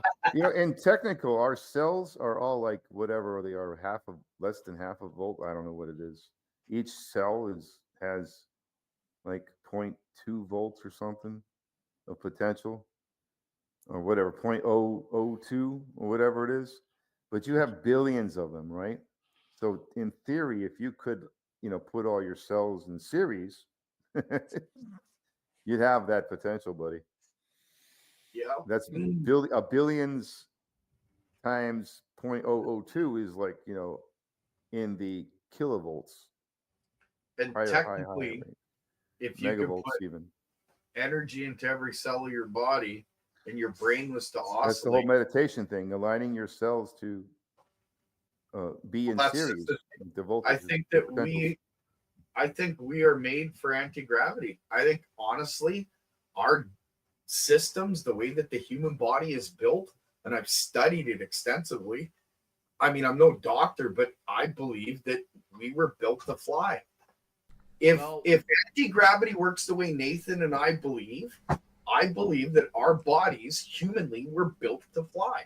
Now, if you're correct on that, I'll be first in line for your class on flux. It's an experiment I'd love to be able to accomplish, but you know what? We'll have to see. I mean, we do hear about that in history. You know, people like the Tibetan monks being able to levitate themselves under meditation. You know. Yeah, and technically speaking, in theory, if they were able to align up all their cells in series and connect their little miniature voltage together in series, they would be able to focus that voltage to an output somewhere into a high voltage potential, which would give you lift. Right. Wow. Have you guys seen this video? The transmutation video? Yeah, this is awesome. I haven't This seen it. This is Bernie all the way, man. Look. That's interesting what he does there. I don't know. He's creating this formula and he puts it on these things and he's making these capacitors, it looks like, and everything else. Transistors. Changing the value in it. Yeah. Yeah. Are those like burnt out parts or what's going on there? Those are transistors that he made for his speaker system. He was into high fidelity stereo equipment before he went to those are custom made transistors. Right, that's right. Yeah. Okay, so listen to what he says. I'll unmute it for you. He was trying to make a material that had a natural switch to it. John Testatika was a big fan of Walter Russell. So if you look at Walter Russell's chart, sort of looks like this.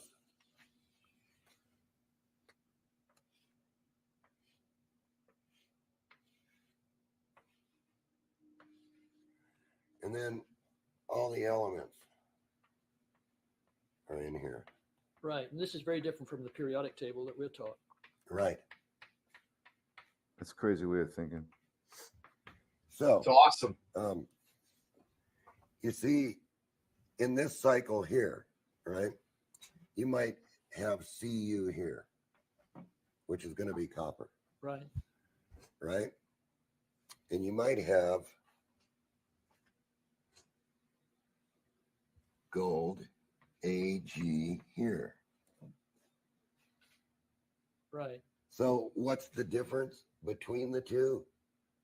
Is a harmonic shift. Right. You see? It's a frequency shift. Because silver may be right here. What is that? Oh. Right here. Yeah, I have a diagram to show Zinc you. may be right here. Right.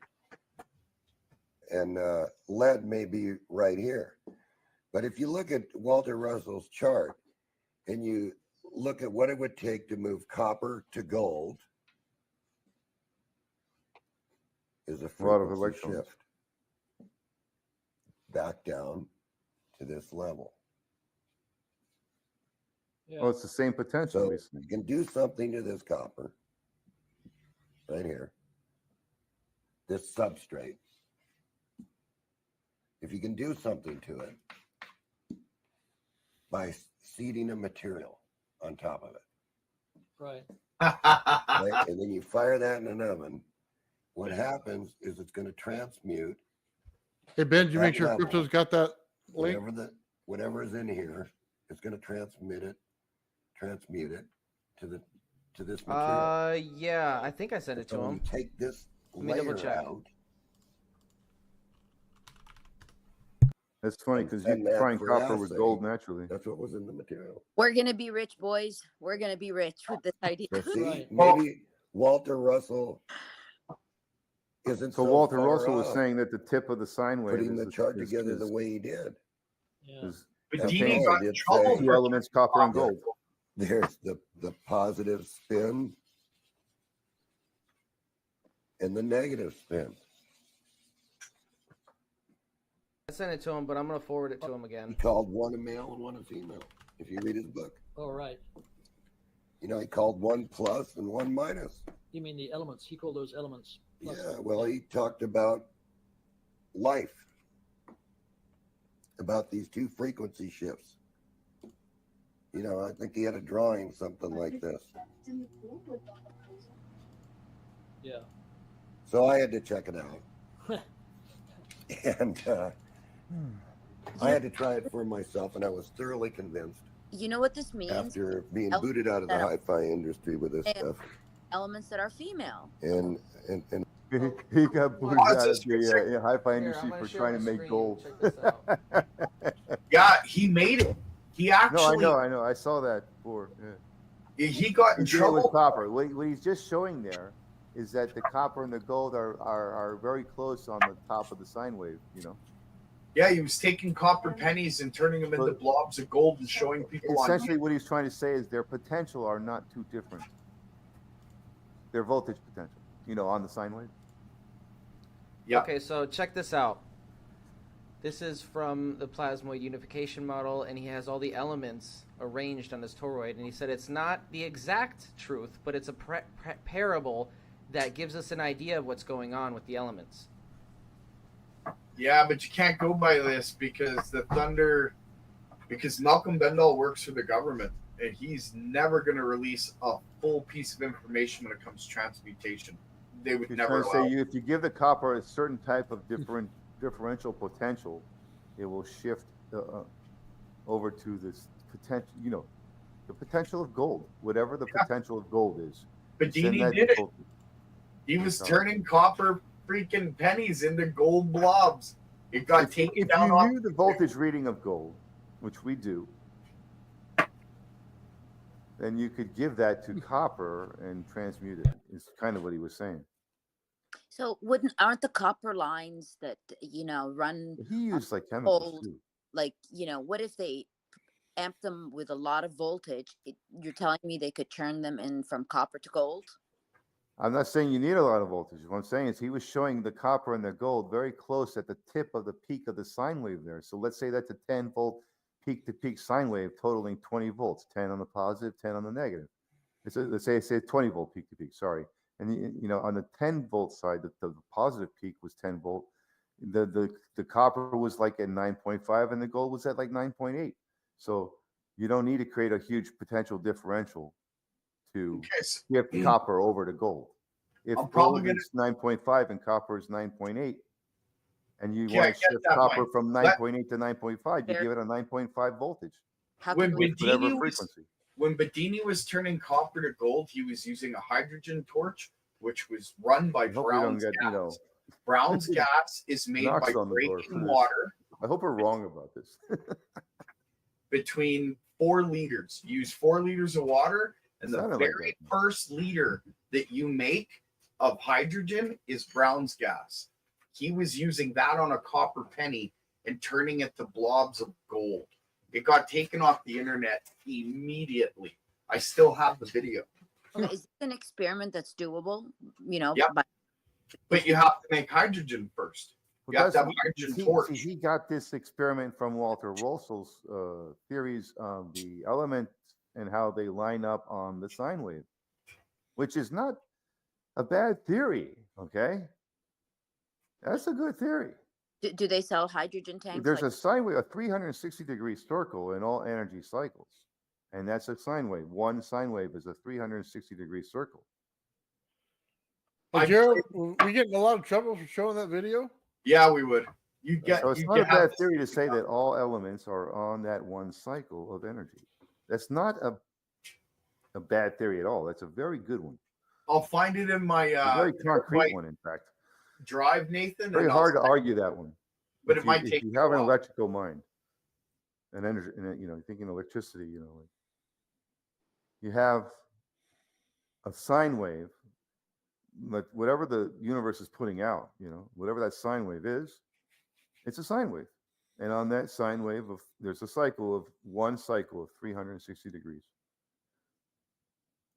So he was pointing out on that sine wave on that chart, Bedini, a sine wave, who's pointing out that Walter Russell was saying that all the elements are within on this sine wave. Gold is here, copper is there, silver is there. And he was also pointing out that gold and copper were at the top of the sine wave, very close to each other. Which, by the way, that means you wouldn't have to create a huge potential difference between the two. If all of them are controlled by the frequency, right, then there's got to be a giant resonance chamber somewhere in the earth. It has to be there. If everything is controlled by the frequency, then it's going to have to be there. Absolutely. Is this going into the hollow earth theory?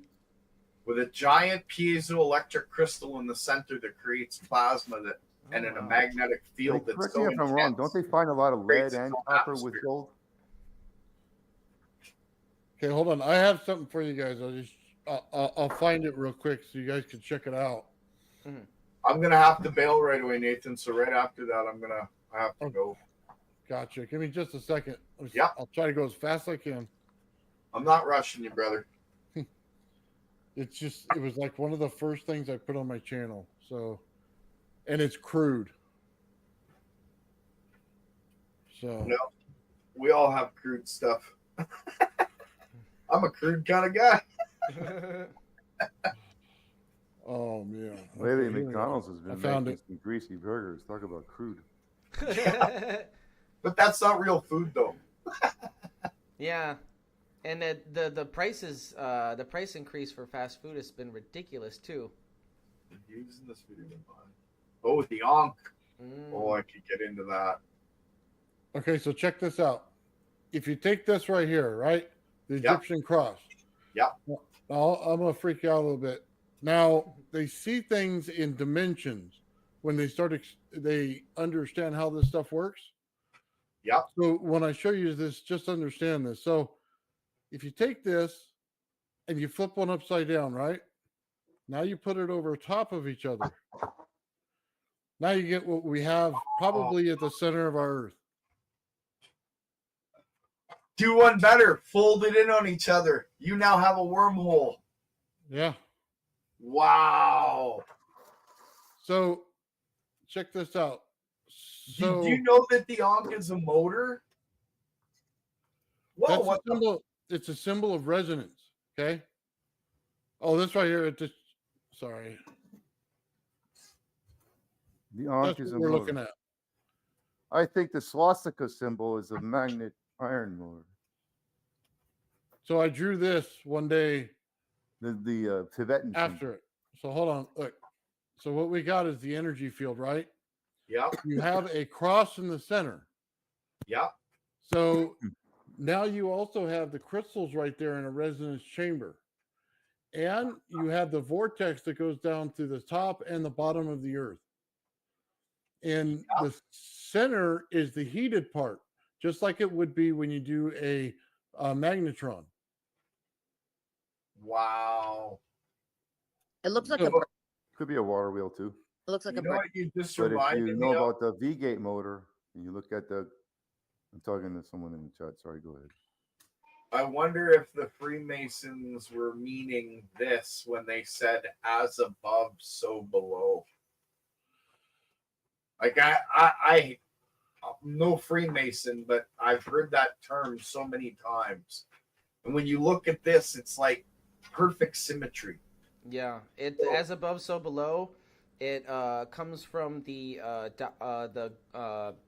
Emerald Tablet of Hermes Trismegistus, and that I know. It references there's an interconnectedness between all things and all phenomena in the universe. So I'm pretty sure it has something to do with that. What the Freemasons took from that, I don't know. Well, the compass and square doesn't mean what people think it means. I believe it's a symbol of vortex math or Sanskrit Yep, math. yep, absolutely it is. That was my theory, and I kind of put that in the Divine Science documentary where you kind of overlay the Masonic symbol with the VBM symbol, and you kind of see the I mean, it similarities. looks like a core with a toroidal field around it. Kind of. Yeah. It's a toroidal field on both sides, and you see Like a piece of iron generating a toroidal field. So I have to take off, but I want to touch on this really quick. The Ankh is also a motor, and Like you the can iron's spin it resting horizontal. clockwise, and you can spin it counterclockwise. So I kind of wonder if they use that to create some form of anti-gravity, or open some form of a portal. Yeah, Now Stargate you of some show sort. me- Yeah, my brain's blown, man. Looks like the sun's orbit in 1 year. You've got the summer and the winter processions, and that's you can see what looks like a quill strand in the middle. Yeah, it's perfect symmetry all the way. It's It also could look like a chromosome splitting too, like how chromosomes are when they do the split. That looks like that too in biology. Well, You think of all the things you see around the world, it looks just like a regular cross. If you take out the top and bottom circle, that does look like that. You're right. You're right. So it's every symbol you thought of. The affinity symbols in there. Yeah. Okay? And you see the scarab. It tells you that there's the what's it called on the outside? What's the field on the outside of the Earth? Magnetosphere. Yes. It tells you that right there. So it's giving you a lot of information at once. It's also telling you the crystals right there. You see them at the bottom. That it's piezoelectricity that's causing. What do you suppose the square parts are, the top and bottom? The symbology in this is amazing. What do you think those two square parts are at the top and bottom? What do you think those are? I'm not sure. I see the vortex. When you see the little lines going like this, it's the vortex. Yeah. Horizontal or vertical? So, like when I show you this, you see the vortex now? I colored it in blue. Yep. It's running horizontal? And energy flows in water and in magma. I don't see the vortex. I see. You see it in blue. It's in blue. It's running straight to the center. It goes all the way top to bottom.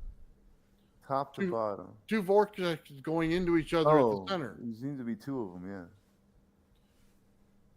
So, like I was saying, water's energy flow, which is energy. Magma is energy flow, which is energy. It's like magma dried is basalt. Basalt is magnetic. Now you start to understand the flows inside the Earth. Well, I know in schematics, they use a cross to indicate away from you and a dot to indicate towards you. So it looks like a cross indicating away. Is Bernie in the background? And there he is. Let's do it. What's up, Bernie? Hey, Bernie. Bernie! Oh, Bernie. Hi, Bernie. Oh, hello. How's it going? I'm enjoying this. This is I like it. There's something to it. It's kind of a trip how it comes together. Yeah. Did somebody draw that, or where's the image from? Why couldn't you show up sooner, Bernie? I was sleeping. Okay. Oh, okay. That's a good enough answer. I don't know. Is it at 8:00 p.m.? Like, what, were you up late last night, brother, or what? A little bit, but then I was I don't know. I was tired. Yeah. Afternoon nap that took too long. I hear that. Yeah, exactly. I'd gotten up and then just fell back asleep. But now it looks like there might be a tornado coming, and got the hail warning on the phone. Hopefully no tornadoes, but I guess that'd be a good example of a Taurus, right? Yeah, but I don't think you can capture it. There's no tornadoes in Canada, man. Oh yeah, there's lots. In Canada? Oh yeah. Yeah, we have lots of tornadoes. Never knew that.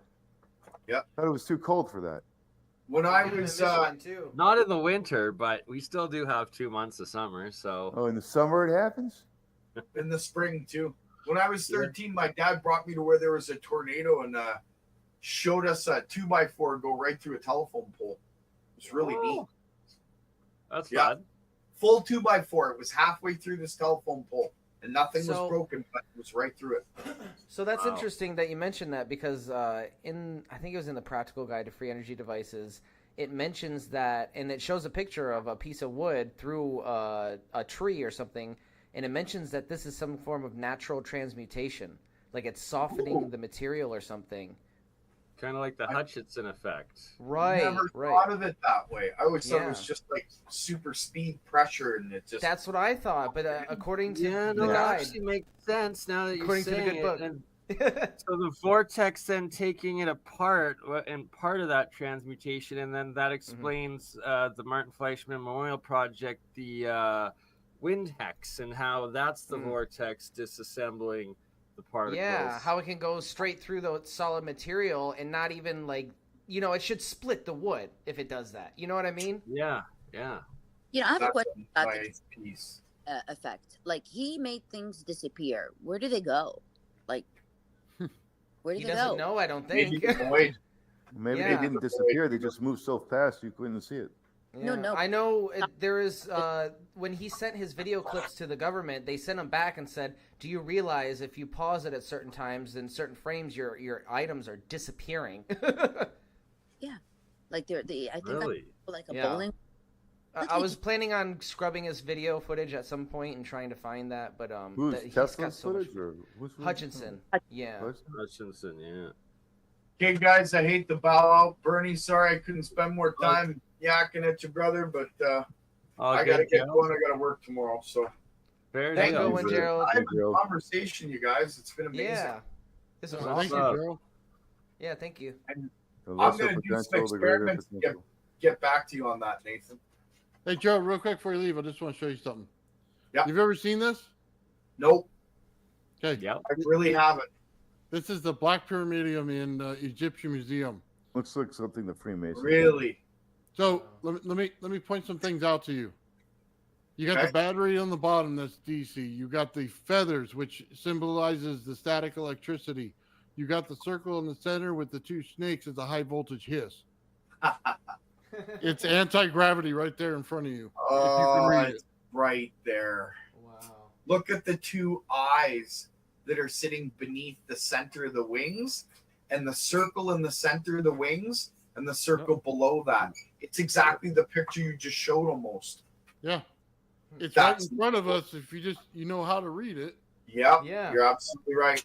Wow. All right, guys. Thank you very much. We'll talk to you again soon. Right on, Gerald. Have a good night. Have a good one, guys. Night.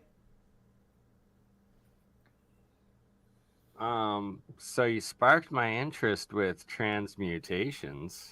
Oh yeah, Ooh. I put that back on for you, man. That guy, he's got some cool stuff, man. It just reminded me of what you were doing. What Bedini? What was doing with the iron or whatever it was? Iron particles of iron and something else.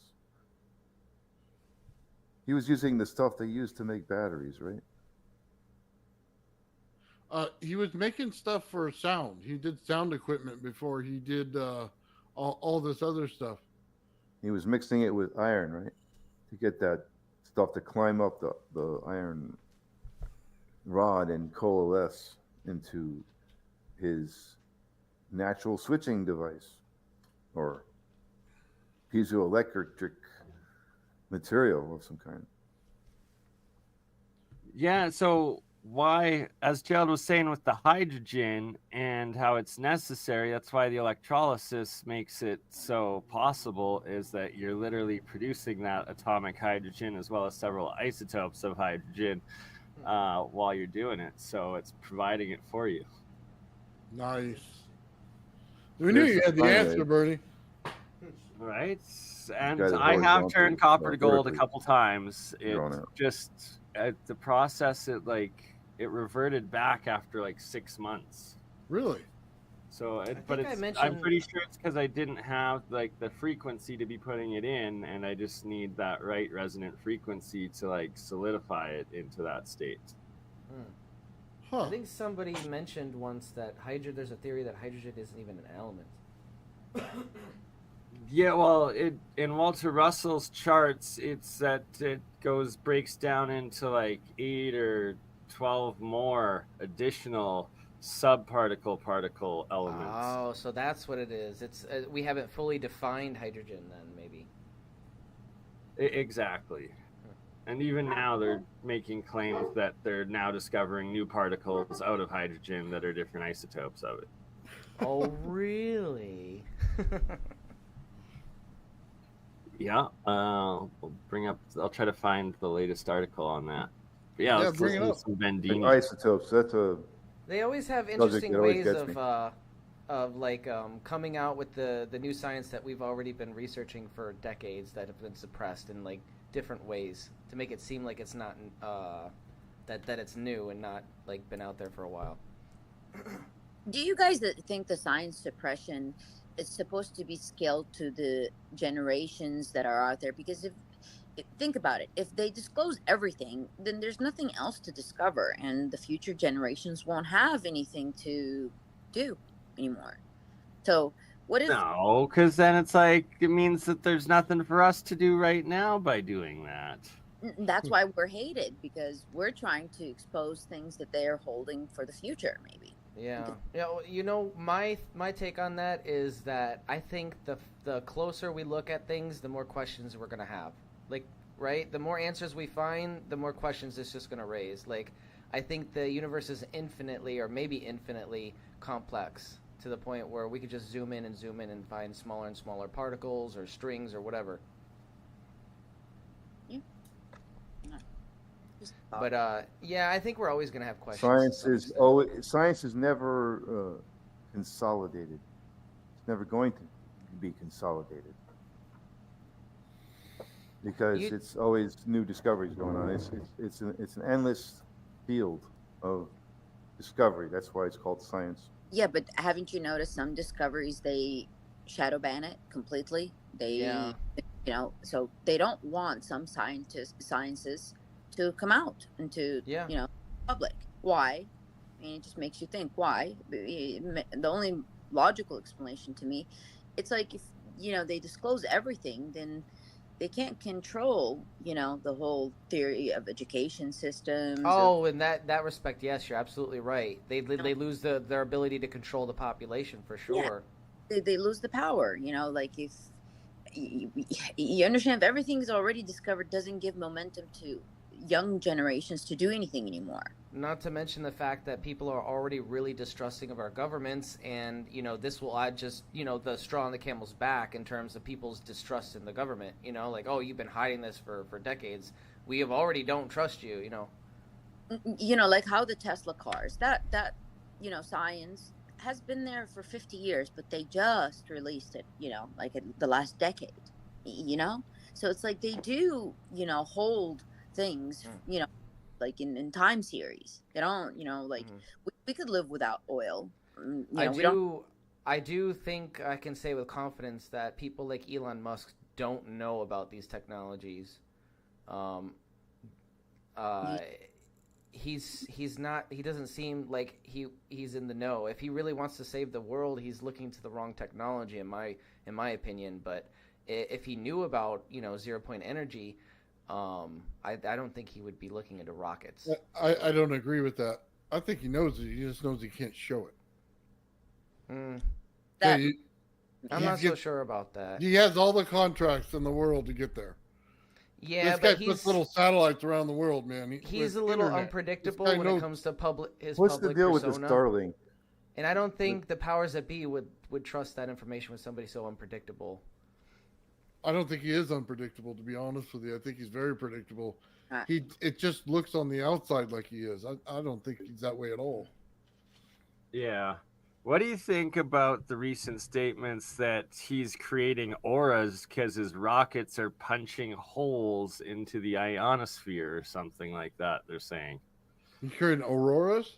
Yeah. Apparently there's Tesla or SpaceX auroras now around where he's launching, and that it's punching holes into the ionosphere. All I know is he punched a hole. But then why wasn't NASA's rockets doing that, or anyone else's rockets, and now all of a sudden it's a thing? Yeah, because no kidding. Government, and he's a private, and so like you can't attack the government. Good point, Lulu. Private, sector, it's easy. Government knows how to conceal better. It kind of makes me wonder about that. Yeah, like kind of. Are you saying the soundstage, the whole thing? The government can conceal better than a private could. You can't conceal an aura in the sky, though. Yeah, but the government's got their fingertips on the media. They can shut everybody up. That's true. That's true. With a phone call. Yeah, they definitely they have. I'm not kidding. With a freaking phone call, one number. Every media outlet. They got it set up like that. What's it called? Project Mockingbird or something like that?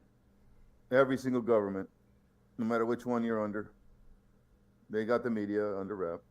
And, this is very true. If it's something that they don't want the grand public to see. Oh yeah, there's somebody in every media outlet ready to kill a story if they have to. You can get it out there with your smartphones as quickly as you can, live it and all that. They can run algorithms to find it and remove it. Hey, I got a question for you, Bernie. You ever take that paste that's at the bottom of the jar of the material and put it in the center of a capacitor to check the K value?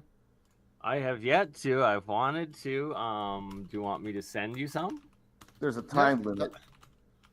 That'd I be can cool. definitely do that. Oh man, I'll just light it up. We'll see what it does. Because Right. that stuff is like pure. It's like you took out all the other stuff out of there, right? So if there's no little percentiles messing with you, this stuff is like right there. Yeah. I'll get you some aluminum, some copper, and some zinc to try out. Right on, man. Absolutely. I'll put it right up on my channel as soon as I do it, man. We'll just make a little form out of it, make sure we dry it out a little bit, and then we'll put in some wax paper in there, and then we'll see what it does, man. Exactly. That's exactly what I've been wanting to do. Okay, give me about a month's time because I'm in the process of just washing them right now to get all the salt out and then to dry it. And that takes a I lot will of work. send her away. Nice. It'll be. You gotta wait 24 hours each rinse, huh? Yep. I'll have to make a positive and negative mold out of something, just like you would like a crystal. Push it in there with a little bit of force, and then get the electrical field to go through it. Just see what it does. Right, exactly.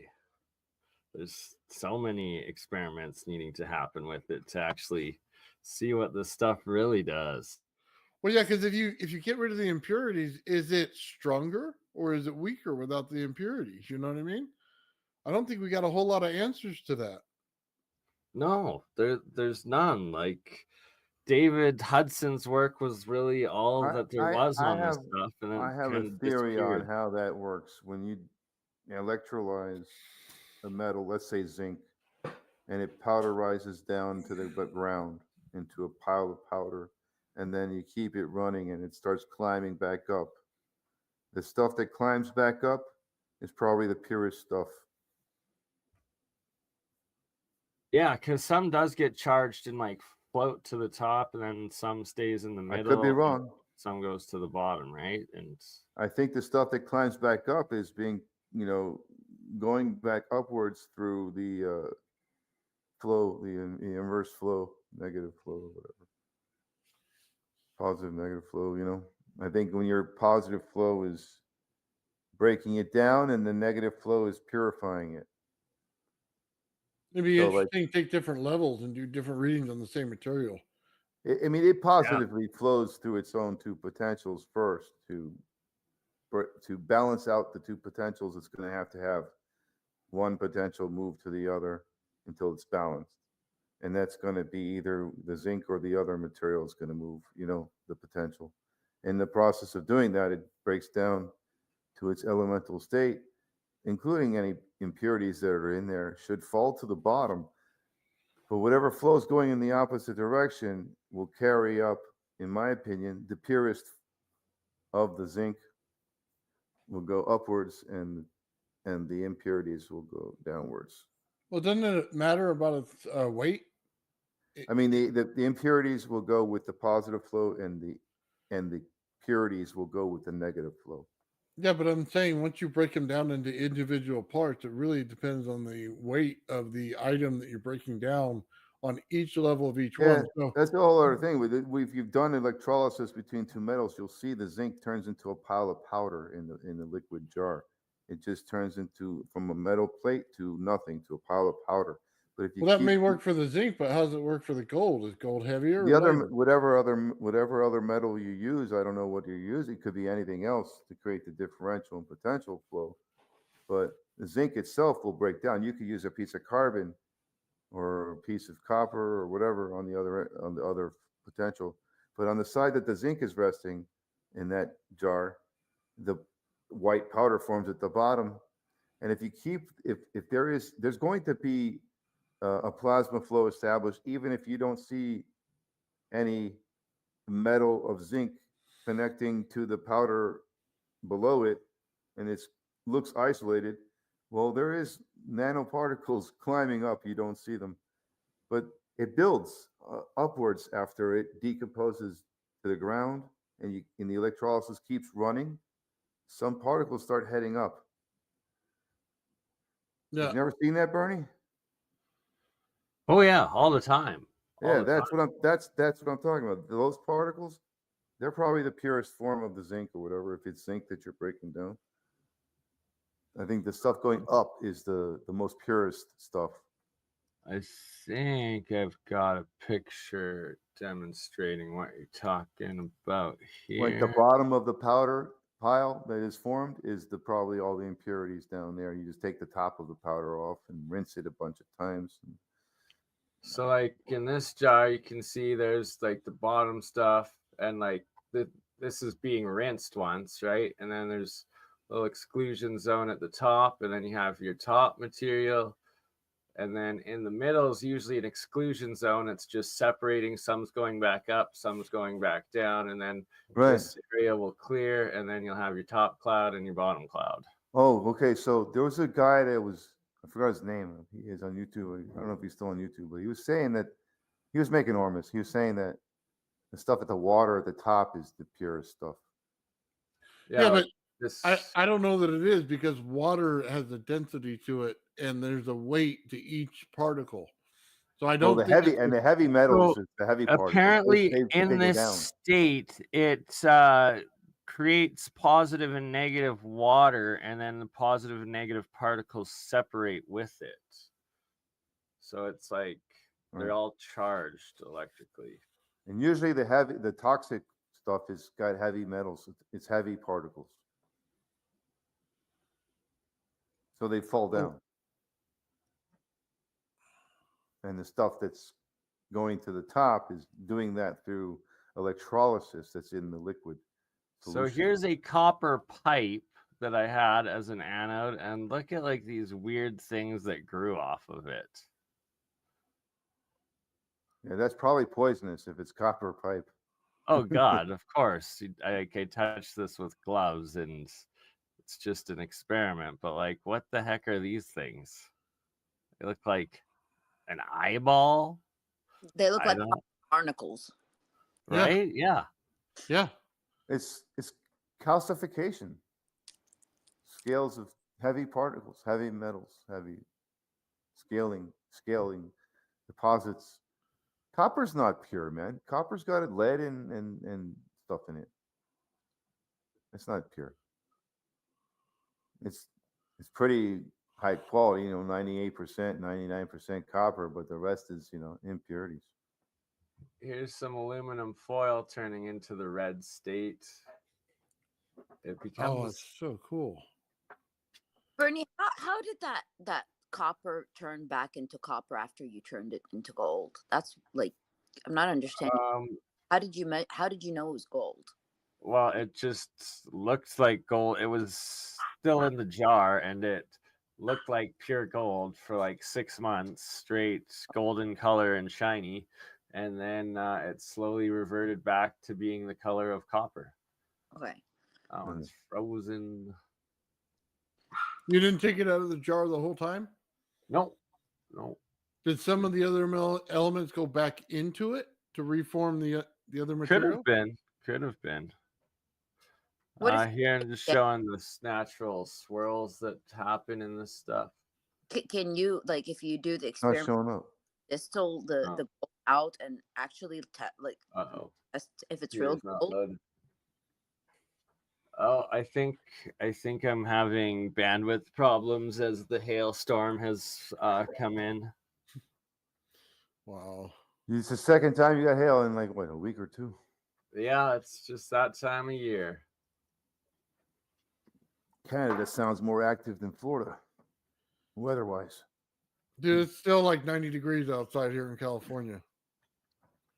I believe that. Hot for California. Mike, you're in Miami, right? Yeah.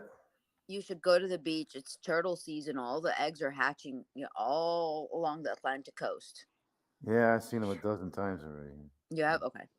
That's pretty cool. I've done at least 10,000 miles of Everglades in 10 years, or the 20. I don't. Why are you filming that? You got to be putting that on your YouTube, Mike. Oh, it was before I even had a camera or anything. I was in the Boy Scouts. Get back to it.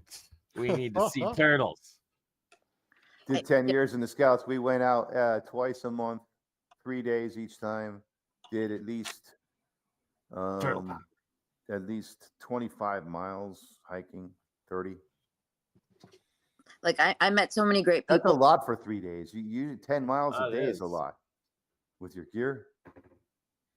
That's a lot. You don't want to go over 10 miles a day with your gear. And Yeah, that 3 days, 2 nights in one day. It was like 20 to 30 miles, depending on if we were out there 2 or 3 days.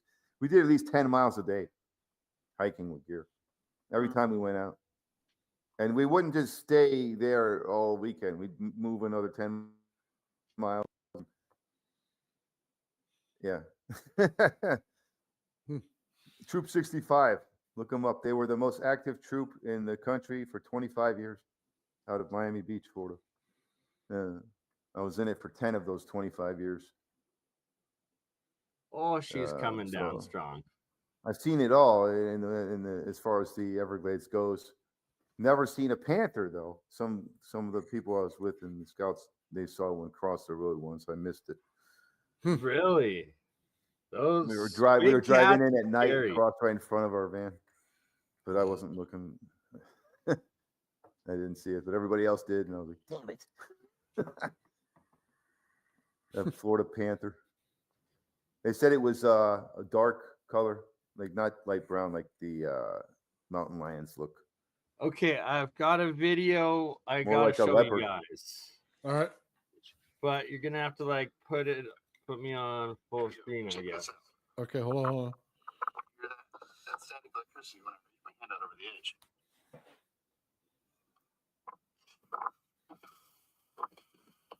Wish I could shoot lightning bolts out of a finger. You see like the charges flashing by as he's doing that? Oh yeah, what the hell's going on there? Those little lights. It's literally standing on the cliff of the Grand Canyon.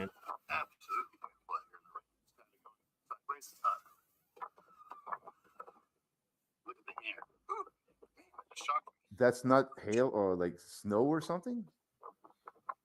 Probably not safe to be up here, but here we are. Some's rain, and then some is electrical charge when he sticks his hand out.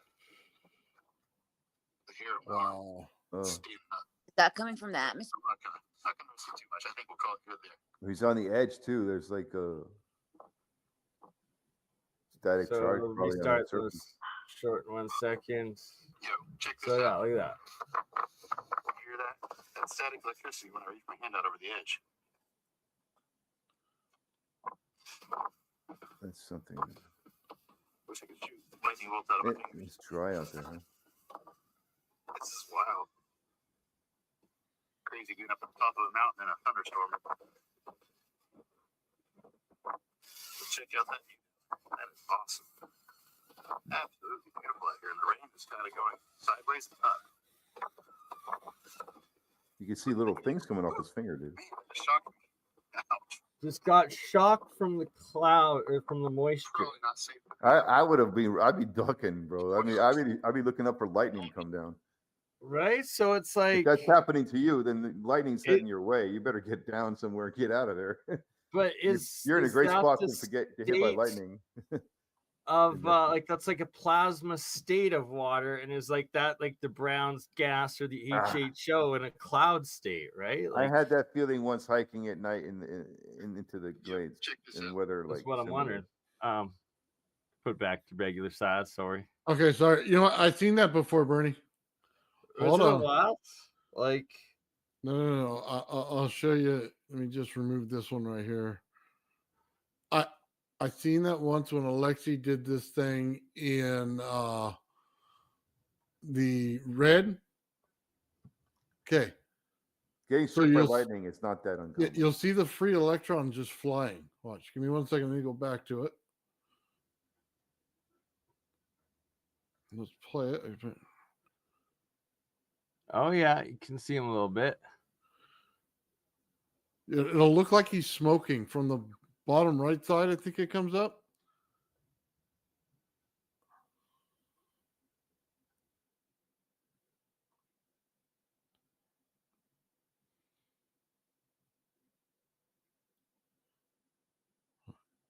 You can see a little bit in there. There's a plume that comes there. There it starts to go.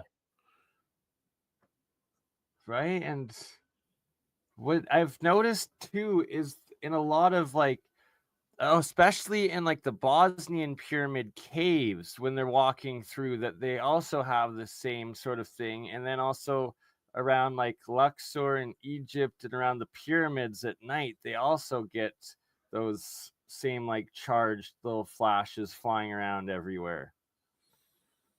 Yeah, it's like Evos. Yeah, they're Evos. Those are Evos. Like right now, you can see it. Now it's starting to Yep. go. You see them flying everywhere. Yep. That's a trip, isn't it? It is. What's that in the center? That red-looking thing. Oh, in the center is his gravity flyer. He's turning it on, and he's filling up the room full of I don't see static it. electricity. Yep. I don't see That's it. what's going on. Static electricity. Is it invisible? I don't see any flyer there. Ionized. I do. There's the little particles that go flying around over there. Like dust particles, but really fast ones. Yeah, it looks like that, but it's Looks like a right red- before red you arc get or to the something. lift is when it shows up.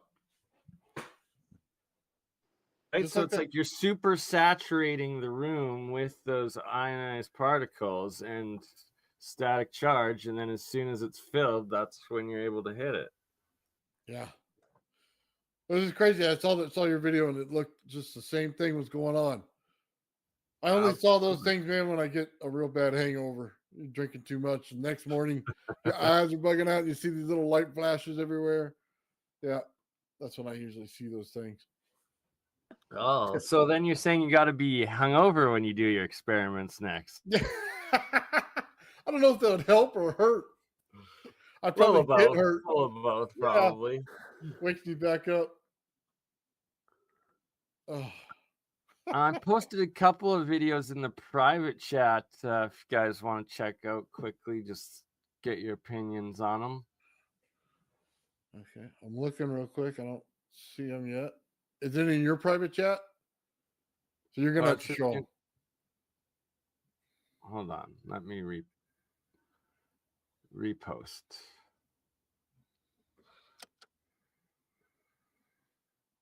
It should be in your private chat. I'm at the bottom of the posting on the screen. I don't see it. Let me see if you put it in private. Okay, hold Yeah, on. put it in private. All that. There we go. Oh, I just clicked on it. Oh, hopefully I didn't turn nothing off. All right. So hang on. Now I know what I'm looking for. 3 different topics, 3 different videos. Oh, very cool. One of them looks like a V-gate. This motor. one? Yeah, this one. That looks like a V-gate motor. That's the So- V-gate system, Bernie. The Okay. Letter V. V-gate motor. Research that. This is what you're looking at. So that's the V-gate motor, and he closes the V with the 2 sides. Yeah. And it does work. So You you just need to build it. It's a lot build it lower. accurately, and then it will work. Yeah, but you do need a lever to remove the magnetic field temporarily in one part of the spin, like a reed switch or something kind of thing. So what is he supposed to do? Is he going to spin it? Is that what he's doing? Yeah, he's gonna close it. It's a magnet motor that when it turns over a certain part, the in the V-gate system, the magnetic bar is removed, and you just use a Yeah, lever. so as soon as he use a lever closes to this do thing, then that. it just spins like crazy. Oh, nice. So he's going to show the same on this one. And to remove the magnetic bar at the right time to keep the spin going, there's a lever to do that, a system for that. If you look at the V-gate system, you'll see what I'm talking about. And you can modify that system in many ways with magnets. And you just align the magnets in a 45-degree angle in like a V shape. And when you get to the tip of the V, you have to have a lever or some kind of way to remove the magnetic bar in that section to get it to keep pulsing around. And he must be explaining a lot. Yeah, it's all in Spanish, I think. Click on subtitles. Oh, here you go. Looks like you're doing something. Oh, there we go. Is it going to close? Yeah. Closing. Maybe just teasing us. Okay, so at the top there, when the magnets pass, they push apart the There we two go. pieces slightly to keep it. Oh man, it rotated. goes fast too. Look at that. Right? I think that's legit. I think that looks pretty legit. How would you fake that video? With an air jet. Oh, air jet. Yeah, I guess so. Yeah. That could be close. Good call. But you think it's real, Mike? Well, it is. The V-gate motors work, yes, but you need a small pulse of energy or something like that, or like yes, you can do it with magnets, yes. Huh. But they had to be in a 45-degree angle, so the field is building, and then all of a sudden it's canceled because when it reaches the reset point of the weakest to the strongest part of the field, and then it breaks, kind of thing. So it loses. It's hard to explain it. It's more like bring up a V-gate motor on YouTube. Just look them up. V-gate system, the V-gate motor. Like bring up they got animations of it all over the place. Okay. Well, I'm trying not to get nailed for copyright. Copyrights, yeah. No, they're all like. I put a Bernie stuff because he's seen it before. He knows if it is or not. So let's see. Give me 1 second, guys. So I guess with an air jet would be the one way you could YouTube fake has a it. bunch. We're just gonna have to make it to see if it works or not. I could tell it's a V-gate motor because you could see the magnets have an angle like a V. Yeah, that's right. Because on the strip, it does turn into a giant V. Tons of videos on this motor, and they do work. Which you'll have to pay attention to the relay there where it removes the bar, and you'll see what I'm talking about. Let me see. Here's a good one. Wait, what's this? Oh, Pugal's Tech. You ever heard of him? Which one? Pugal's Tech. Let me send the link. Hold on. Maybe.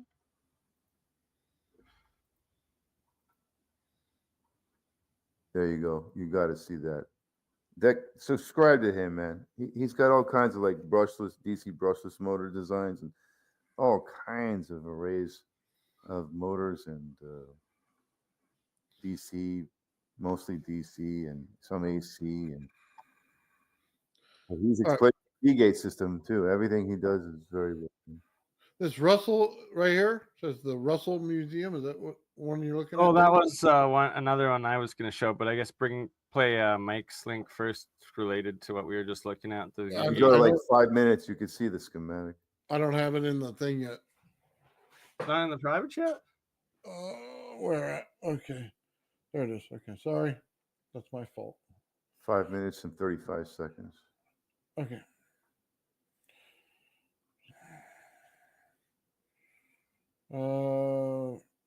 And he speaks English. So. This one? He's from, I think he's Pakistani or something. Yeah. So that one's in a V? Yeah, you see the V. Now go to 5 minutes and 35 seconds. That's where the diagram that he draws out, and he explains everything very well. Yeah, shows the north-south. Yeah, see that? Yeah, that V. There we go. You can unmute the audio. I don't think he's... Well, 90% of the time, it nailed me for the audio. Yeah. Really? Exactly. Oh, yeah. Big time. Yeah. But yeah, so it's showing the north on one side, south on the other in that V shape. Okay, you see the bar in the middle where the wide V and the narrow V meet? Go back a little bit so you can see the schematic. Okay, give me a second. Yeah, it's There's the schematic right there. Okay, now pause it. You see the bar in the middle? The red and blue? Yep. That's a bar magnet. So that's the moving part. And as the red on the right side, you see the little dots in blue? On the top? I'm seeing it. Go ahead. Yeah. And the red dots on the bottom, and you see how the blue dots are connected to the South. red, and the red dots are connected to the blue, so they're going to pull. So as you get down, as you go move that bar to the left, the pull gets greater and greater. All right, well, let's see what he does. But when you get to the apex of the pull, all the way to the left there, where the two dots are closest together, you should just unmute it. But yeah, Copyright strike. Then it copyright strikes, man. They love nailing for this stuff because they're like, screw free energy. Right. And so when it gets to the apex, when the bar magnet gets all the way to the left to the apex of the triangle, you have to move it a little bit away from the magnets. Okay. And then bring it back again to the next triangle, but not the apex part, the wide angle part. And so you can see the magnet on the side there, how it wobbles a little bit, and plus they're magnets themselves, and they roll. That's slick. Yeah, it's smart. Where his left hand is, that thing resting vertical. Yeah, that is the trigger, and also the driver. So if you play it slowly, when the magnet that's on his left hand, that's a bunch of magnets. And it's basically a bar magnet. And if you see how it wobbles to the left towards his finger as it gets close to the apex of the triangle on the wheel, well, that's because you needed to move away. Otherwise, if it didn't have that wobble, the wheel would stop. That's the best way I could explain it to you. It's like other motors, they put a lever to push the bar magnet away when the wheel spins to that location.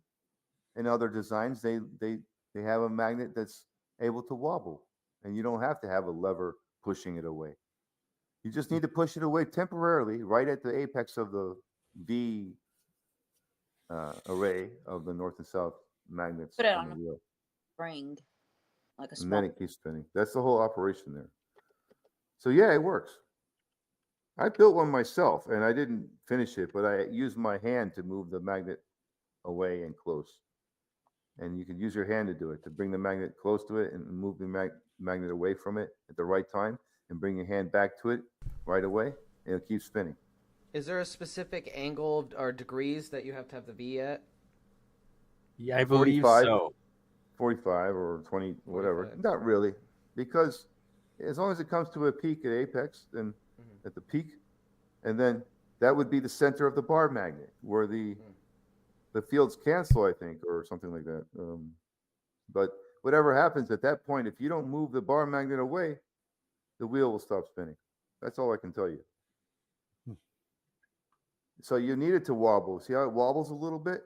And it wobbles right where it gets, right when the wheel moves through the horizontal to the vertical standing magnet. You can kind of imagine that the V part, the tip of the V, is right at that point where you see it wobble when the tip of the V hits that section, when it turns right next to the vertical magnet. And the tip of the V is facing the vertical magnet. That's when the vertical magnet wobbles away a little bit, because the force there is such that it's going to push. And if that vertical magnet is stationary and it can't wobble, then it's going to push on your wheel instead and stop the wheel. So in typical V-gate designs, they have a lever on the wheel to push the bar magnet away slightly at that point, so it doesn't break the wheel. And then the lever is just a temporary lever, and the bar magnet comes back again close to the wheel for the rest of the V. Is there a bar magnet on the inside of the white cylinder?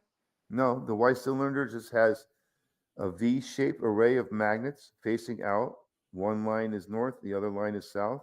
The line that is north is being attracted to the bar magnet section that is south, and the line that is south is being attracted to the bar section that is north.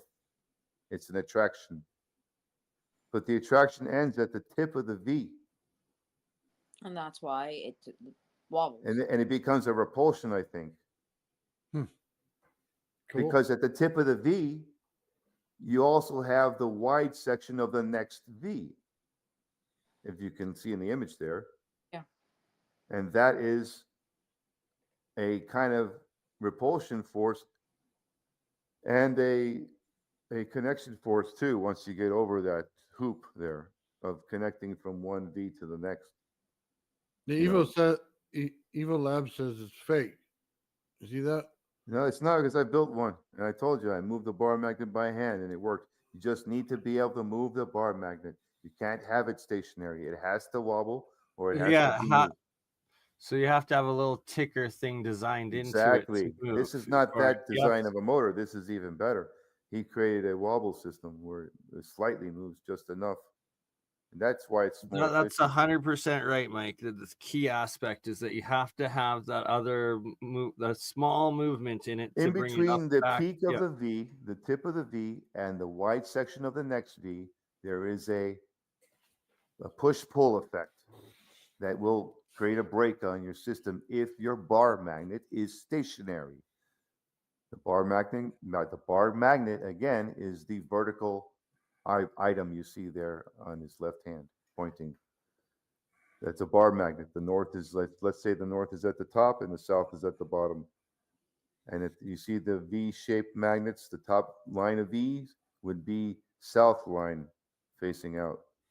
So the south would pull to that north on that very bar magnet resting horizontal, vertical. And the bottom line of magnets on that wheel are facing north out. So if the bar magnet has the south at the bottom, then that's also going to be a pull force.